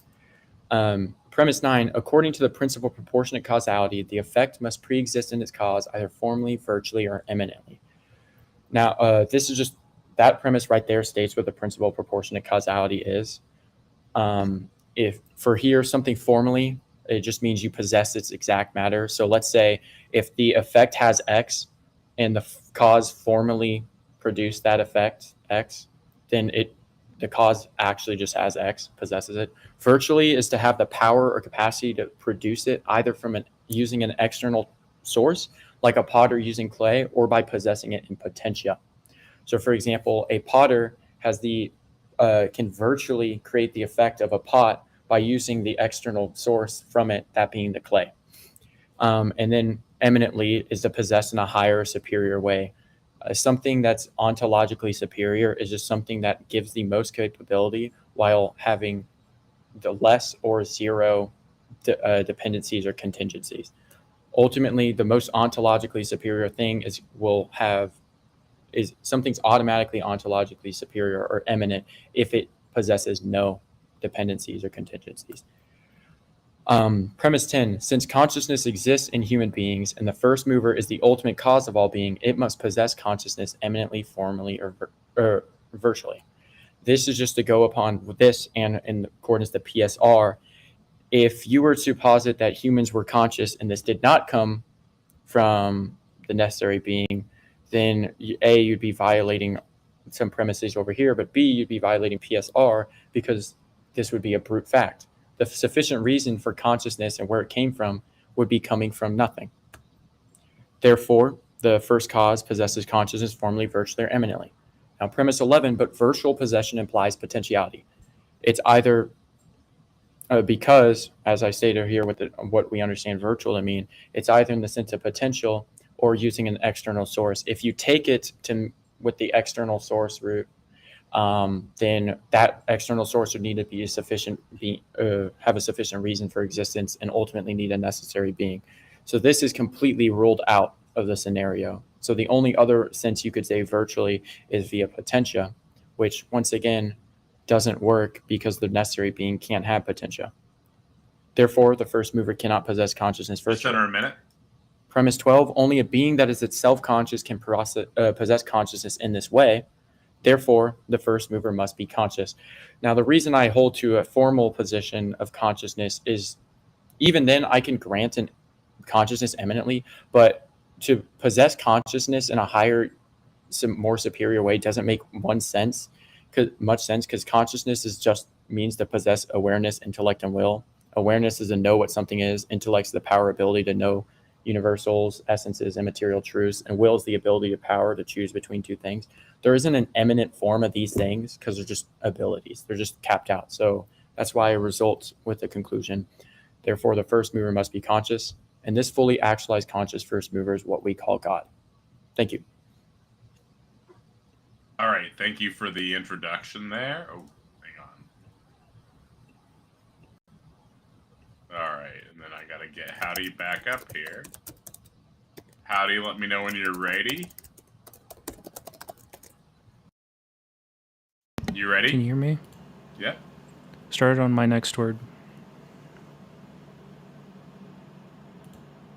Okay, I want to thank Taco for setting up and hosting the debate. I want to thank Bug for his participation and presentation of the argument. And I want to thank the audience for their continued support. Point of order, the opinions presented here are my own and not meant to represent Taco or any of the panelists, this channel, or its community. So first is like there's many variations of the PSR as to like which facts require sufficient explanation, what constitutes a sufficient or what requires sufficient reason and what constitutes sufficient reason and which modal scope or register the PSR is utilizing. Now the version Bug seems to be alluding to is that for each contingent fact P, there obtains another fact Q such that Q explains P. That is to say, P and Q stand in explanatory relation where P is an explanandum and Q is explanans. However, this principle seems to be inadequately justified and suffers from plausible counterexamples. The PSR seemingly must at least accommodate indeterminacy or stochastic processes. The main argument I've seen in support of these versions, contingency versions of the PSR, is to exclude certain skeptical scenarios elicited from brute facts, of which this kind of PSR is going to exclude. So it's like, well, if there's brute facts, you can't know anything sort of stuff.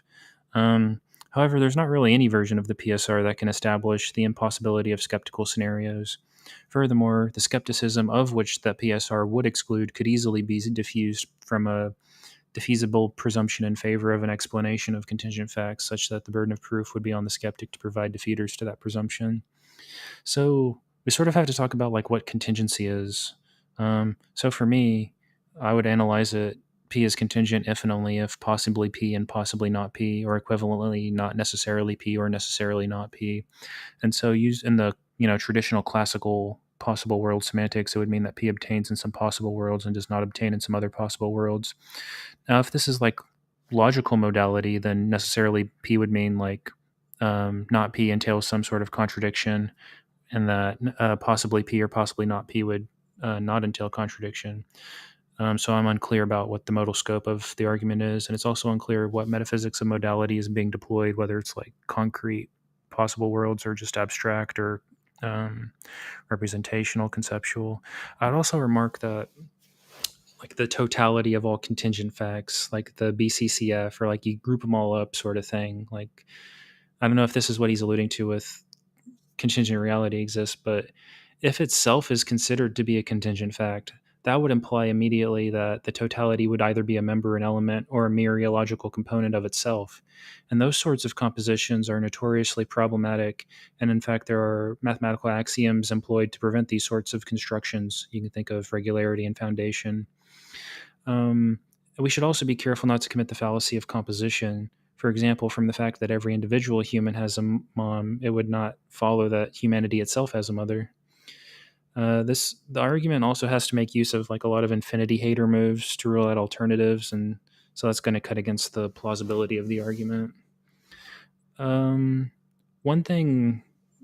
One thought is like it would seem reasonable to explain every conjunct of the totality from citing other conjuncts. So, for example, how do you get the coffee cup from the plastic from the oil on the ground from biological matter that died, and then you just keep giving explanations in terms of other contingent things all the way back to infinity, plausibly some sort of inflationary cosmos. There doesn't seem to be anything wrong with that explanation. Nothing's left out or needs to be explained such that the principle has straightforward, plausible counterexamples. Another is one assumption of the argument seems to be in Aristotelian metaphysics, which is questionable, that faces problems of circularity, implausibility, and inadequate justification. And even if there were initial contingent facts that did require an explanation, it seems plausible to cite non-causal explanations that don't cite the activities of a being. We could consider explanations in terms of grounding or functional realization or structural constraints, metaphysical principles, etc. For example, we could consider a world in which there is a law that says, let there be an atom, or a law that says, let there be a 50-50 probability of there being an atom. This law could have been false, such that the atom's contingent, but there would be a contingent being without a necessary being, because a law is not a being, but rather just the nomology of the world. I would object also to the principle of proportionate causality because of the plausibility of emergence. So many composite objects are observed to have properties that their parts do not. So, like intelligent beings are sometimes composed of non-intelligent matter. Wetness and other macroscopic properties are not predicated of subatomic particles. And so the PPC sort of relies on the denial of emergence, which is very contested. And another move a non-theist could make is to say, well, you can grant that something exists necessarily that causes something contingent, such as the singularity or some other event having a probability of unity. That is to say, like 100% this event has to happen sort of thing. Like those would be like necessary under most accounts of modal logic or modal metaphysics. Every contemporary proponent of cosmological arguments recognize that additional arguments are required to show that the entity whose existence is established possesses the familiar divine attributes. And my appraisal of cosmological arguments is that they're parasitic on ontological arguments, such that if the cosmological argument is sound or strong evidence, then the ontological argument is sound. Premise 2 would be that the ontological argument is unsound, such that the cosmological argument is unsound from Modus Tollens 1-2. Finally, the structure of the argument presented seems to be invalid, although being charitably, we may suppose to be able to reconstruct the argument in a valid form. So I'm not sure how much we'll press on that. So one thing is like this Aristotelian metaphysics stuff, right? So one is like the problem, like the goal of an analysis of change, because he's going for like this potential actual stuff. So like the goal of an analysis of change is to explain becoming, coming to be, passing to and from, transitions, or other so-called change language. But the Aristotelian analysis explicates actuality and potentiality with the change language it attempts to render an analysis of. So like potentials becoming actual, or potentials coming to be actualized, or things passing from potential beings to actual beings, or transitions from potency to act. So it just seems confused as an analysis. It's also implausible because it assumes ontological pluralism, things that aren't necessarily existent nor non-existent, which almost no metaphysician accepts. It also assumes the felicity of eternalism, which is a very strong position in theories of time. And it's also unparsimonious by introducing uncountably infinite potentials for every single object. And there's also inadequate justification. There's just no good reasons to accept the analysis, and there's readily available plausible alternatives such as x changes if and only if at f at time t, if x is f at time t naught and not f at time t1, and x persists from t naught to t1, or the at theory of change. And I have a bunch of other objections to the metaphysics and the validity, but I guess we'll get into that because I'm running out of time. But ideally, if we have some time left over, if people donate, I actually would like to make arguments against the doctrine of divine simplicity from in the bounds of Christianity, because I think there's problems even within the system itself. And with that, I yield the rest of my 2 seconds. Perfectly timed. Thank you so much for the great introductions, both of y'all. Let me get you pulled back up here. So, for tonight's debate, as usual, I've got 50 pieces of clothing on. Right now, we're currently sitting at like 17 likes, I think. No, 20 likes. We've got 20 likes. So make sure to slam that like button. It helps a ton. Make sure you all slam that like button. And let's get started here. So in tonight's mega bloodbath, I want you guys to keep away from the low blows. Let's have a good, clean fight. Treat each other with a little bit of respect. It's okay to get heated, but let's try not to absolutely tear into the other person too much. Focus on the arguments, right? With that being said, you guys both ready to get started here? I'm good to go if you can turn off that alarm. Oh, no, that's my alarm. Oh, whoops. yeah. I was blaming you. No. I was like, that's funny. Okay, so Yeah, and oh yeah, one more time. Super chats add up to 60 additional minutes. So if you have questions, make sure you get those in. It's $1 a minute, right? But I do appreciate y'all being here. Let's go ahead and get started here. Mega Bloodbath engaged. You've got an hour and 10 minutes right now, it looks like. Oh, I need to add that soundboard from Futurama with the guy with the closet goes whoop, whoop, whoop, whoop, whoop, whoop. You there, Buggy? And Karen Dave says, I very much want to hear a deeper analysis. WRT Divine Simplicity, so I shall add some time. Good luck, debaters. Thank you so much for the comment, Karen, and the $10. That's greatly appreciated. I'll add the time now. You there? Because you're the one bringing the objection, so. Yeah. So, yeah. So let's talk about the argument and what's going on, and let's figure this thing out together. We're going to work together as a team. So, so do you think you can give like a more formal analysis of like, well, you said the PSR is everything that exists has a sufficient reason why it is and why it is as it is rather than otherwise. Is that so? My definition for PSR that was that every yeah, we'll just start with that.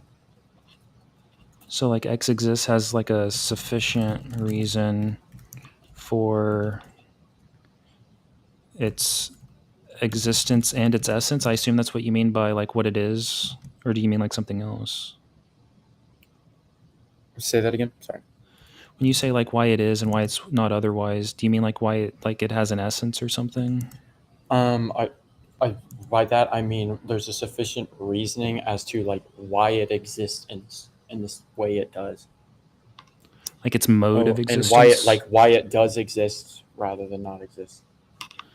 Yeah. Like it has a reason for why it exists, but you also added like why it is as it is rather than otherwise. But so would you say that God has a sufficient reason as to why it exists and why it is as it is rather than otherwise? Are you including like everything? Yeah. I would affirm that God has a sufficient reason why he exists. Yes. Okay. Would you agree that if God has a sufficient reason as to why he exists, then the ontological argument is sound? What do you mean by the ontological argument? So the ontological argument is that so God has a sufficient reason why he exists. In other words, an explanation for his existence. So really the only where you can go from there is sort of like an ontological argument where God's existence is a part of his essence. Some might say his existence is his essence, or they might say something like his attributes sort of entail his existence. Would you affirm either of those? I would affirm that like the sufficient reason for God is internal versus with contingent things is external. Yeah, so like would those internal reasons be either that he has existence essentially, or that any of his properties would entail his existence? Essence is existence. Okay, his essence is. Thank you. Okay. Contingent reality exists. Let's talk about this. So a lot of times you're just trying to like collect everything or group everything together because you don't want to run into the issue where you're saying, well, what explains X? And I say X0, and I say, well, X1. You say, well, what explains that? And I say X2. And then, because that's sort of going to end the argument. So are you trying to sort of collect all of the contingent objects or contingencies or contingent facts in like this amalgamation of them or something? Are you in reference to premise 2 or premise 3? Because premise 2 is contingent reality exists. Premise 3 is the totality of contingent realities is itself contingent. Contingent reality exists. Oh, so premise 2, you're just saying, yeah, what do you mean? Are you saying like there's at least one contingent object, or are you saying something? There's just contingent things that do exist. Okay, so it's like at least one contingent So what language would you like to use? Are you saying like an object or like a being or a fact? Is there any particular language you like to use for this? I mean, just so not I mean, it really. says Like you being. could just say something that's contingent. Okay, anything that's contingent, whatever it is. Okay. Yeah, that would be part of the contingent reality. Anything that Okay. exists is contingent. And I take it that when you say like the totality of contingent of CR, that's sort of like maybe like a set containing all contingent things, like a Yeah, like collection if of them, like you C1, imagine C2, if C3. yeah, like if you imagine, let's say there's 5 contingent things, the totality of that contingent reality is just those 5 contingent things because they're all that they make up the entirety of the contingent reality. Yeah, that's actually probably an easier way to look at it. Instead of dealing with infinites, we can just say, well, there's at least 5 contingent objects. Let's look at these. When you say, this is where it gets a little bit tricky, is when you say is premise 3 where it itself is contingent. So would that be? So it seems to like include itself, because if CR is contingent, then it's an element in the set of contingent things, right? When I'm saying what I'm saying there with premise 3 is that like if you take the totality of the contingent reality, like those five contingent things, for example, that totality it's self-contingent. Like it doesn't just magically become necessary. Right, but I'm just asking, does this set include itself as an element? So like let's say CR is the set of C1, C2, and C3. My question is, would you say that CR is the set including CR and C1, C2, C3? No, like what I'm just saying there is like, imagine there's like 5 dots, and those are all the contingent things, and there's a circle around them. That's the contingent reality. What I'm saying there is with that contingent reality is it's self-contingent. I mean that entire thing, it's that reality, it's still contingent. It doesn't like become necessary. So like let's say we were collecting a collection of all the contingent things. Would contingent reality be one of those things that we would include? No, that's not how I'm necessarily using contingent reality. Like if there's contingent beings or things that which exist, like a contingent reality, that's just like the term I'm using to describe all those things, all those contingent things. Like if I was trying to lump them into one thing. Yeah, I understand that, but when you said it itself is conceptual. contingent. Yeah, by that I mean like that clump that I made, that like conceptual clump where I clumped up all the contingent things, like all of contingent reality, all those contingent things are contingent. But not the set itself? Like contingent reality itself? Or are you just saying? Well, I'm not saying that like here the contingent reality is like its own existing thing. I get you could say it exists in the sense that there's contingent things that exist, and it's like that's a reality. You could kind of try to argue that, but all I'm saying is like all those contingent things, that would be the contingent reality, and those contingent things are contingent. Yeah, I get that. I'm stuck on premise 3 where you're saying CR, like the set of all these contingent things, is itself contingent. Right, I'm trying to make sense of that. And yeah, all I'm saying there's that clump of contingent things. Those contingent things are contingent. So you're just saying the things within that are contingent. Yeah. But the set itself is not contingent. Like the collection of the contingent things is not itself contingent. Okay. Yeah, it's kind of like how, for example, if we take with contingent reality, if we take like the solar system exists, but it exists like as a system of bodies, as those planets. So it's just like the solar system is just the description for the clump of those bodies, the planets, in its totality. Same thing with the contingent reality. That's just like it exists, but it's just like the description of all the contingent things itself. The same way with like the animal kingdom. The animal kingdom exists not like as an actual substance, but as like the clumping of like all the animals. Okay, so like the set of animals is not itself an animal, right? Yeah. Okay, cool. So then you said, okay, number 4, no contingent thing can be the sufficient reason of CR.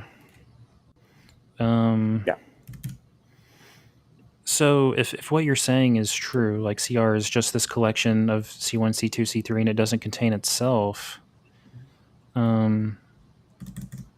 it seems to be explained by its elements. So like, if I'm thinking like in What I set mean by theoretic, sufficient what do you mean it seems to explain its elements? Like in the sense of sufficient reason. So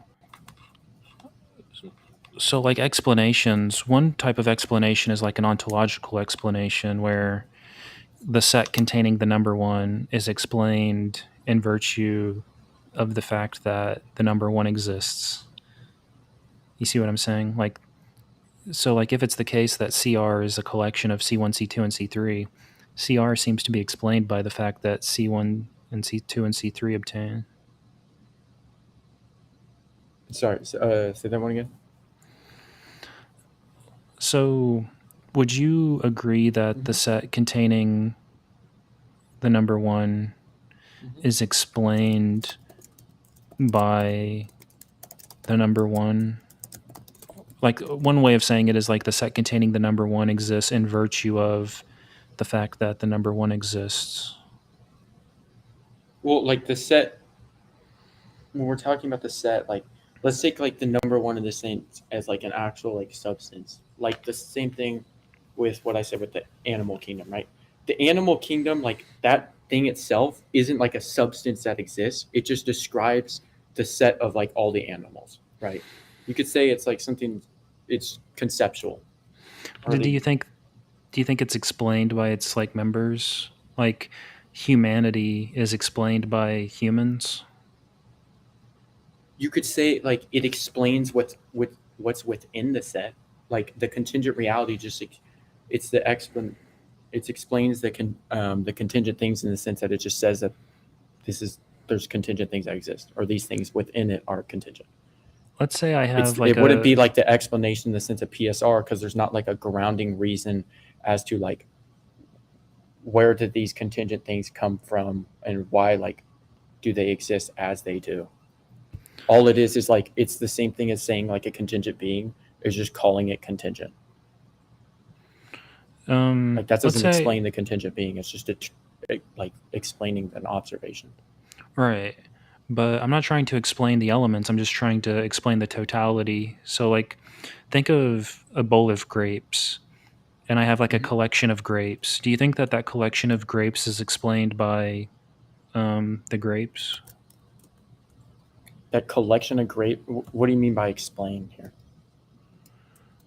Well, I guess I should ask, what do you mean by explain? Because you're using like a PSR such that for every fact or thing that obtains, there's a sufficient reason, right?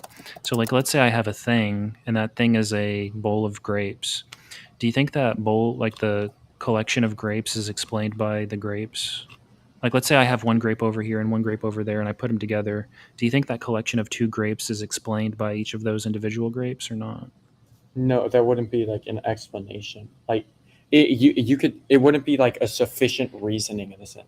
It would be an explanation in the sense of like you're explaining that this grape is a grape, but it's not a sufficient reason in the sense that like where like the source of the grape's existence and where's the grape come from? What's the grape grounded in? I'm not trying to explain the grape. I'm trying to explain the collection. Like I just put 2 grapes together and I try to explain the collection. Do you think that the collection just being grapes? I'm asking if the collection is explained by the individual grapes, or is it explained by something else? Is the collection of grapes explained by the individual grapes? Well, yeah. I mean, you could say in some sense, like if the collection is just describing what's within it, and it's just grapes within it, then the grapes themselves are explaining the collection. Okay. Like in that kind of sense, but that's not like a sufficient reason. That doesn't tell you why those grapes exist, where they came from, those types of things. It's like just an observation, essentially. Okay, so let's say like the fact that there's a grape in a bowl do you think me putting the bowl, like the grape in the bowl, explains why the grape is in the bowl, or do you think like that needs more explanation? Yeah. So what would need to be explained, like a sufficient reasoning, is it like explain would be a sufficient reason. There's a couple things that it gives. It gives the complete set of conditions, like the full ground. It's like the ultimate basis. There's nothing left unexplained about why the thing exists, like where it comes from. It's like it's the ultimate grounding of its existence. Oh, so would you say like an explanation is sort of like I forget the science guy just says, well, in order to create apple pie, you must first invent the universe. Is that sort of like what you take an explanation to be? That would be like the ultimate sufficient reasoning for those things. Like that could be an example in a larger term. Obviously, I don't believe the universe is a necessary being, but you get what I'm trying to say there. There's explanations in the sense like you can have an explanation in general with like the collection here where it's just like partial or incomplete, right? Like it explains what's in the collection or what this thing is, but like it's not the sufficient reasoning as to why this thing exists, like where it came from, what created it, so on. So I guess it doesn't ground the grape's existence. It just describes what the grape is. It's an observation. So would you say like if I see it's raining, or like let's say I see it's wet on the ground, then I try to cite that it having rained is why the ground is wet. You would say, well, really that explanation is insufficient unless you cite God. With rain hitting the ground, the only way to explain it is with God. Yeah, because you're saying, well, it's not sufficient. You need to explain everything about everything in order to have a sufficient explanation. So I'm asking if the water's on the ground, would I have to cite God in an explanation? If for it to be the ultimate sufficient reason, yes. In the sense that I'm talking about here, there's two senses you could use sufficient reasons. There could be sufficient reasons in like ordinary situations, like for example, the flame can be the sufficient reason as to why the paper burns. Like, why did the paper get burnt? Why did it turn that ash? Well, because it was set on fire. It was from the flame. But there's only one ultimate sufficient reason, that being like the thing that grounds everything else, and it doesn't itself have another sufficient reason why it exists. Like it is its essence is existence. Okay. And I'd have to sort of also cite everything in between, like all of the processes that led to the rain, all the way back to the creation of the creation of creation, I should say, and then of God's like creative free. Okay. Yeah. So like PSR is that it's just saying that something requires a sufficient reason by referencing something prior to it or by its necessity. Right, but you're just taking, well, unless they give the entire explanatory chain, it's not going to be for the a one sufficient ultimate explanation. Sufficient reason. Right. So once again, like there's different senses. And Kurt has a question: does a complete explanation require and thank you so much, Kurt. But does a complete explanation require a teleology, or is final and efficient causation adequate for bug? Yeah. Well, like I don't see how. Like, what does he mean by required teleology? I'm guessing if he asks if you affirm, I guess, Aristotelian causation, where you have formal, material, efficient, and teleal or teleological or whatever. Yeah. Well, like, so like for PSR, right? Just to clarify, teleology, all teleology is like the idea that things within nature act for purposes or goals, and that's like excluding whether they're conscious or not. This Kurt clarified. He says I meant efficient and proximate. Yeah. Okay. Fine. Something I meant efficient and proximate. Yeah. You could say it wouldn't be the ultimate explanation. teleology wouldn't be the ultimate explanation or sufficient reason. You could say that like it could be in some sense like a sufficient reason as to why this like X carried out the action of Y. So like let's say X did something and that something is Y. Like teleology could be this sufficient explanation as to why X did Y, but it wouldn't be like the sufficient explanation in it's like this one ultimate sufficient explanation because it doesn't explain why X exists entirely, where X is grounded in with like its ultimate sources, those types of things. It wouldn't even like teleology itself would like if we take teleology to be like an actual thing, it itself would also need a sufficient reason as well. If you take that worldview. So now I'm on premise 5 where it says an infinite regress of sufficient reasons would itself be contingent. So is that another sort of another collection, but a different collection than the contingent reality? No, so what I'm saying here is with the infinite regress thing, it's in reference to the idea that, as I said before, like everything has sufficient reasons, but as to why it exists as it is, in the way that it does, the infinite regress is essentially like X. Let's say X is a contingent thing, and then its grounded or its sufficient reason is Y, and then that Y is Z, and so on to infinity, right?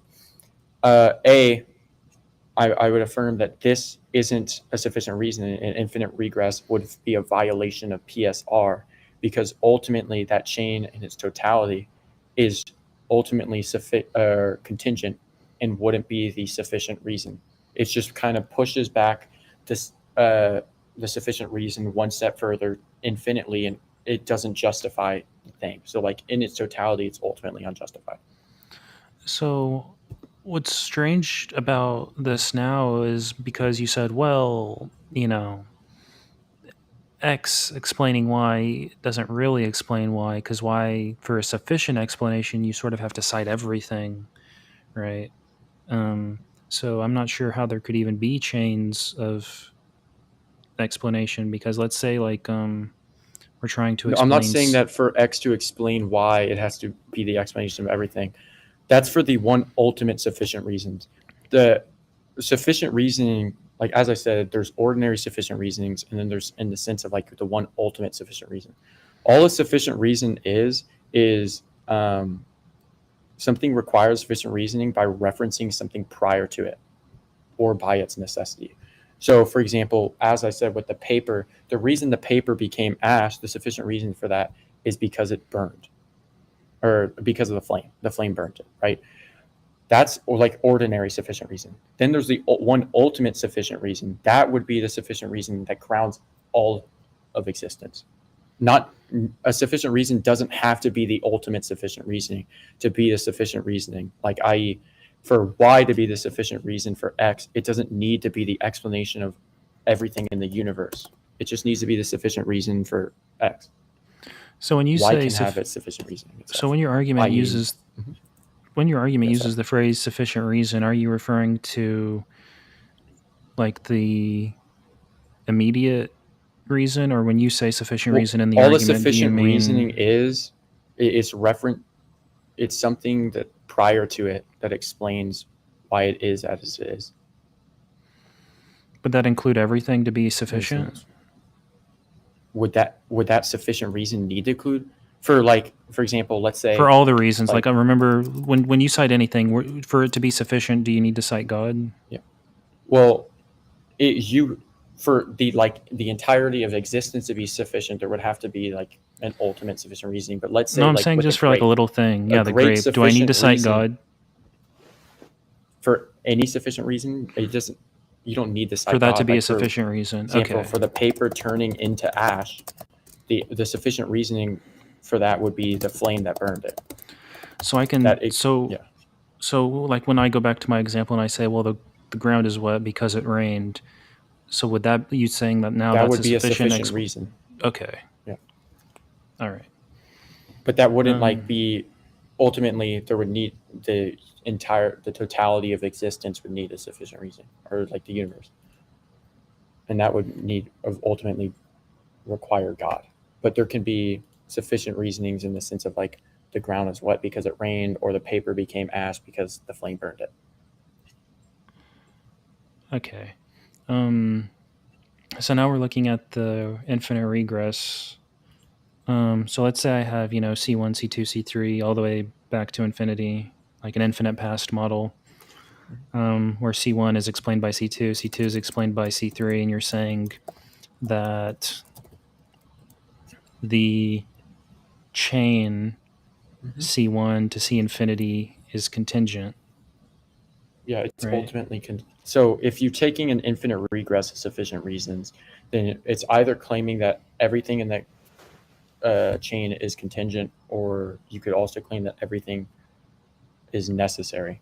So with an infinite regress of contingent causes, right, that chain, if you take it just to be an infinite regress of contingent causes, is ultimately contingent, as that's what we would affirm if you do affirm premise 3 and premise 4, that the totality of contingent reality is itself contingent. Sorry, just premise 3. That ultimate chain is contingent. It's not the ultimate sufficient reasoning. All it's doing is just pushing the sufficient reasoning back to a previous contingent thing over and over again. There's no like ultimate grounding. Or you could take the worldview where there's an infinite regress, but it's everything in there is necessary. If you're taking that worldview, as the guy in my chat said with imperfect, everything, if for something to be necessary, right, it has to exist as it does in all possible worlds, which means that things such as like atom division, or like even, for example, us talking, we would be violating that because we went from a state of not talking to talking. Those would be changes. So we wouldn't be necessary. We would be qualified as necessary. As well as, for example, us growing, that's a change. Needs to be a sufficient reasoning as to why that occurs. We're also dependent on air and those types of things. There's sufficient reasonings within that. So the idea that everything's necessary wouldn't work out, and the idea that this infinite regress of contingent causes would just ultimately be contingent. It doesn't justify or ground anything. All right. Seems a little confusing.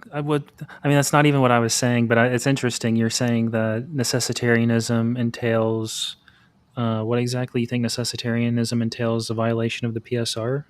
No, like if you take that everything is necessary. Yeah, it's necessitarianism. Or fatalism, I guess some people call it. Yeah. If you're taking everything exists as necessary, then that wouldn't follow, because from change. You're saying that change and necessitarianism are incompatible? I'm saying that just the current world and necessitarianism is incompatible, because something necessary is something that cannot not exist. And if it were to, like, for example, with us, change would be an aspect that would reject necessity, because that we exist in a possible world in which we don't have to exist in that specific mode. We can exist in different ways, which then means if we're claiming to be necessary, right? Let's say X is necessary. X must exist in all possible worlds. But if X can be different and exist in a possible world, then X isn't necessary. So since we are existing, yeah, but necessitarian, then we couldn't be necessary. Like the point of necessitarianism is just to say that the only possible world is the actual world. That's the position. So that when you refer to other possible worlds, that everything's necessary. Yeah, and I'm telling you what that means in possible world semantics is just to say that the actual world is the only possible world. That's what they mean. Yeah. Okay. And then you're taking a possible world in which we can, are you affirming that we're necessary beings too? No, I'm just trying to understand your qualms with necessitarianism. I thought it was sort of interesting. Yeah. I guess we could get back to the argument if it's sort of like, it's probably off topic. We should probably get back to the thing anyway. But yeah, sure. Whatever you want. So this chain of contingent beings or facts or objects, you don't think that the chain is explained by its like members? It wouldn't be there wouldn't be an ultimate explanation. All it's doing is pushing it back, the sufficient reasoning back one step behind it infinitely, just so X, Y, Z, A, B, C, D, E forever. It ultimately isn't grounding the totality of the chain. The totality of the chain is still contingent. Right, I'm just saying, like, when I take a collection of things, to me, like, the collection is explained by its elements. The collections explain. Yeah. How would that like? I'm not how sure would what that, else could like, explain debunk what I it. said? Because what I'm saying here is with an infinite regress of contingent things, that infinite regress in its totality is still contingent. It's not. It wouldn't be a sufficient reason. So like, how is what you just said like debunk or like give a possible explanation as Well, to how it can be? you're saying, well, the set of this contingent chain is itself contingent, and you're saying, well, like, it needs an explanation, and it just seems to be, at least immediately intuitive to me, that collections are explained by their elements. Well, collections in the sense like you can have the collection Or sets, of, or whatever you want to call it. of like the totality of contingent reality. All that collection is explaining there that everything within inside of it is contingent, but it's not the sufficient reasoning. It wouldn't be a sufficient reason. It's just like a description. It's not. No, I'm trying to That explain the doesn't set. explain why this contingent, let's say within the contingent reality, why X, Y, and Z exist. It's not grounding that. It's literally just describing that X, Y, and Z are contingent. No, I'm That not wouldn't be saying a this. sufficient reason. I'm not saying the set explains the elements. I'm saying the elements can explain the set. Okay, PSR is not the same as explaining a set. PSR is just referencing the grounding for a thing's existence. Okay, I guess we could talk about Something prior to it that grounds definitions. its existence. All right, I guess we can start getting into definitions and analysis. So, what do you mean when you say grounding? What does that mean? By grounding, like if P grounds Q and P is the fundans or the fundatia and Q is the fundatum or fundata. What is that relation to you? Yeah, so like if you want to take the philosophical definition, I'll write it out for the stream too. Grounding is the relationship in which one thing exists, obtains, or is true because of something deeper or more fundamental. Hey, Howdy, when you're taking notes, can you mute your microphone, please? Oh, I think we were both typing, but Oh, gotcha. Never mind then. Or like you could also, that's just basically saying another way you could word it. Just grounding is just the relation of metaphysical dependence in which one fact obtains in virtue of another. More fundamental. All right, that's pretty close. So when I think of a set of or a collection of objects, I think that obtains in virtue of the fact of each of its individual members or constitutive components, like mereological or ontological dependence. That's what you're taking grounding to mean? In this context, so like one type of plausible grounding explanation is the sandcastle in the sand. It seems to me as though the sandcastle is obtained in virtue of the fact that there's sand. That like so like the parts explain the whole. The same thing, it would be like this, or the pole is dependent upon the parts. The marble statue exists in virtue of the marble being shaped in that form, and because the marble is more fundamental. Yeah, that's just what I described. Okay, the so statue's existence is grounded in the marble, and then the marble would have its own grounding for its existence, and so on and so forth. Yeah, so when I take like a collection, then that would just be grounded in its parts. like the sandcastle is grounded in the sand, and the marble statue is grounded in at least partially being grounded shaped. in the marble. Yeah, and Yeah. you could even say like the intentions of the artist and a bunch of other stuff, but at least partially grounded in its components. Yeah. And so when you say, well, there's this chain of like contingent things, then you're saying what explains the chain? I mean, it has like these elements as components of it. Basically what I'm saying here, it's not necessarily. I guess you could say what explains the chain, but like Or what grounds the ultimately, chain, I guess. This chain can't just be an infinite regress of previous contingent things. There would have to be an ultimate, like an end to that, and that would be a necessary being. Okay. And I believe like I've already explained this. Oh. I think, didn't I already address this argument? I'm not sure. So what was your response to there being an infinite chain of contingent beings or facts? Yeah. If there's an infinite regress of just contingent reasons that just there's sufficient reasoning is another reason before that and so on, that's contingent. The ultimate chain, the chain in its totality is ultimately contingent. So it's not grounding or explaining anything.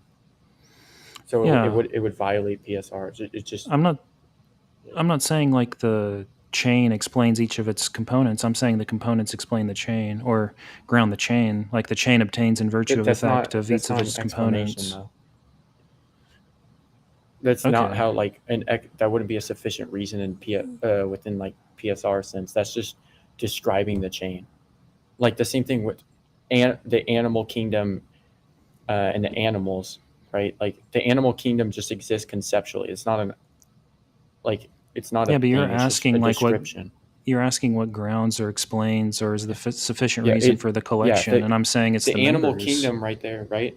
It's just it's like the name for the totality of the animals, but it isn't the sufficient reason or explanation why, like, let's say this zebra exists, like what grounds this zebra's existence or what grounds this lion's existence.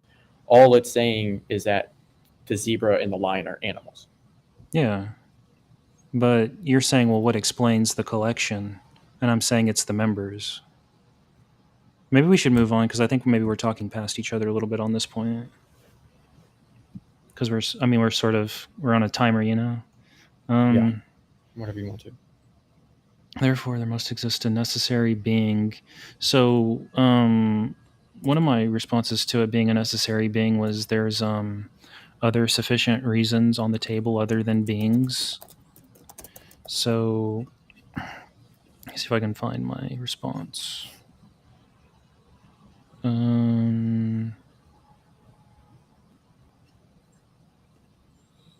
So some, again, other options on the table is like non-causal explanation or like like a non-causal explanation because like a being explaining a being is like concrete and causal, but you could have stuff like explanations in terms of grounding or functional realization or logical or structural constraints or essentialist explanations. Sufficient reasoning would be in reference to what grounds it, something.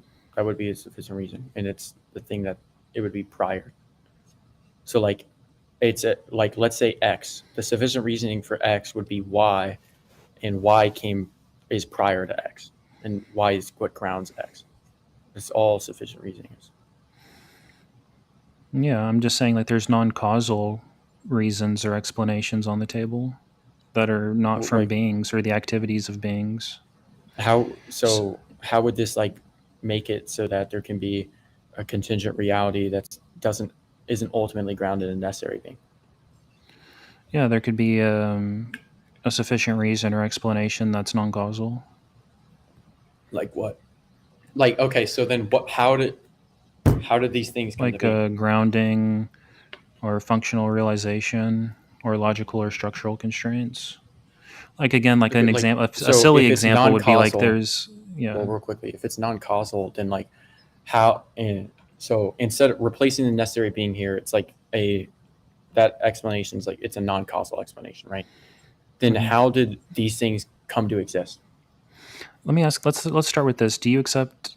Well, I mean, you have to because you just accepted grounding. Maybe you have a different understanding of grounding, but do you accept that there are non-causal explanations? What would be an example?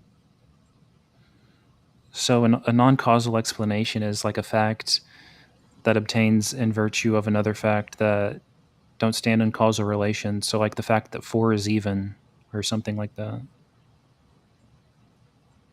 The fact that 4 is even is non-causal. Well, the sufficient reasoning would just be with like this system of mathematics or that sort of thing. Yeah. Yeah. Let's say like 2 exists, or like it's sort of strange, like, because I mean it's going to depend like on your axioms or whatever, but you could say, well, 3 exists because 2 exists, and then the succession operator exists, and it seems pretty. Most people take that there is explanations for like mathematical facts, right?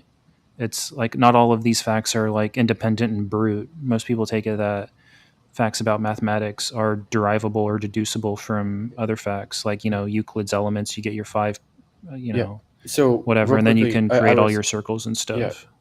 Well, I originally asked you like how something non-causal, like replacing the necessary being here, could explain the existence.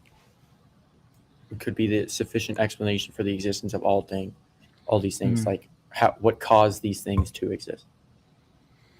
Right, and I was just asking if you accepted any non-causal explanations for anything. Like, do you think the Well, like activity that's kind of a red herring because it doesn't address my question.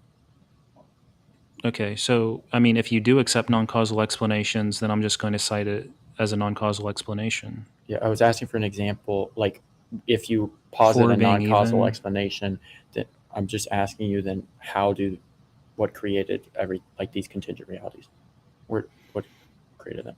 Since it's the thing that was supposedly creates them, at least within my worldview, that necessary being is being replaced with something that's non-causal. It doesn't create.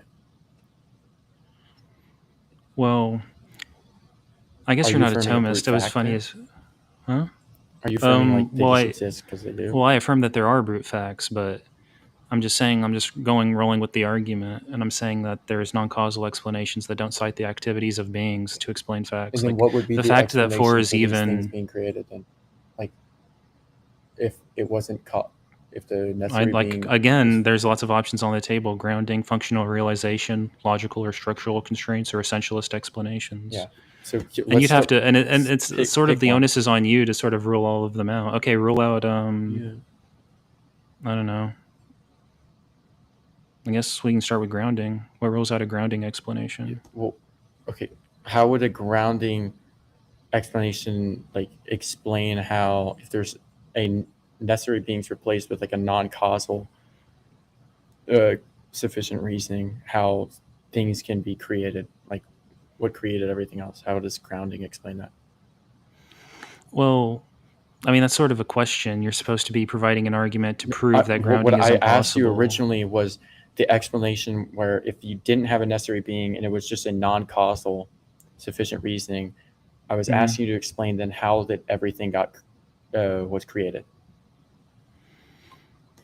Well, if it's the case that everything is created, it could be explained in terms of grounding. I'm not sure why that wouldn't. How would grounding explain, like, for example, like how everything was created? I mean, I don't have to, but just for fun, I could cite Parmenides' metaphysical explanation: is that what is and what is not is unthinkable. Like nothing can't exist. So something. How does has it to explain exist. what created these things? It explains why there's why things exist. Is that it? Nothingness can't exist. So something has to exist. That explains it. Okay, but that could be a necessary being. That doesn't explain why. Like, okay, so the one thing, even within your worldview, right? The one thing that this isn't my worldview, by the way. But like with the hypothetical, that one thing could be the non-causal thing. So that explanation there, it doesn't explain how everything was created given the non-causal sufficient reason that you provided. No, I'm just saying. I'm just citing a grounding explanation for why things could exist. So, like, if I'm asking, so the grounding explanation for why things, but it doesn't answer the question, then it's just like a red herring. You know what I mean? I'm trying my best. I think you're just sort of conceptually confused. Maybe I'll answer Well, this again and then we'll move on if you okay. don't understand it. So again, my answer is to say that non-causal explanations are on the table. One of them, among many, is a grounding explanation. An example of like a metaphysical grounding explanation is that of like Parmenides, who would say that being is and non-being is unthinkable. And so it's the case of metaphysical necessity that things exist, and that explains why things exist, is At because least it's one necessary thing for them to exists. exist. Yeah, it Yeah. shows that at least one thing needs to exist. So Yeah. that wouldn't explain why, like, so for example, within this hypothetical, right, you're holding to like a non-causal, like, being that is replacing No. the Beings necessary are being, like or concrete. No. Beings. non-causal thing that replaces, Yeah, or like a metaphysical principle. a non-causal thing. Yeah, like a Okay. principle, or like But that doesn't like a law of so logic that would be or something. that does it exist, this non-causal thing within this world? Yeah. Okay. Yeah. So if with Parmenides, he's saying, with what he's saying there, at least nothing can exist, so at least one thing would have to exist. So the non-causal thing existing would satisfy that. So the explanation you're giving here wouldn't explain why, like, let's say the non-causal thing is Y, it wouldn't explain how X was created. Because all it's holding I'm to not is that saying at X least was one created. thing needs to exist. Okay. I'm not saying So it was created. I'm just saying why things could be. Are you like, holding to, like, there were things that were always existing, and then those Yeah, things like, were ultimately just created everything else? No, I'm not saying that. I'm saying it's open. Like it could be the case that everything. Well, I guess on Parmenides' account, it would have to be eternal. So yeah, I guess I should go with that. So Okay. yeah, things exist because they exist of metaphysical necessity. And these things aren't necessary beings. They would have potential, these eternal things. Yeah, I would reject an Aristotelian account of change, potential actual language like that. I think the Why? Aristotelian metaphysics is like outdated and confused. Why does potential and actual not work? So when you're talking about what you're trying to do is explain. Okay. So real quickly, actually, we don't even have to get into this. To stay more on topic, right? Yeah. So the things that are existing eternally, they're contingent things. Well, we're going to have to get us in the next one anyway, because like premise 6 and 7 is about pure act and stuff. So maybe we should just go ahead and get on into it. Real quickly, if you're holding that these eternal things that created everything else that have always existed, they're contingent things, right? I'm not saying they're created. Obviously, if they're eternal, they're uncreated. Yeah, like you seem really confused about language. Right? Or are they necessary? Because something contingent, its existence is dependent on something like else, existence, like things existing would be necessary. Now they could, Parmenides wouldn't like this, but yeah, I could affirm that they undergo change. Okay. Are these eternal things that created everything else, are they contingent or are they necessary? So yeah, that would be necessary, metaphysically necessary. Okay, so they're like, their existence is grounded in their own nature. They're not dependent on like external cause or anything else. I would say probably like even non-being things like laws or abstract nomology, anything is probably going to be grounded. If what we take grounding to mean as like in virtue of a way thing can be, then I'm probably going to say that is everything that I can think of is going to be grounded by logic, including God if he were to exist. But okay. The laws of logic wouldn't be necessary beings. They would be necessary truths in the sense that they're hold true in every possible world. Yeah, possible worlds are as big as you can get. Possible worlds is to say that all worlds in which the laws of logic obtain. To deny that, you'd have to affirm impossible worlds or something. Yeah. Okay. So you're holding to these eternal things that are necessary. That's perfect. No, I'm not. I'm just saying it's a possible. It's said probably even a plausible explanation for them to be like eternal. Like, didn't you say that they would have to be necessary in this scenario? For what to be eternal? With the scenario we're giving, with like these eternal, the material, eternal like the being, like the laws or the logic or all of it. Within your worldview, where there's like a non-causal. This isn't my worldview. Reason, or the hypothetical worldview, Yeah. where there's this non-causal sufficient reason, and then there's these things that have eternally existed that were caused everything else to exist. Didn't you say that Well, these they're eternal again, things they're would be messed up? non-causal explanations, so they wouldn't cause anything to exist. It's a Okay, so non-causal then explanation. how did things get like come into existence? They What didn't caused come them into to? existence. It would be eternal. So on like this. you and I, were we eternal?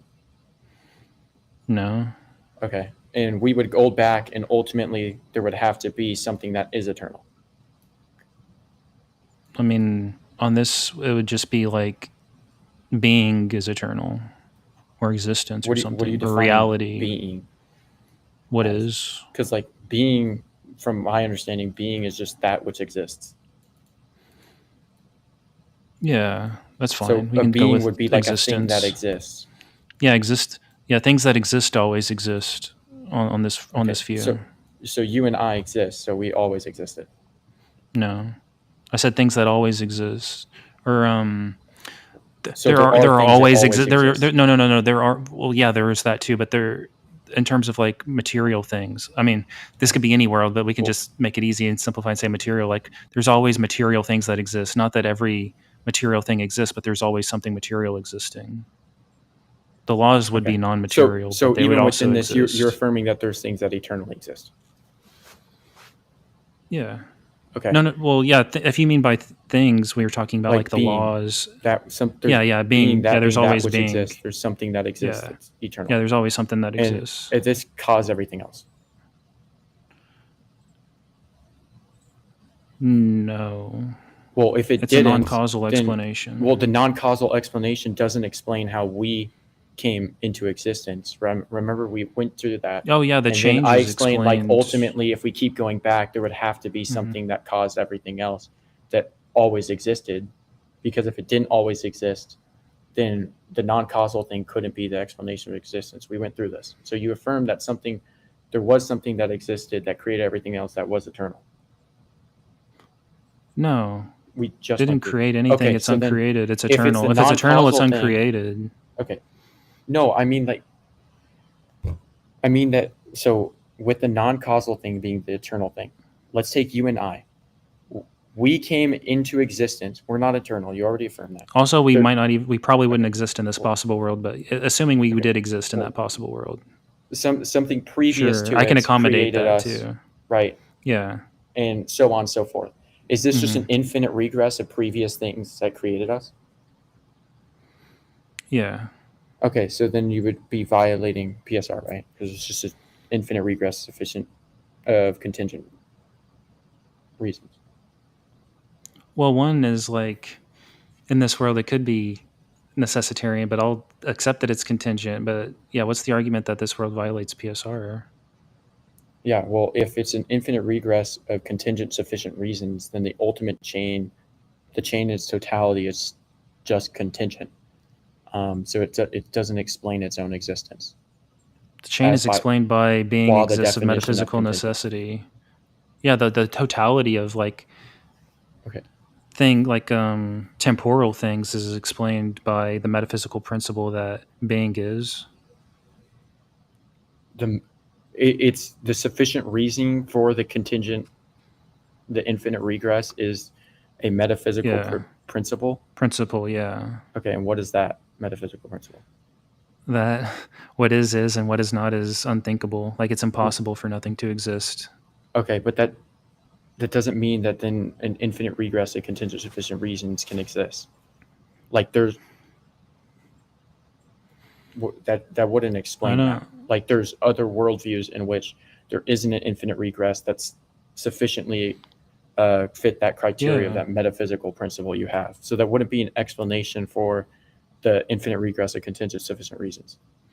That's just that's presupposing that there is an infinite regress of contingent sufficient reason. That's not an explanation of that. Yeah, I mean, okay, sorry. Oh yeah, I was just going to say, and nobody on fire asked Bug if you're going to take a contingentarian stance. Don't you need to provide a reason for the assumption that things could have been otherwise? Thank you for the super chat. Yeah, the idea that something could exist otherwise is grounded in really something that couldn't exist otherwise is ultimately going to be grounded within like the laws of logic and those types of things. If it's impossible for the only way something couldn't have existed otherwise is if it would be a logical impossibility, that being it would violate a law of logic. But so like I could demonstrate even with myself that like for example, if I was born without a right arm, that's a logical possibility. It wouldn't violate, for example, the law of non-contradiction. So like that would be like the grounding or reason for the assumption that things could have been otherwise. But I think we've already believed that in contingent things, right, Howdy? Yeah, I'm Yeah. okay. I mean, I could argue against that. What's funny is I could even argue against causation. Well, like I But don't know why it's- you would be arguing against your own beliefs. You know what I mean? No, I'm just saying, like, because we're just sort of probing the like probability of your argument being sound, and like all of these, alternatives. The more alternatives I lay out on the table, as long as they're like not refuted, they sort of decrease the probability of the soundness of the argument. Yeah. Okay. But I guess to move on more closely to the argument would be like, so I could give you my objections also to the Aristotelian account of change being like potential and actual. So, like, the goal of an analysis of change is to explain becoming or coming to be or passing to and from or transitioning in like change language. But the Aristotelian analysis explicates actuality and potentiality with the change language it should be attempting to render an analysis of. So you have to say things like potentials becoming actuals, or potentials coming to be actualized, or things passing from potential beings to actual beings, or of transitions from potency to act. So it's like explicitly circular, and it's not really providing an analysis of change. Wait, what's circular? Like what specifically circular? So an analysis of change is to explain becoming, coming to be, and transitions. And the Aristotelian analysis of change explains potentials and actuals in terms of becoming and coming to be and transitioning. Okay, so well, like within Aristotelian metaphysics, like potency is just defined as something has the capacity to become something else, but is not yet that thing. And actuality is just the realized state of the potentia, or something that already is what is, but it is potentially able to be. So, like with those definitions there, right? How would potential and actual, like the reason I would affirm that potential and actual potency and actuality would have to exist in a worldview where you affirm change exists is because if you deny, let's take potency, for example. If you deny potency, you're saying, let's say X has the potential to become hot, right? If you're saying potency does not exist, you're denying that something has the capacity to become something else, but it's not yet that thing. So you're denying that X has the capacity or ability to become hot. And if you're affirming this worldview where it does change and X becomes hot, you're violating a law of logic because you're saying at P, it can become hot, not P, it can't become hot. Just really like, I hate to be like meta commentary, but like, you seriously think denying like Aristotelian metaphysics of change entails like a contradiction? Is that the argument? Well, I just demonstrated how the denial if you affirm a worldview in which change occurs and you deny that potential exists, it would violate the law of non-contradiction. Sure. I would love to see an argument for that one day, maybe. I just provided it. Okay, I'm going to pass over that. So did you use the word becoming, right, in that analysis, or no? What do you mean becoming? I said, yeah, you said like if something X has the potential to become hot. To become hot. Yeah, so you use the word become in your analysis? And X becomes hot, yeah. Yeah. Right, so again, my critique is that the analysis of change is an analysis of what it means to become, and you're using the word become in your analysis of potential. That's why it's circular. Well, you could say X has the potential to, like, how would that be? What does an it mean? invalid What does it mean to analysis? have potential? I mean, something has there's the no capacity such to thing become as something else, but is not yet that thing. Yeah. Because an analysis of change is an attempt to explain becoming, and your analysis of becoming in terms of potential references the word becoming to explicate itself. So it's circular. Okay, and real fast, that's the initial hour. We have 20 additional minutes from Super Chats. If y'all are enjoying the conversation, feel free to submit a Super Chat with a question for your debaters or a comment, and that'll get displayed on the screen or asked or stated. We have 40 additional extension minutes available from Super Chat still, so if you're enjoying the debate or you want to hear more, this is a good time to get Super Chats in. I'm starting the additional 20 minutes right now. Yeah. So wait, where's the circularity here? You're explaining becoming in terms of potential and potential in terms of becoming. Okay. And potential. Okay. Yeah. Well, to become something. I would say I'm explaining becoming in terms of potential and potential in terms of becoming. Well, I don't see the logical problem with that. No, it's just a bad analysis because it's circular. It's also implausible because it assumes ontological pluralisms and the felicity of eternalism, but yeah, that's a bad theory. So I can give you like a modern theory. One of them would be like the at theory, where x changes if and only if x is f at time t0 and not f at time t1, and x persists from t0 to t1. Okay. It's like a modern metaphysics of change. Yeah. Okay. Well, potency. Okay, potency isn't defined in like in the analogy I gave. It's not defined in terms of becoming. Mm-hmm. Potential is defined in terms of being, that which exists. Like what's your definition of potential? Is derived from like the prior distinction between potential and actual. Potency, what's your definition of something has the something has the capacity to become something else, but is not yet that thing. Did you use the word become in that analysis? Yes. You're right. So it's circular. Even then, I don't see how it's logically invalid, though. You could just affirm that it's like a tautology. Well, logical, validity is really briefly though. Validity has to do with like arguments and whether or not they use like rules of inferences that are valid, like modus ponens or modus tollens. So if any, like your argument's invalid, right? The analyses aren't valid or invalid. They can just be like either like incoherent or just like bad theories or analyses. I mean, you could just say potential to heat up, and then X heats up. Yeah. And then you could do P, it can heat up. We're going in circles on circularity. Maybe you can go back because wasting time. You just remove becoming. So X has the potential to heat up. Your firming change occurs and X heats up, but you're denying potential exists, i.e. something having the capacity to become something else.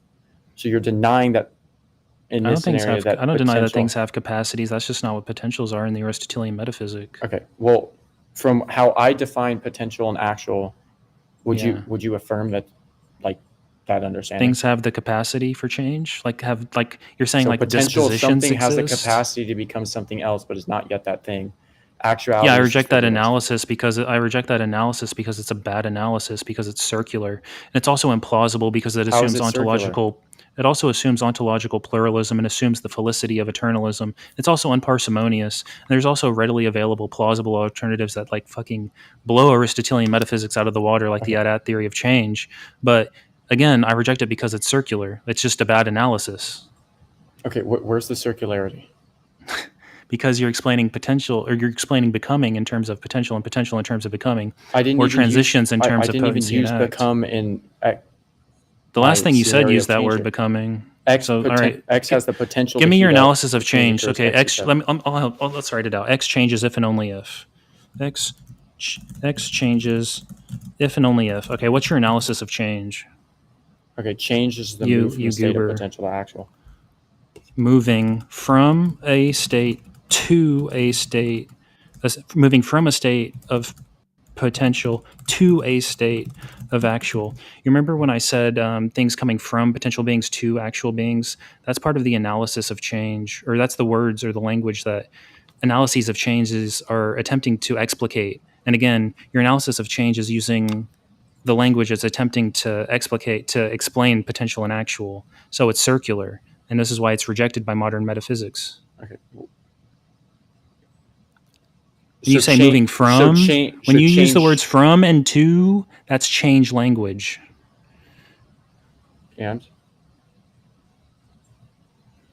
you're explaining. The point is, it's explaining how change occurs. Change, it's possible for change to occur because something has potential and then it moves. Yeah, and it changes, right? That's what change is. Yeah, change is change. Great. That's an amazing analysis, dude. Well, that's just a tautology. Yeah, it's an awful analysis. Yes. This is why no one accepts it. Do you disagree that change is change? I think that that's an awful analysis. That's like saying change is like a primitive notion. You're saying that there is no analysis of change, in which case we would also jettison Aristotelian metaphysics anyway, because then change would be a primitive.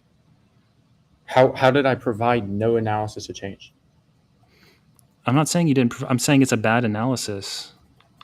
Or when you say change is change, that's a tautology. That's just a bad analysis. It's not an analysis. An analysis is when you have an analysandum and an analysans, where you explicate the analysandum in terms of analysans, like other terminology. So again, an ADAT theory of change would be X changes if and only if X is F at time T0 and not F at time T1, and X persists from T0 to T1.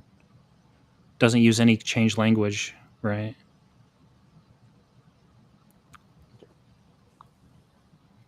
So, okay. So from that, right?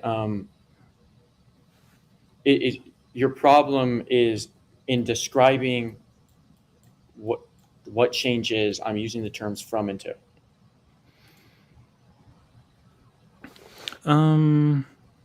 Partially that, but also like how are you defining potential and actual is also going to include change language as well. So something has the capacity to become something else, but is not yet that thing. That's not Aristotelian metaphysics, but like you can redefine potential and actual. Like maybe what you mean by potential is what everyone else means by disposition, right? But that's not Aristotelian metaphysics. With my definition, if you agreed with that and you disagreed with that understanding, you said it wouldn't work. So do you? Yeah, you're just lost. I didn't see that things don't have dispositions. I in fact affirmed that things have dispositions. So you would affirm then that my understanding of potential and actual. Not sure. You said a thing has potential is just to say that a thing has like dispositions. No, potential. And what do you mean by actual? Is just something has the capacity to become something else, but it's not yet that thing. Actuality is just the realized state to become. Of yeah, well, yeah. When you say become, yeah, then it's another level of circularity because becoming is change language. Again, try not to use becoming or coming to be or passing from and to or transitions. There's also other change languages too, but those are like the main ones that a theory of change would be trying to render an analysis of, right? But you're like totally lost on this, so we should like move on. The same as changing. You're saying having a disposition isn't the same as changing. Okay, so then there wouldn't be a problem here. Again, the problem is even in that's what not circular. You're saying is also circular. You just used the words becoming when you defined potential, and you also said moving from something else to. Yeah, that's become. Become is a change term. Yes, but right there, become is the word that become is the word that an analysis of change is trying to explain. Okay. So you're become explaining there. Like becoming when I in say terms of. something has the capacity to become something else, that doesn't mean that that thing changed. It's not the same. I'm as saying change. that analysis is circular How is it circular though? because you're explaining becoming in terms of potential and potential in terms of becoming. That's a circle. We should move Okay, on though, because you're like even getting super given bodied that, on this, and I what's feel what's the bad. problem with that? That's just a I'll tautology. concede this because That's I just feel what bad potency is. bodying you on this so badly. I'll just concede this point. And that's we're going in. Speaking of circularity, we're going in circles. Yeah, let's talk Okay. about principle of. Let's see what we got on principle of proportionate causality. Yeah.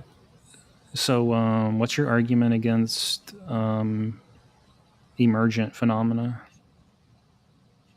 Yeah, Or like do you have apparent one? emergent phenomena Mhm. doesn't mean that like that's actually what's happening. It's just Right. what it appears to be the case, or with our current knowledge. Mhm. I would justify, like, if the rejection of PPC would be a violation of PSR. Sure. Are you intelligent? Like, you agree with that? No. But are you No. intelligent? Sure. Like, Are your atoms intelligent? I don't know. Not in the same way of like Right. being conscious. I don't Right. believe that atoms are conscious. Yeah, this is how bad, right, the metaphysics are, is we don't even know whether or not atoms are intelligent. Are atoms wet? Well, how does this have any relevance? They're examples of emerging phenomena or emergent phenomena, which is a counterexample to the So apparent PPC analysis of apparent. Mhm. It appears that there's emergent phenomena. Yeah, Is it yeah, but possible? Is it possible that the idea of consciousness? yeah, the atoms isn't are wet and intelligent it? on your view. Yeah, that's awesome, dude. Is it no? Is it possible that consciousness? Logically possible, sure. It's just an awful theory. Imagine, right? That's We not walk what up I'm to people saying. and Is say, it "Hey, here's my possible that theory." consciousness can be not grounded in something physical, but could be, Sure. like, for example. Okay. Well, So this it depends what we mean presupposes, by like, this grounded. physical Not sense. totally grounded. Not totally Like, grounded. It's well, probably like, partially grounded. This is Because I don't think you could be presupposing conscious without like a body. within, obviously within the Christian paradigm, we believe that there's consciousness outside of a body. It doesn't necessitate. Now, there's a thing. Christian physicalists. You don't have a stranglehold on Within the dualism. Eastern Orthodox position, we hold that. Right. Yeah. Right. Yeah. For the principle of proportionate causality, we've already explained what that is. If you were to deny, actually, let's see if you know what that is. Do you know what a I've formal? already. Okay. Do you? Let me see. Let me see your definition. I even explained it in my intro. Yeah. So maybe I forgot. What do you think let me see. Formally, to possess in the exact manner or kind as it appears in the effect. So it's like a phenomenal analysis. No, like so something for the something formally is just like the cause, what's in the effect. The cause actually has that. So, like, let's say the effect. Yeah. The effect has X. Yeah. If you're talking about it formally, the cause. Well, the effect is X. Is probably a better way of saying it, but yeah, it's like identical reinstantiation, or like if you read like Phaser, he'll say things like for like, or other like ways of this is like abscission and inheritance. What do you think the difference between virtually and let me see your definition? Do I have those? Virtually, to have the power or capacity to produce it either from external sources or by possessing it in potentia. Seed virtually. Yeah, there's two understandings. Contains a tree. Okay. Oh, here's one. Eminently, to possess in a higher or superior way. What does that mean? That's interesting. Yeah, in the sense of to, like, you possess the let's say, like, we imagine X attribute as a spectrum where there's levels to it. Let's be like X, there's base level 1, then 2, then 3. The eminent form for, let's say, level 1 would be level 2 and 3. For level 2, it'd be level 3. The way we would just determine eminence is something eminent is like ontological. It would be tied in with ontological superiority. Yeah, that doesn't make any sense. You're saying just like the properties in a thing are like maximally in the cause, like the property of the No, the effect is cause like maximally in cause. possesses that thing in a higher or more superior way. So like even with goodness, right? Like Mhm. let's say X, let's just say there's goodness, right?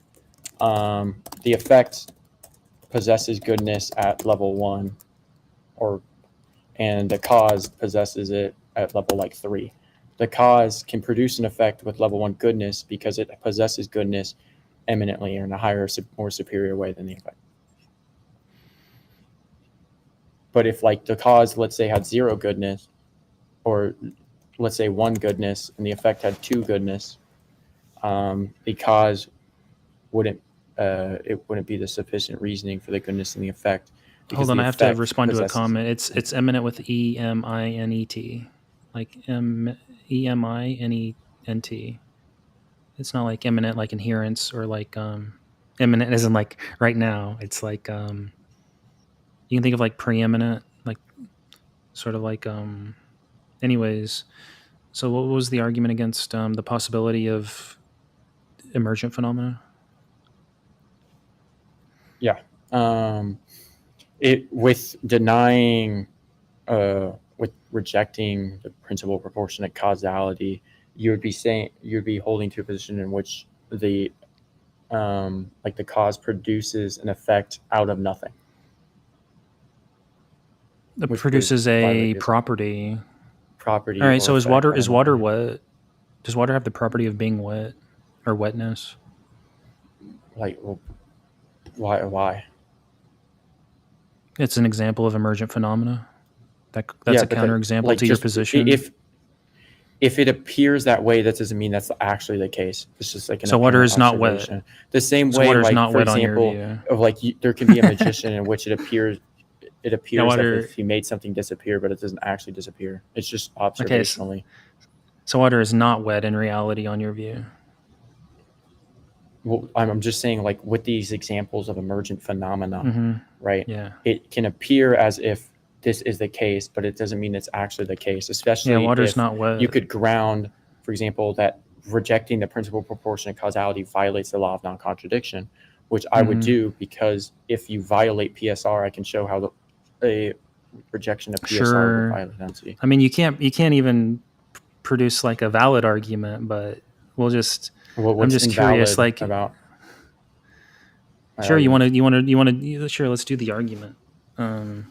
So the argument that emergent phenomena contradicts like contingent PSR. Okay, premise 1. Let's go. Let's see how many invalid arguments you could make in a night, because your main argument is obviously invalid, but maybe we can make some more while we're up here. Sure, because it's using words like that aren't in the conclusion or using words in the conclusions that aren't in the premises. So it's like straightforwardly invalid. Like I could be charitable and I can sort of understand like what you're trying to say, but like it's obviously like formally invalid. But okay, what's your next one? Let's take P1. For conclusion 1. What? Let's start with that. Where's the? How is this invalid right here? Premise 1 through 4 to conclusion 1. All right. What's the inference rule for conclusion 1? I was just using a modus ponens in which P is accumulation of premise 1, 2, 3, and 4. And Nobody on Fire said time support for the channel, so y'all do have a little bit of time left still. But if y'all are enjoying the debate, please consider submitting a super chat. There's still about 30 minutes available on the extension time. Yeah. So in the first conclusion, you're using a phrase called necessary being that doesn't appear in any of the premises. So it's like just straightforwardly invalid. Like you don't know how to make an argument. Okay. Which is fine. Like I was trying to be nice, but you were sort of being rude towards the end. So now I'm going to be rude a little bit back at you.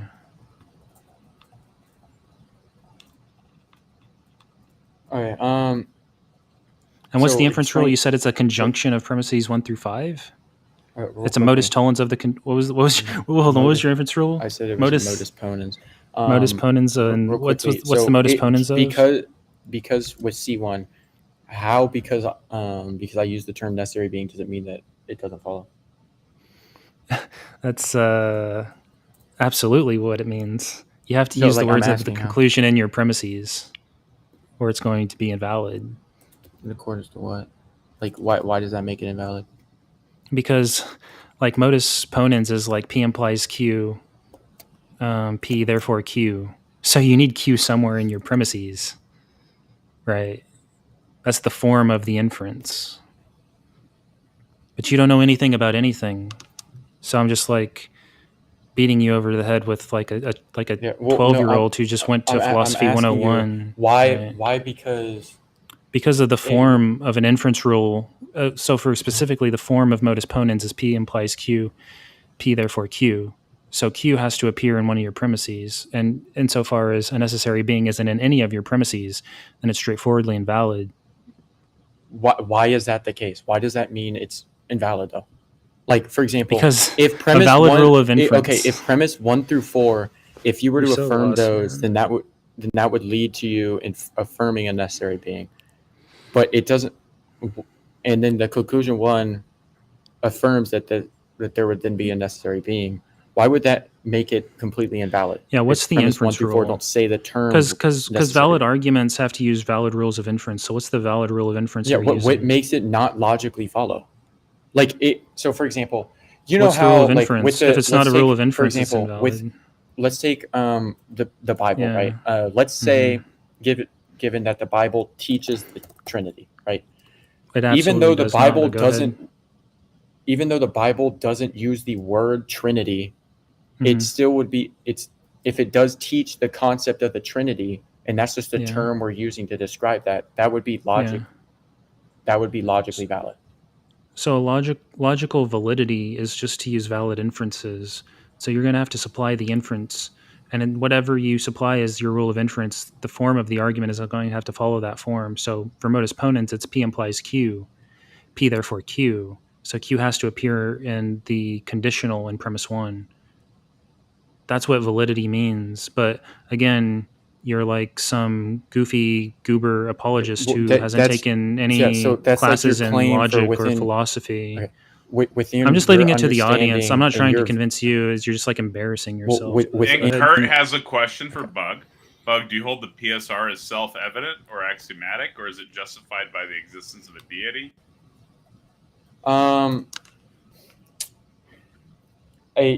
I would say like, well, it depends how you take axiomatic. Like, you could say it PSR is axiomatic in the sense that its rejection would then violate the law of non-contradiction is dependent on the law of non-contradiction.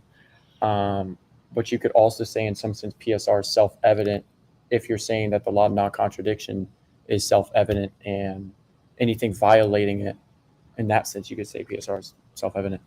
Howdy. So you've stepped. Like, That's within hilarious, by the way. Go Within ahead. your understanding of Mhm. logic, right? Logic, This right. is how it's this.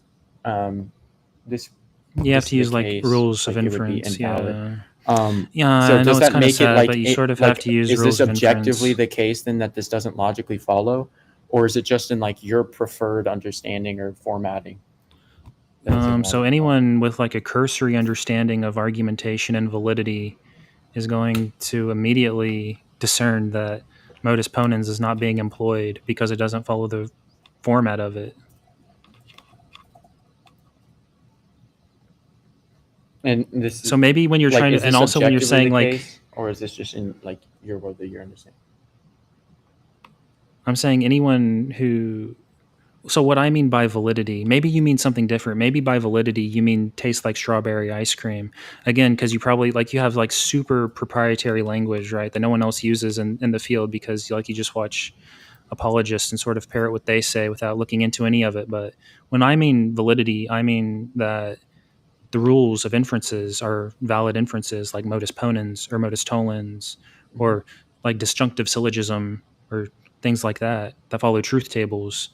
Now, you might mean something different when you say valid, like maybe the argument makes you feel good or something, but that's not what I mean. That's not what logicians mean. That's not what anyone in the literature means. So maybe we're just speaking past each other. But insofar as that's what I mean by validity, your argument is straightforwardly So invalid. with this argument, the modus ponens here, obviously modus ponens is if P is true, therefore Q. The P would be the accumulation of premises 1 through 4. The Q is conclusion 1, right? If so, then you would just format it. If P, that being premise 1, 2, 3, and 4, are true, therefore Q. P is true, therefore Q. Yeah, I'm sure. Like, if we took some time, I was being like, So I could that maybe right there, that would be valid. charitably. I don't know. You'd have to write it out, but like, presumably the argument could be made valid. Like, I could be charitable about it, but since you're being rude, like, obviously all of your arguments are invalid, and you have no idea what you're talking about. It's like sort of sad. I expected a little bit more, but it's okay. Can you show me like why with a modus ponens Q would need to be in the premise for it to be valid? Because why couldn't the P be the form premise of modus and then Q be the ponens, conclusion, and then it just be formatted where if P is true, therefore Q, P is true, therefore Q. right? So modus ponens is P implies Q, P therefore Q. That's an inference, right? But you're not doing that in your argument. That's why it's invalid. I am though. I'm just not rewriting. Okay. I'm not writing out. So it's just not. It's modus ponens, but just not in the form of modus ponens. That's cool. Hold up. Let me share my screen. And real fast, there's a super chat question from Karen Dave. But above all, if you have a totally alternative construction of logic than the one we were sharing, could you please share it? The audience is lost. Great question. Thank you. Wait, my construction of logic, it's the same as his. Like, look, can you give me permission to share my screen or like pull me up? Sorry. Okay. Yeah. So all he's saying here is with the modus ponens, it's if P then Q. P is true, therefore Q. The P here would be these 4 premises. Premise 1, 2, 3, and 4. This is the P. If this P is true. Hey, Wodenson. Yeah, it was pretty chill, man. It was pretty chill. I like Freak, and his friend was chill, so it was all right. It's just a normal the Freak call, you know. Therefore, Q. Q is conclusion 1. Right? So this is what it would just be formatted, right? If P, then Q. P is true, therefore Q. That's logically valid. Really, his complaint is that I didn't put like conclusion 1 over here with like with an arrow for the Q, so then it would read out left to right. If P, then Q. P is true, therefore Q. Like, it's not, the argument's not actually logically invalid. And Shadowslave says equating God with any part of reality means you need to prove how it's the same. Example, God is reality. Saying God is outside of space and time is the same as saying God does not exist. How is God real? Thank you for the super Equating chat, God with any part of reality means you need to prove how it's the same. What? God is reality. Saying God is outside of space and time is the same as saying God does not exist. Okay, well, the entire argument with saying God is outside of space and time is to say God does not exist is just like definitional. You're just defining that something outside of space and time doesn't exist. It's not like, it doesn't mean in reality he doesn't exist in the sense of like to be an act, right? It's purely definitional. You could do that with anything. I could say like to be part of reality means you exist and act, and you're also not Howdy. So with that being said, Howdy doesn't actually exist in reality. Like, technically that's true, but it's only definitionally valid. Like, it doesn't really prove anything. I guess I have like maybe a meta question. Like, do you think that you're performing well? Like, do you think that you know what you're talking about, or do you feel sort of embarrassed?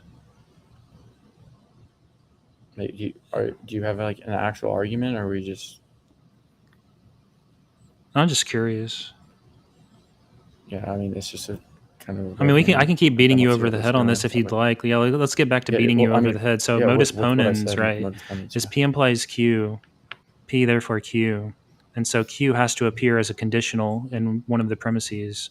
insofar as your argument does not have that, your argument's invalid. Why does it have to show up in one of the premises? Why can't it be like, for example, if we That's look what here, it means to be valid. if P, Yeah, validity then just Q, means like you feel good P about is it, literally right? just premise 1, 2, 3, and 4, right? So, What do you like, think? Actually, let me ask you, what do you think validity hold on. means? This, I'm explaining something. Because This is obviously it's not P. adherence to This valid is rules of P. inference. This is So Q, what is right? Yeah. All we're saying, all you want me to do is take this and, like, let's say there's like a bubble here. You want me to put this. If P, that being this, that's this bubble. Therefore Q, that's this. Point of bubble, moderation: Q, is and your that's name what on there this is gonna be. Admiral Wamper? Yeah. Thank you.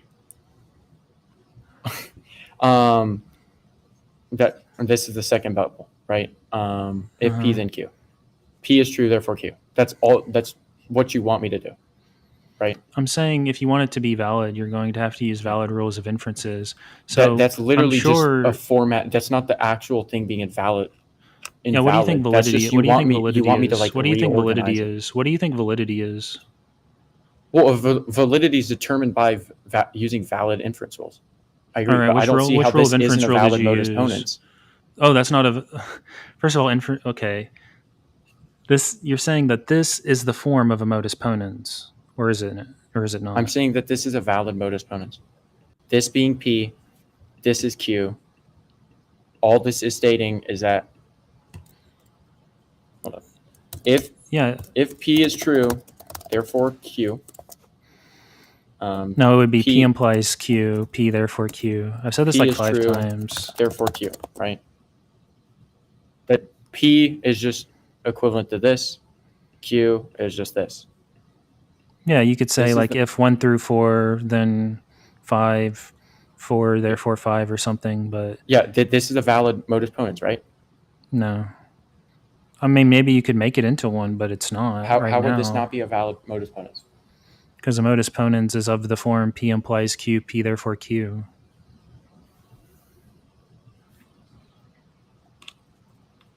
Okay, so how does... Right, so when we, from your understanding, right? Something Yeah, it's just logically- my understanding. No, I'm asking you something. From your understanding,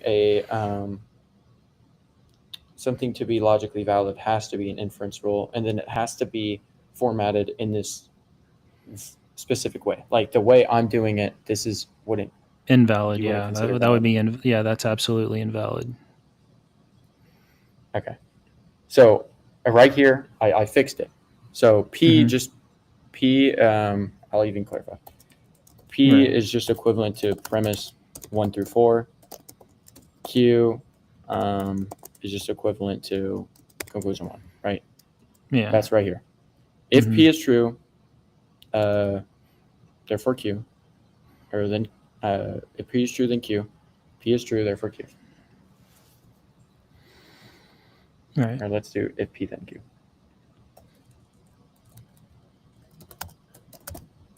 There's your valid modus ponens. Yeah, there you go. All right. So it wasn't that this was invalid. You just wanted it formatted this specific way. I'm not sure what you think validity means. You had a problem with the form of the way in argument. Yeah, the structure. It still means well, I don't have a exact problem same with thing. it. You just I don't wanted have me a problem to write with it. this out. I don't have a problem with it. I think it's like cute and endearing, but yeah, for an argument to be valid, it has to be of a valid form. Kind of. You're a little spicy, but yeah, you're like a tiny little infant swinging about using words you don't understand. But really, yeah. So does this mean like you're gonna add me back on Discord and we can become best friends, and maybe more? I don't have you added on. I don't think I have you added on Discord. Yeah. Don't worry, I'll add you after the conversation. Okay. Are you going to stop listening to insane pop apologists on YouTube and like open up a book on I logic? didn't get this from pop apologists. This is my own argument. I don't think no one even like runs this.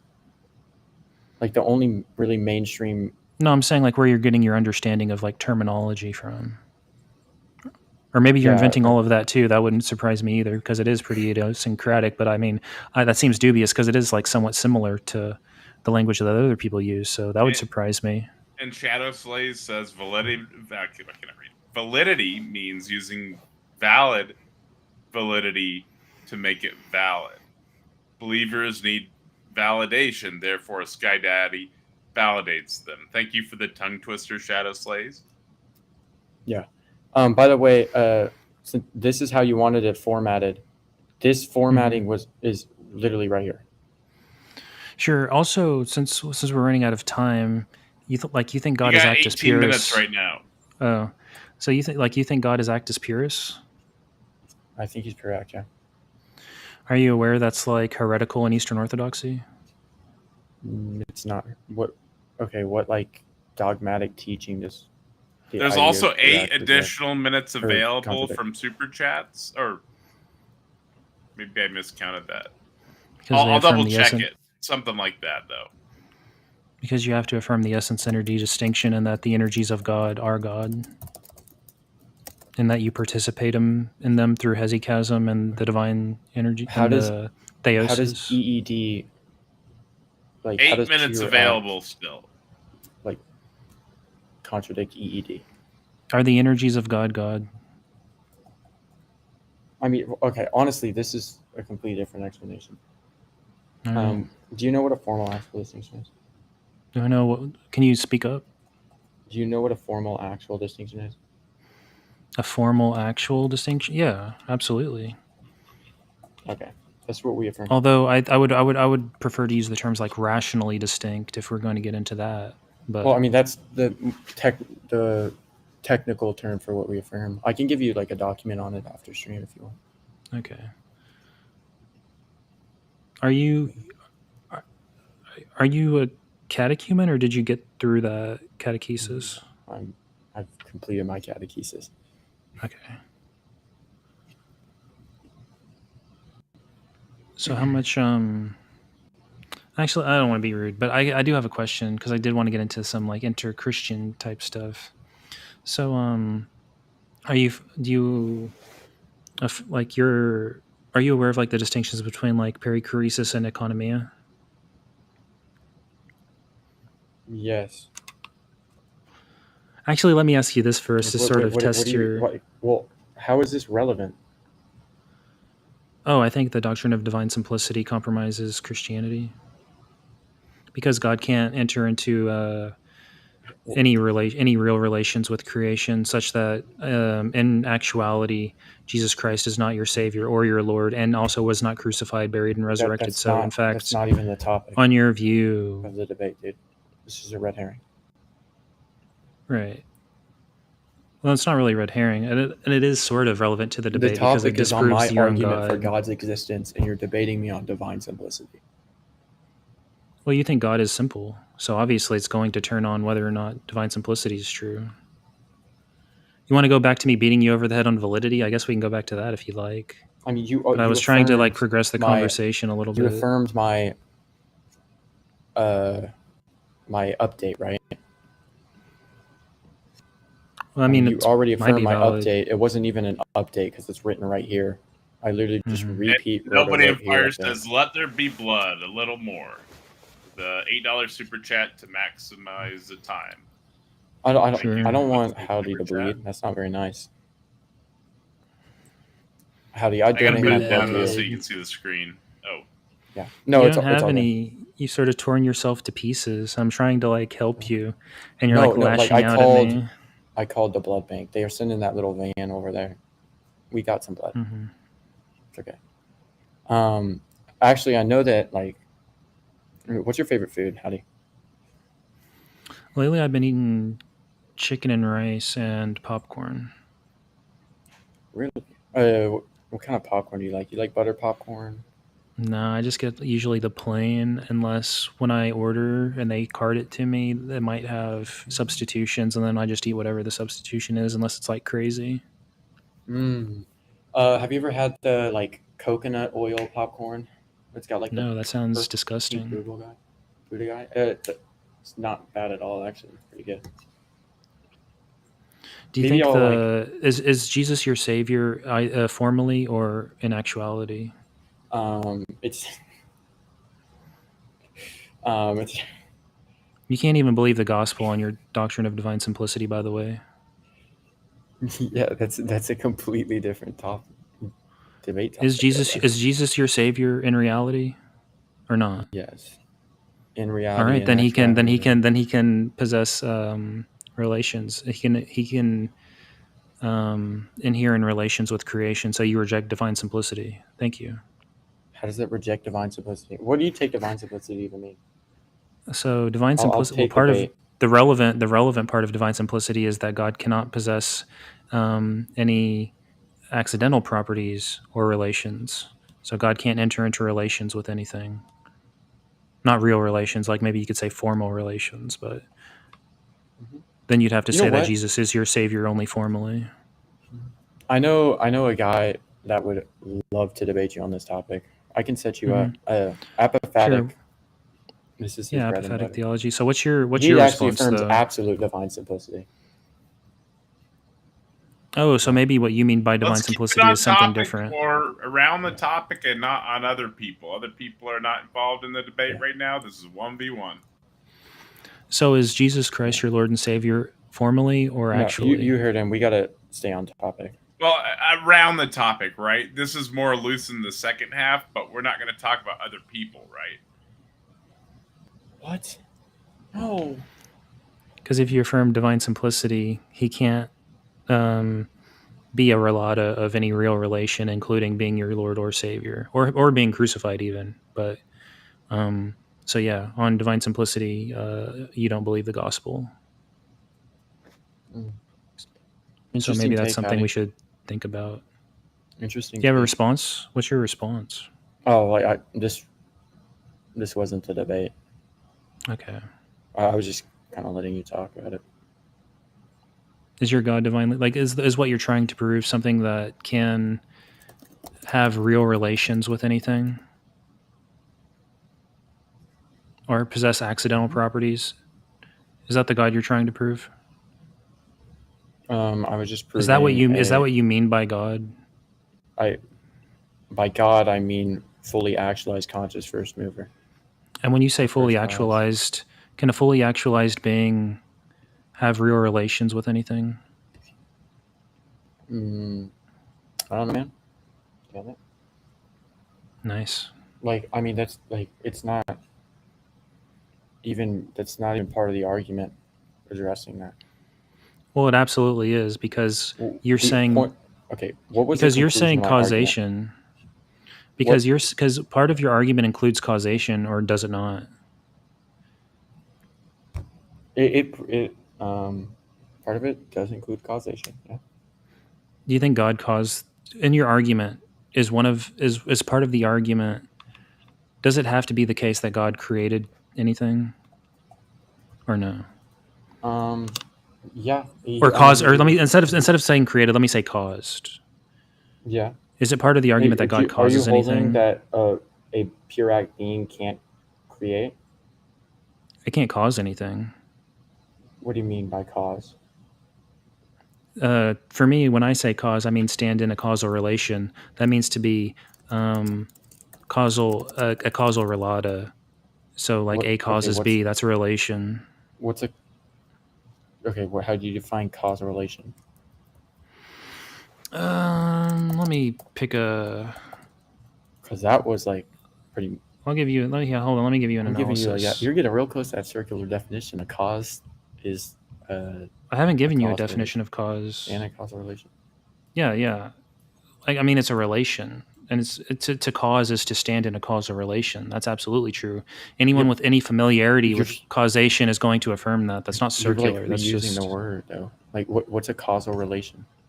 Right, I'm about to give you one definition of it. I actually prefer the counterfactual, right? So if we're doing a connectionist account, right, it would be that P immediately causes Q. If and only if had P not occurred, Q would not have occurred. Although maybe I want to go for an explanationist counterfactual where it's like if P and Q are truths of the appropriate kind, and the truth that P causally explains the truth that Q, then the causal explanatory fact consists in the fact that Q would not have been true if P had not been true, i.e., not P implies necessarily not Q using the Stalnaker-Lewis subjunctive conditional. Right. W. Gish Gallup. That's I an appreciate that you analysis speak of. really fast, but I am I can supposed to talk slow it. about? Like yeah, you're not going to be track it anyway. If P Oh, you know what? and Okay. Q are truths A little slower. of an appropriate kind, Dude, you're and going the too fast. You gotta truth go a little slower. that P causally explains the truth that Q, then that causal explanatory fact consists in, here's the analysis, the fact that Q would not have been true if P had not been true. That is to say, not P necessarily implies not Q. That's a counterfactual conditional analysis of causation. You want some more? So I that's can how give you like you the define nomological what causal deductive. relation means.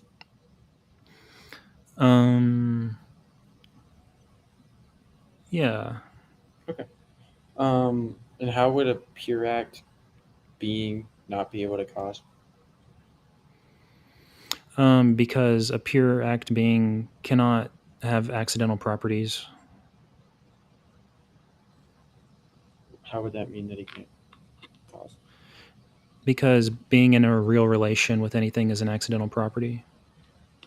Being in a real relation is an accidental property. Well, I guess it could be an essential property, but for the purposes of this, it would be an accidental property, unless you're like an emanationist or something. But in this case, it would be. You're affirming like that a God for like a necessary being to exist and be pure act, it would have to at least have like, you know how we have the Trinity, like at least two To be persons, pure two act. hypostases. Yeah, you just don't Because they would understand. You need just to don't have, understand like- divine simplicity. Like if you Well, read hold up. Aquinas, right? Go Are ahead. you affirming that for a necessary being to be pure act, it would need to have two hypostases? For anything to be pure act, it can't have accidental properties because it can't So change. it would need at least one other hypostasis, so that then it wouldn't be an accidental property, and it would have like relation Yeah. kind of within itself.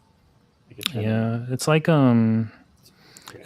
a 4-year-old, and you're like trying to show him the museum, and he's like, "Hey, look at this painting! Look at this painting!" And he's just like burying his face in some ice cream. I mean, or so with something that, over like, there. could you go one further and even prove the Trinity?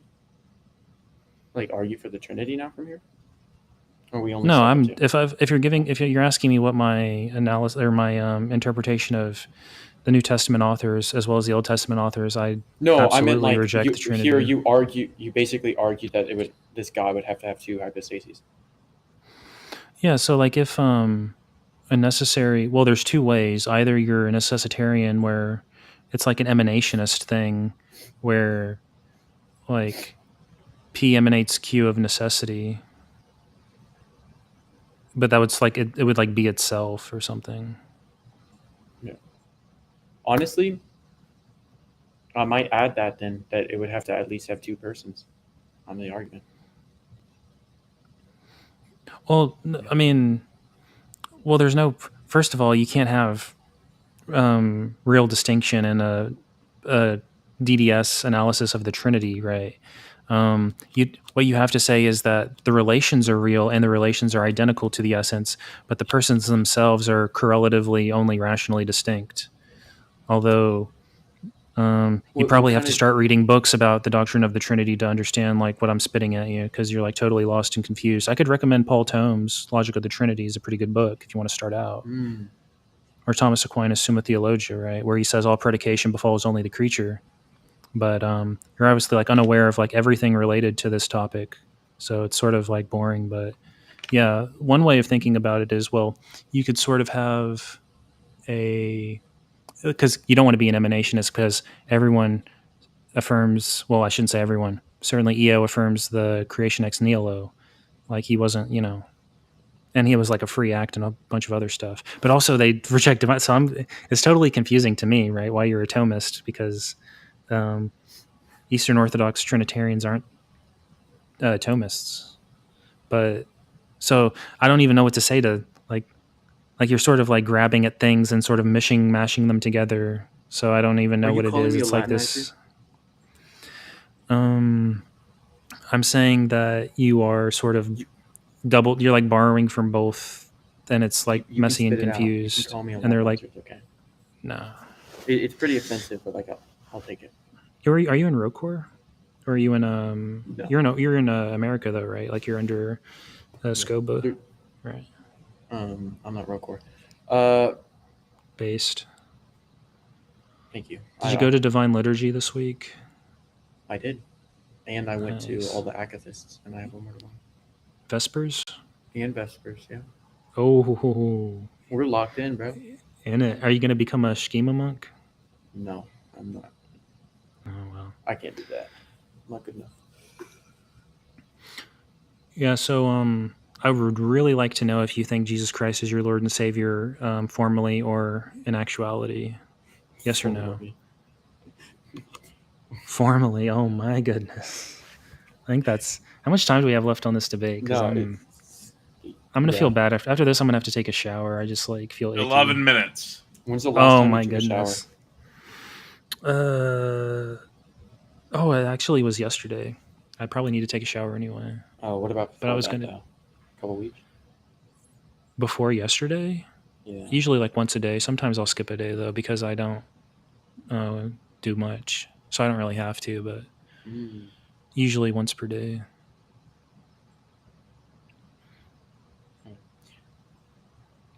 Yeah. So like, are we just gonna sit here the rest of the 11 minutes for the people? We can argue some more. It's funny. So you were trying to present another argument. Ooh, can we Netflix and chill? Howdy. Can we like put up a little Netflix? What's your and argument for? I remember you said you had an argument. Going off topic is a concession. Let's stay on topic. You said something entailed. We finished with the topic pretty much. Like, there's nothing much. No. We can go more. You can argue around it, right? Netflix and chill is like off to the moon, right? Well, like technically, we could make that on topic though, because essentially, right, the Netflix and chill. Stop wasting time. What's up, Howdy? I just wanted to get that because he said he had another argument. I'm ready to write it down. Let's check this one out. You said you had an argument for something. You said like rejecting something rejects PSR or something entails like a contradiction. Actually, let me ask you this. What's your argument in support of the PSR? Like what justifies me? Like why should I accept I would affirm this? So the rejection of, if you reject PSR, then you'd be affirming that. And by that PSR, you mean this version of the PSR? Yeah. There'd be brute facts. Yeah. And then there would be a violation of the law of non-contradiction in respect. Oh yeah, I remember this. You said Taco that brute facts entail a contradiction. Okay, brute facts entail a contradiction. So the conclusion would be that brute facts, right, implies some P and not P. That's the conclusion, right? So what's the argument? How are we going to get this? What's P1? In respect to well, I don't have its formal syllogism. The P and not P though would be in respect to rational grounding. They're given something that exists that with brute facts. So there's rational something grounding that exists and does not grounding. have a grounding, and something that does not exist does not have a grounding. Something that exists does not have a grounding, and it is not the case that something that exists does not have a grounding. Is that the P and not P? Some things that exist do not have a grounding, i.e. they exist as brute facts. Not P. Some things that that do not exist do not have a grounding. Yeah, so a contradiction is, again, I'm sorry to press you on the form, right? But I'm a stickler for form. I'm sorry, but it's going to have to be like P and not P. So you could say something that exists does not have a ground, and it is not the case that something that exists does not have a ground. Some things that exist do not have a grounding. Some things that do not exist do not have a grounding. Yeah, that's just not a contradiction. How so? So a contradiction is a statement of the form P and not P.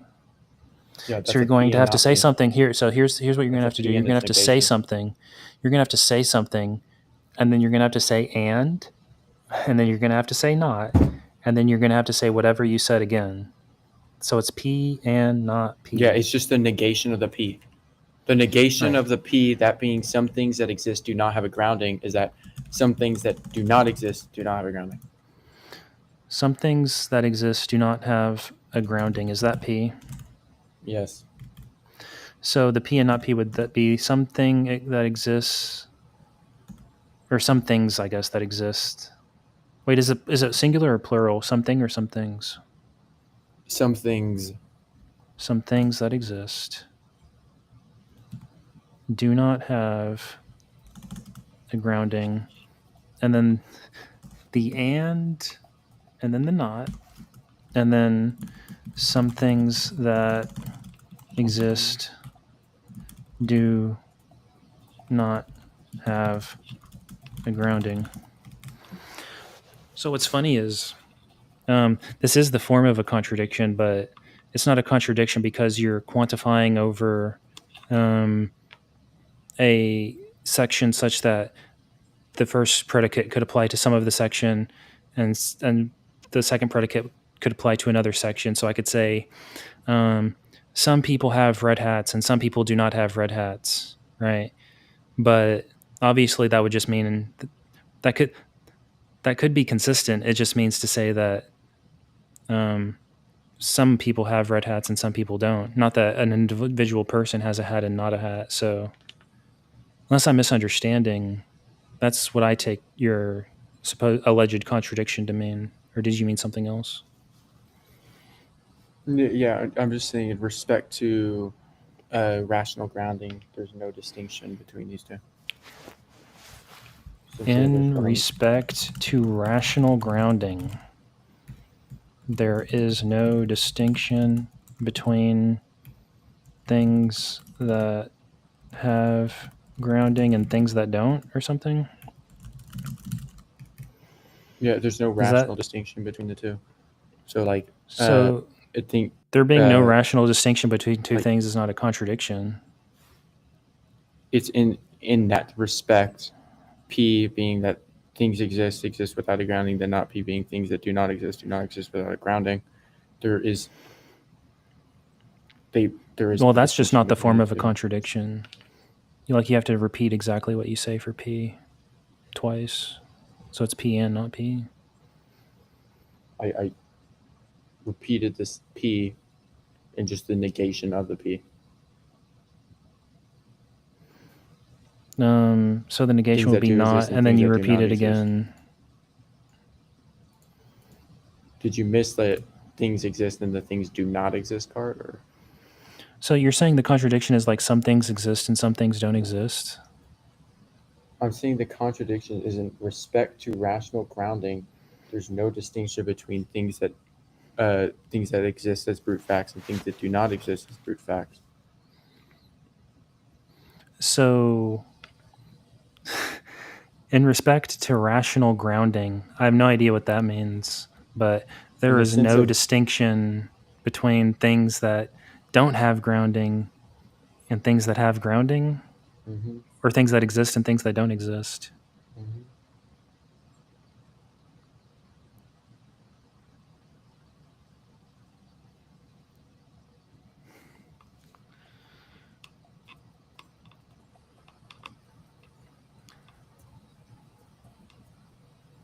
Well, other than being like extremely conceptually confused and it not being the form of a whatever contradiction, it's also the case that you're like quantifying opaquely because you're saying some things. So it's like, well, some people could have blue hats and some people could not have blue hats. That's not a contradiction. I mean, ultimately, things exist without as a brute fact. Things do not exist as a brute fact. When you say things, does that mean all things? When you say things, does that mean all things or no things? Ultimately, if you reject PSR and affirm that things are grounded in brute facts, then yes, ultimately, all things that exist. Oh, so denying PSR entails all facts are brute and all facts are So denying PSR implies that all facts are brute and that all facts are explained. That's not even what I said. I'm saying Okay. I said if you affirm brute facts and that things are Mhm. ultimately ungrounded, then P, everything that exists is ultimately a brute fact, and everything that does not exist is ultimately a brute fact. There's no distinction between the two in respect to grounding, in that sense.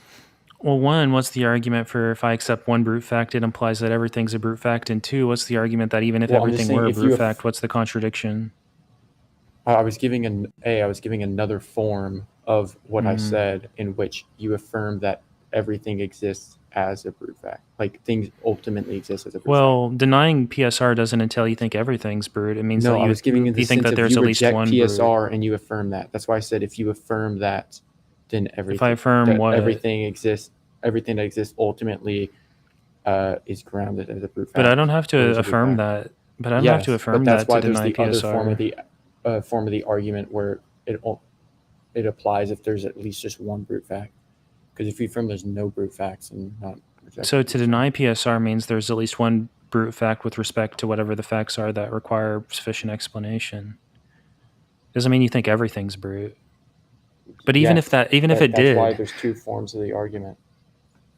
sure. Two What's the forms of form the that says like if I think that one thing's brute, that then everything's brute? What's No, that argument like? I was saying that if you believe that ultimately everything that exists doesn't have a grounding, it just exists as a brute You don't have to fact. say that to deny PSR. That's why it's an alternate worldview. That's not the normal P and not P that I gave you earlier. I was just saying. I'm saying, what's the contradiction from denying in which people PSR? just believe everything came about as a brute fact, or just No, but you said because. denying PSR entails a contradiction. Yes, and I gave you the P and not P for affirming even just one brute fact. And I was giving you an alternate So I have for a the brute worldviews that fact. affirm that everything just exists. So I have a brute fact. What's the contradiction? I gave the contradiction like 4 times, dude. So the closest I got to a contradiction was that some Is there things that exist. Is there a distinction between, in terms And of that is grounding? time. Go ahead and finish up your statements, and then we'll go to the closing. I just had one last question. In terms of grounding, between something that exists as a brute fact and something that does not exist as a brute fact, is there a distinction between the two, or do they both exist as brute facts? Yeah, a brute fact is just a fact with no sufficient reason or an explanation, and then a non-brute fact is just a fact that is explained. Yeah, so they're, in that sense, between that thing that exists and doesn't exist, if they both exist and don't exist as brute facts, in terms of grounding, there's no distinction between the two, right? That sounds like nonsense. I don't even understand what you're saying. Well, we'll just end it there then. Yeah. All right. So let's go ahead and move into the conclusions. I put up a vote for tonight's master debater. It's got Howdy and Bug on there, so make sure you put in your votes for that. We're also at 41 likes, so only 9 more likes, and I'll be completely naked. Bug, I'm putting you at the top of the screen there. You ready? For my, your conclusion? Yeah. You've got 8 minutes. 8 minutes? Dude. Howdy, how long's your conclusion going to be? 8? Dude. I mean, 7 I don't really minutes have a and conclusion 45 to work on. seconds. You don't have a conclusion? Not really. Do you want to just say some stuff? I just want to say that I like Howdy. He's a pretty cool guy. I appreciate y'all having me up here. And hopefully in the future we can get like an apophatic Howdy debate on divine simplicity, or a 2v2 going, which with apophatic and I and Kaka, you can pick the topic and whoever we debate. But yeah, appreciate y'all for having me. Thank you for the great conclusion. And then Howdy. Let me know when you're ready, and I'll start your timer. Yeah, you can go ahead and start it. You've got 8 minutes.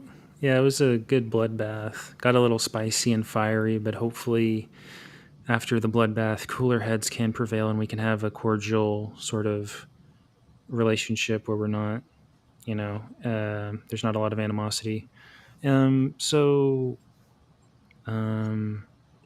Bugs, I think, well, I guess I can give my analysis of the debate because there's nothing else to do really. So he's just like obviously conceptually confused about almost every technical word used in his argument and in explaining his argument and in the conversation. Other than that, it's like he says the PSR, but it's like which PSR, and then maybe it's like contingent being PSR, but we're sort of having to make a lot of assumptions and do a lot of work for him to even like understand what he's saying. Anyways, like the most charitably I can be is like he has given like no justification to affirm his version of the PSR. In fact, his arguments were so bad, I would just assume that people who believed the PSR would renounce that version, would just renounce it based upon how unpersuasive the argumentation was, just like totally lost and confused. I was going to respond to like possible arguments against rejecting PSR, but he didn't even provide any, so I'll skip ahead. So we don't even know like what the modal register of the contingency argument he's using is. We don't know what metaphysics of modality is being deployed.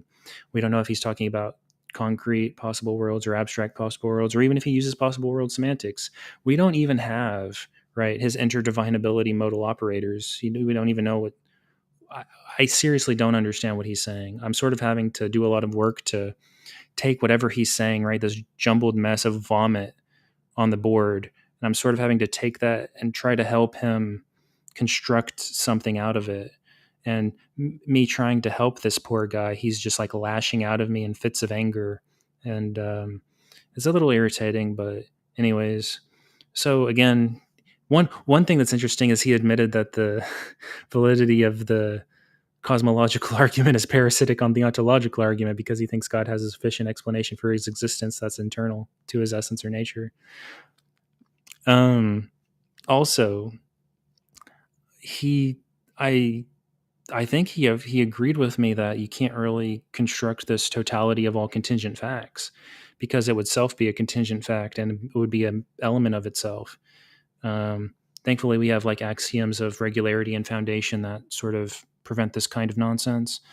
It's also probably a fallacy of composition anyways, even if it was like some finite or non set containing itself sort of construction. But he also gave no justification that there can't be infinite chains other than the chain itself requires an explanation. But obviously the chain of explanation is explained by each of its members. Obviously his Aristotelian metaphysics, which he doesn't even understand, so he had to walk him through like what that is a little bit at least, is obviously like totally outdated. It's circular, inadequately justified, unparsimonious, and it assumes ontological pluralism, which no metaphysician accepts, except for like 2% of them. That is to say, there's existent things that exist between existence and non-existent, and it assumes the felicity of eternalism, which I think a plurality of metaphysicians assume eternalism. But all of these, counting against his arguments aside, right, he still has to rely on the principle of proportionate causality, which is just like straightforwardly refuted by emergent phenomena. This guy can't even say that water is wet and that atoms are not wet. We can't even figure that out on his paradigmatic worldview, if he wants to use that language.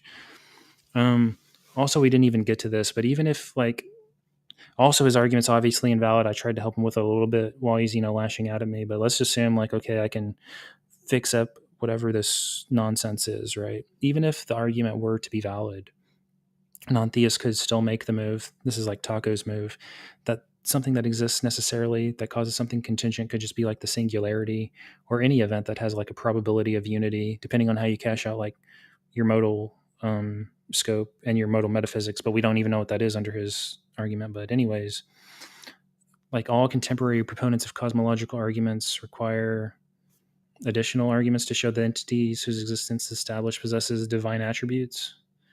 But he just early on in the debate admitted that the cosmological arguments are parasitic on the ontological arguments, but the ontological argument is unsound. Unfortunately, I didn't get in time to get into that, but obviously if you think the ontological is unsound, then you have to reject anything that this guy's saying, if you can understand what he's saying.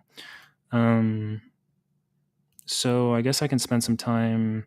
Also, like, there's so many things like you could push back on and reject. You could be a causal anti-realist, and there's arguments against anti-realism. John McTaggart Ellis has a pretty reasonable argument.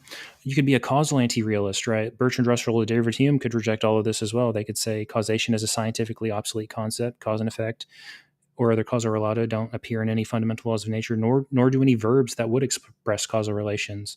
And his argument seemingly would require necessary connections between separate existences. But if causation is a relation between separate existences, then causation can't be a relation of necessitation by conceivability. This is David Hume's famous argument.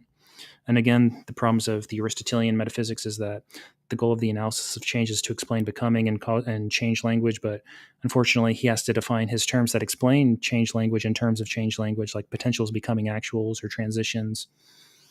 I gave him like readily available plausible alternatives like the ADAT theory of change or non-Aristotelian causations like nomological, deductive, counterfactual, conditional, probability raising even.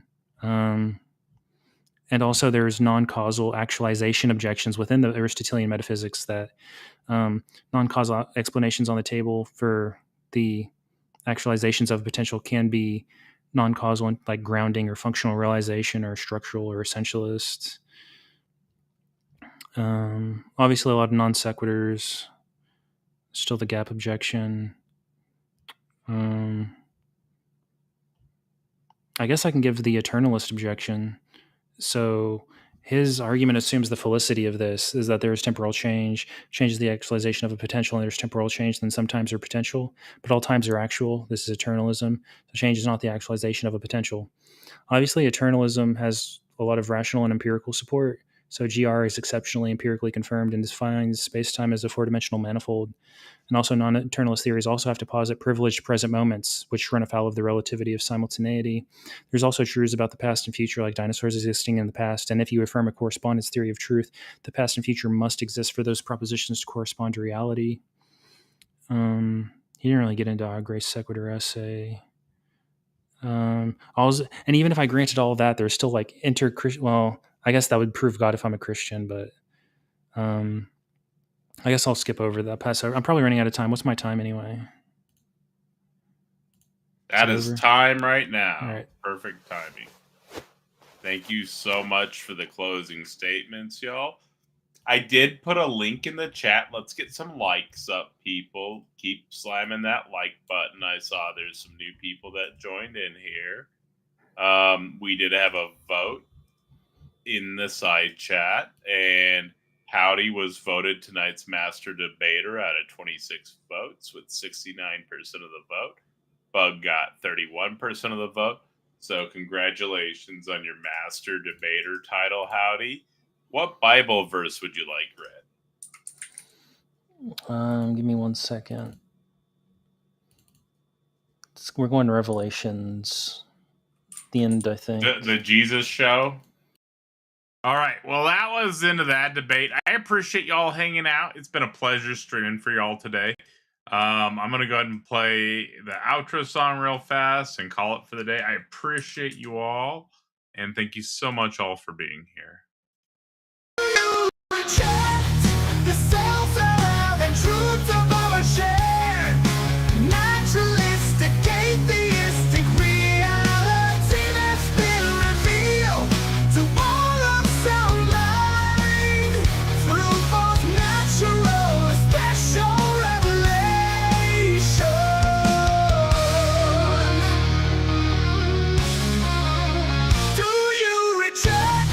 The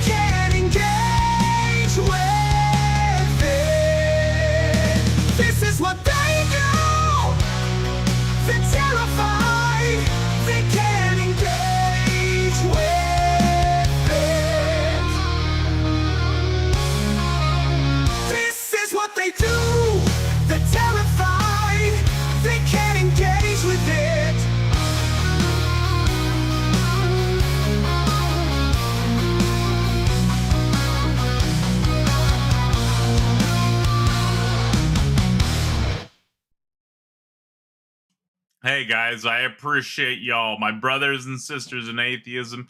You have a wonderful morning, and I will see you all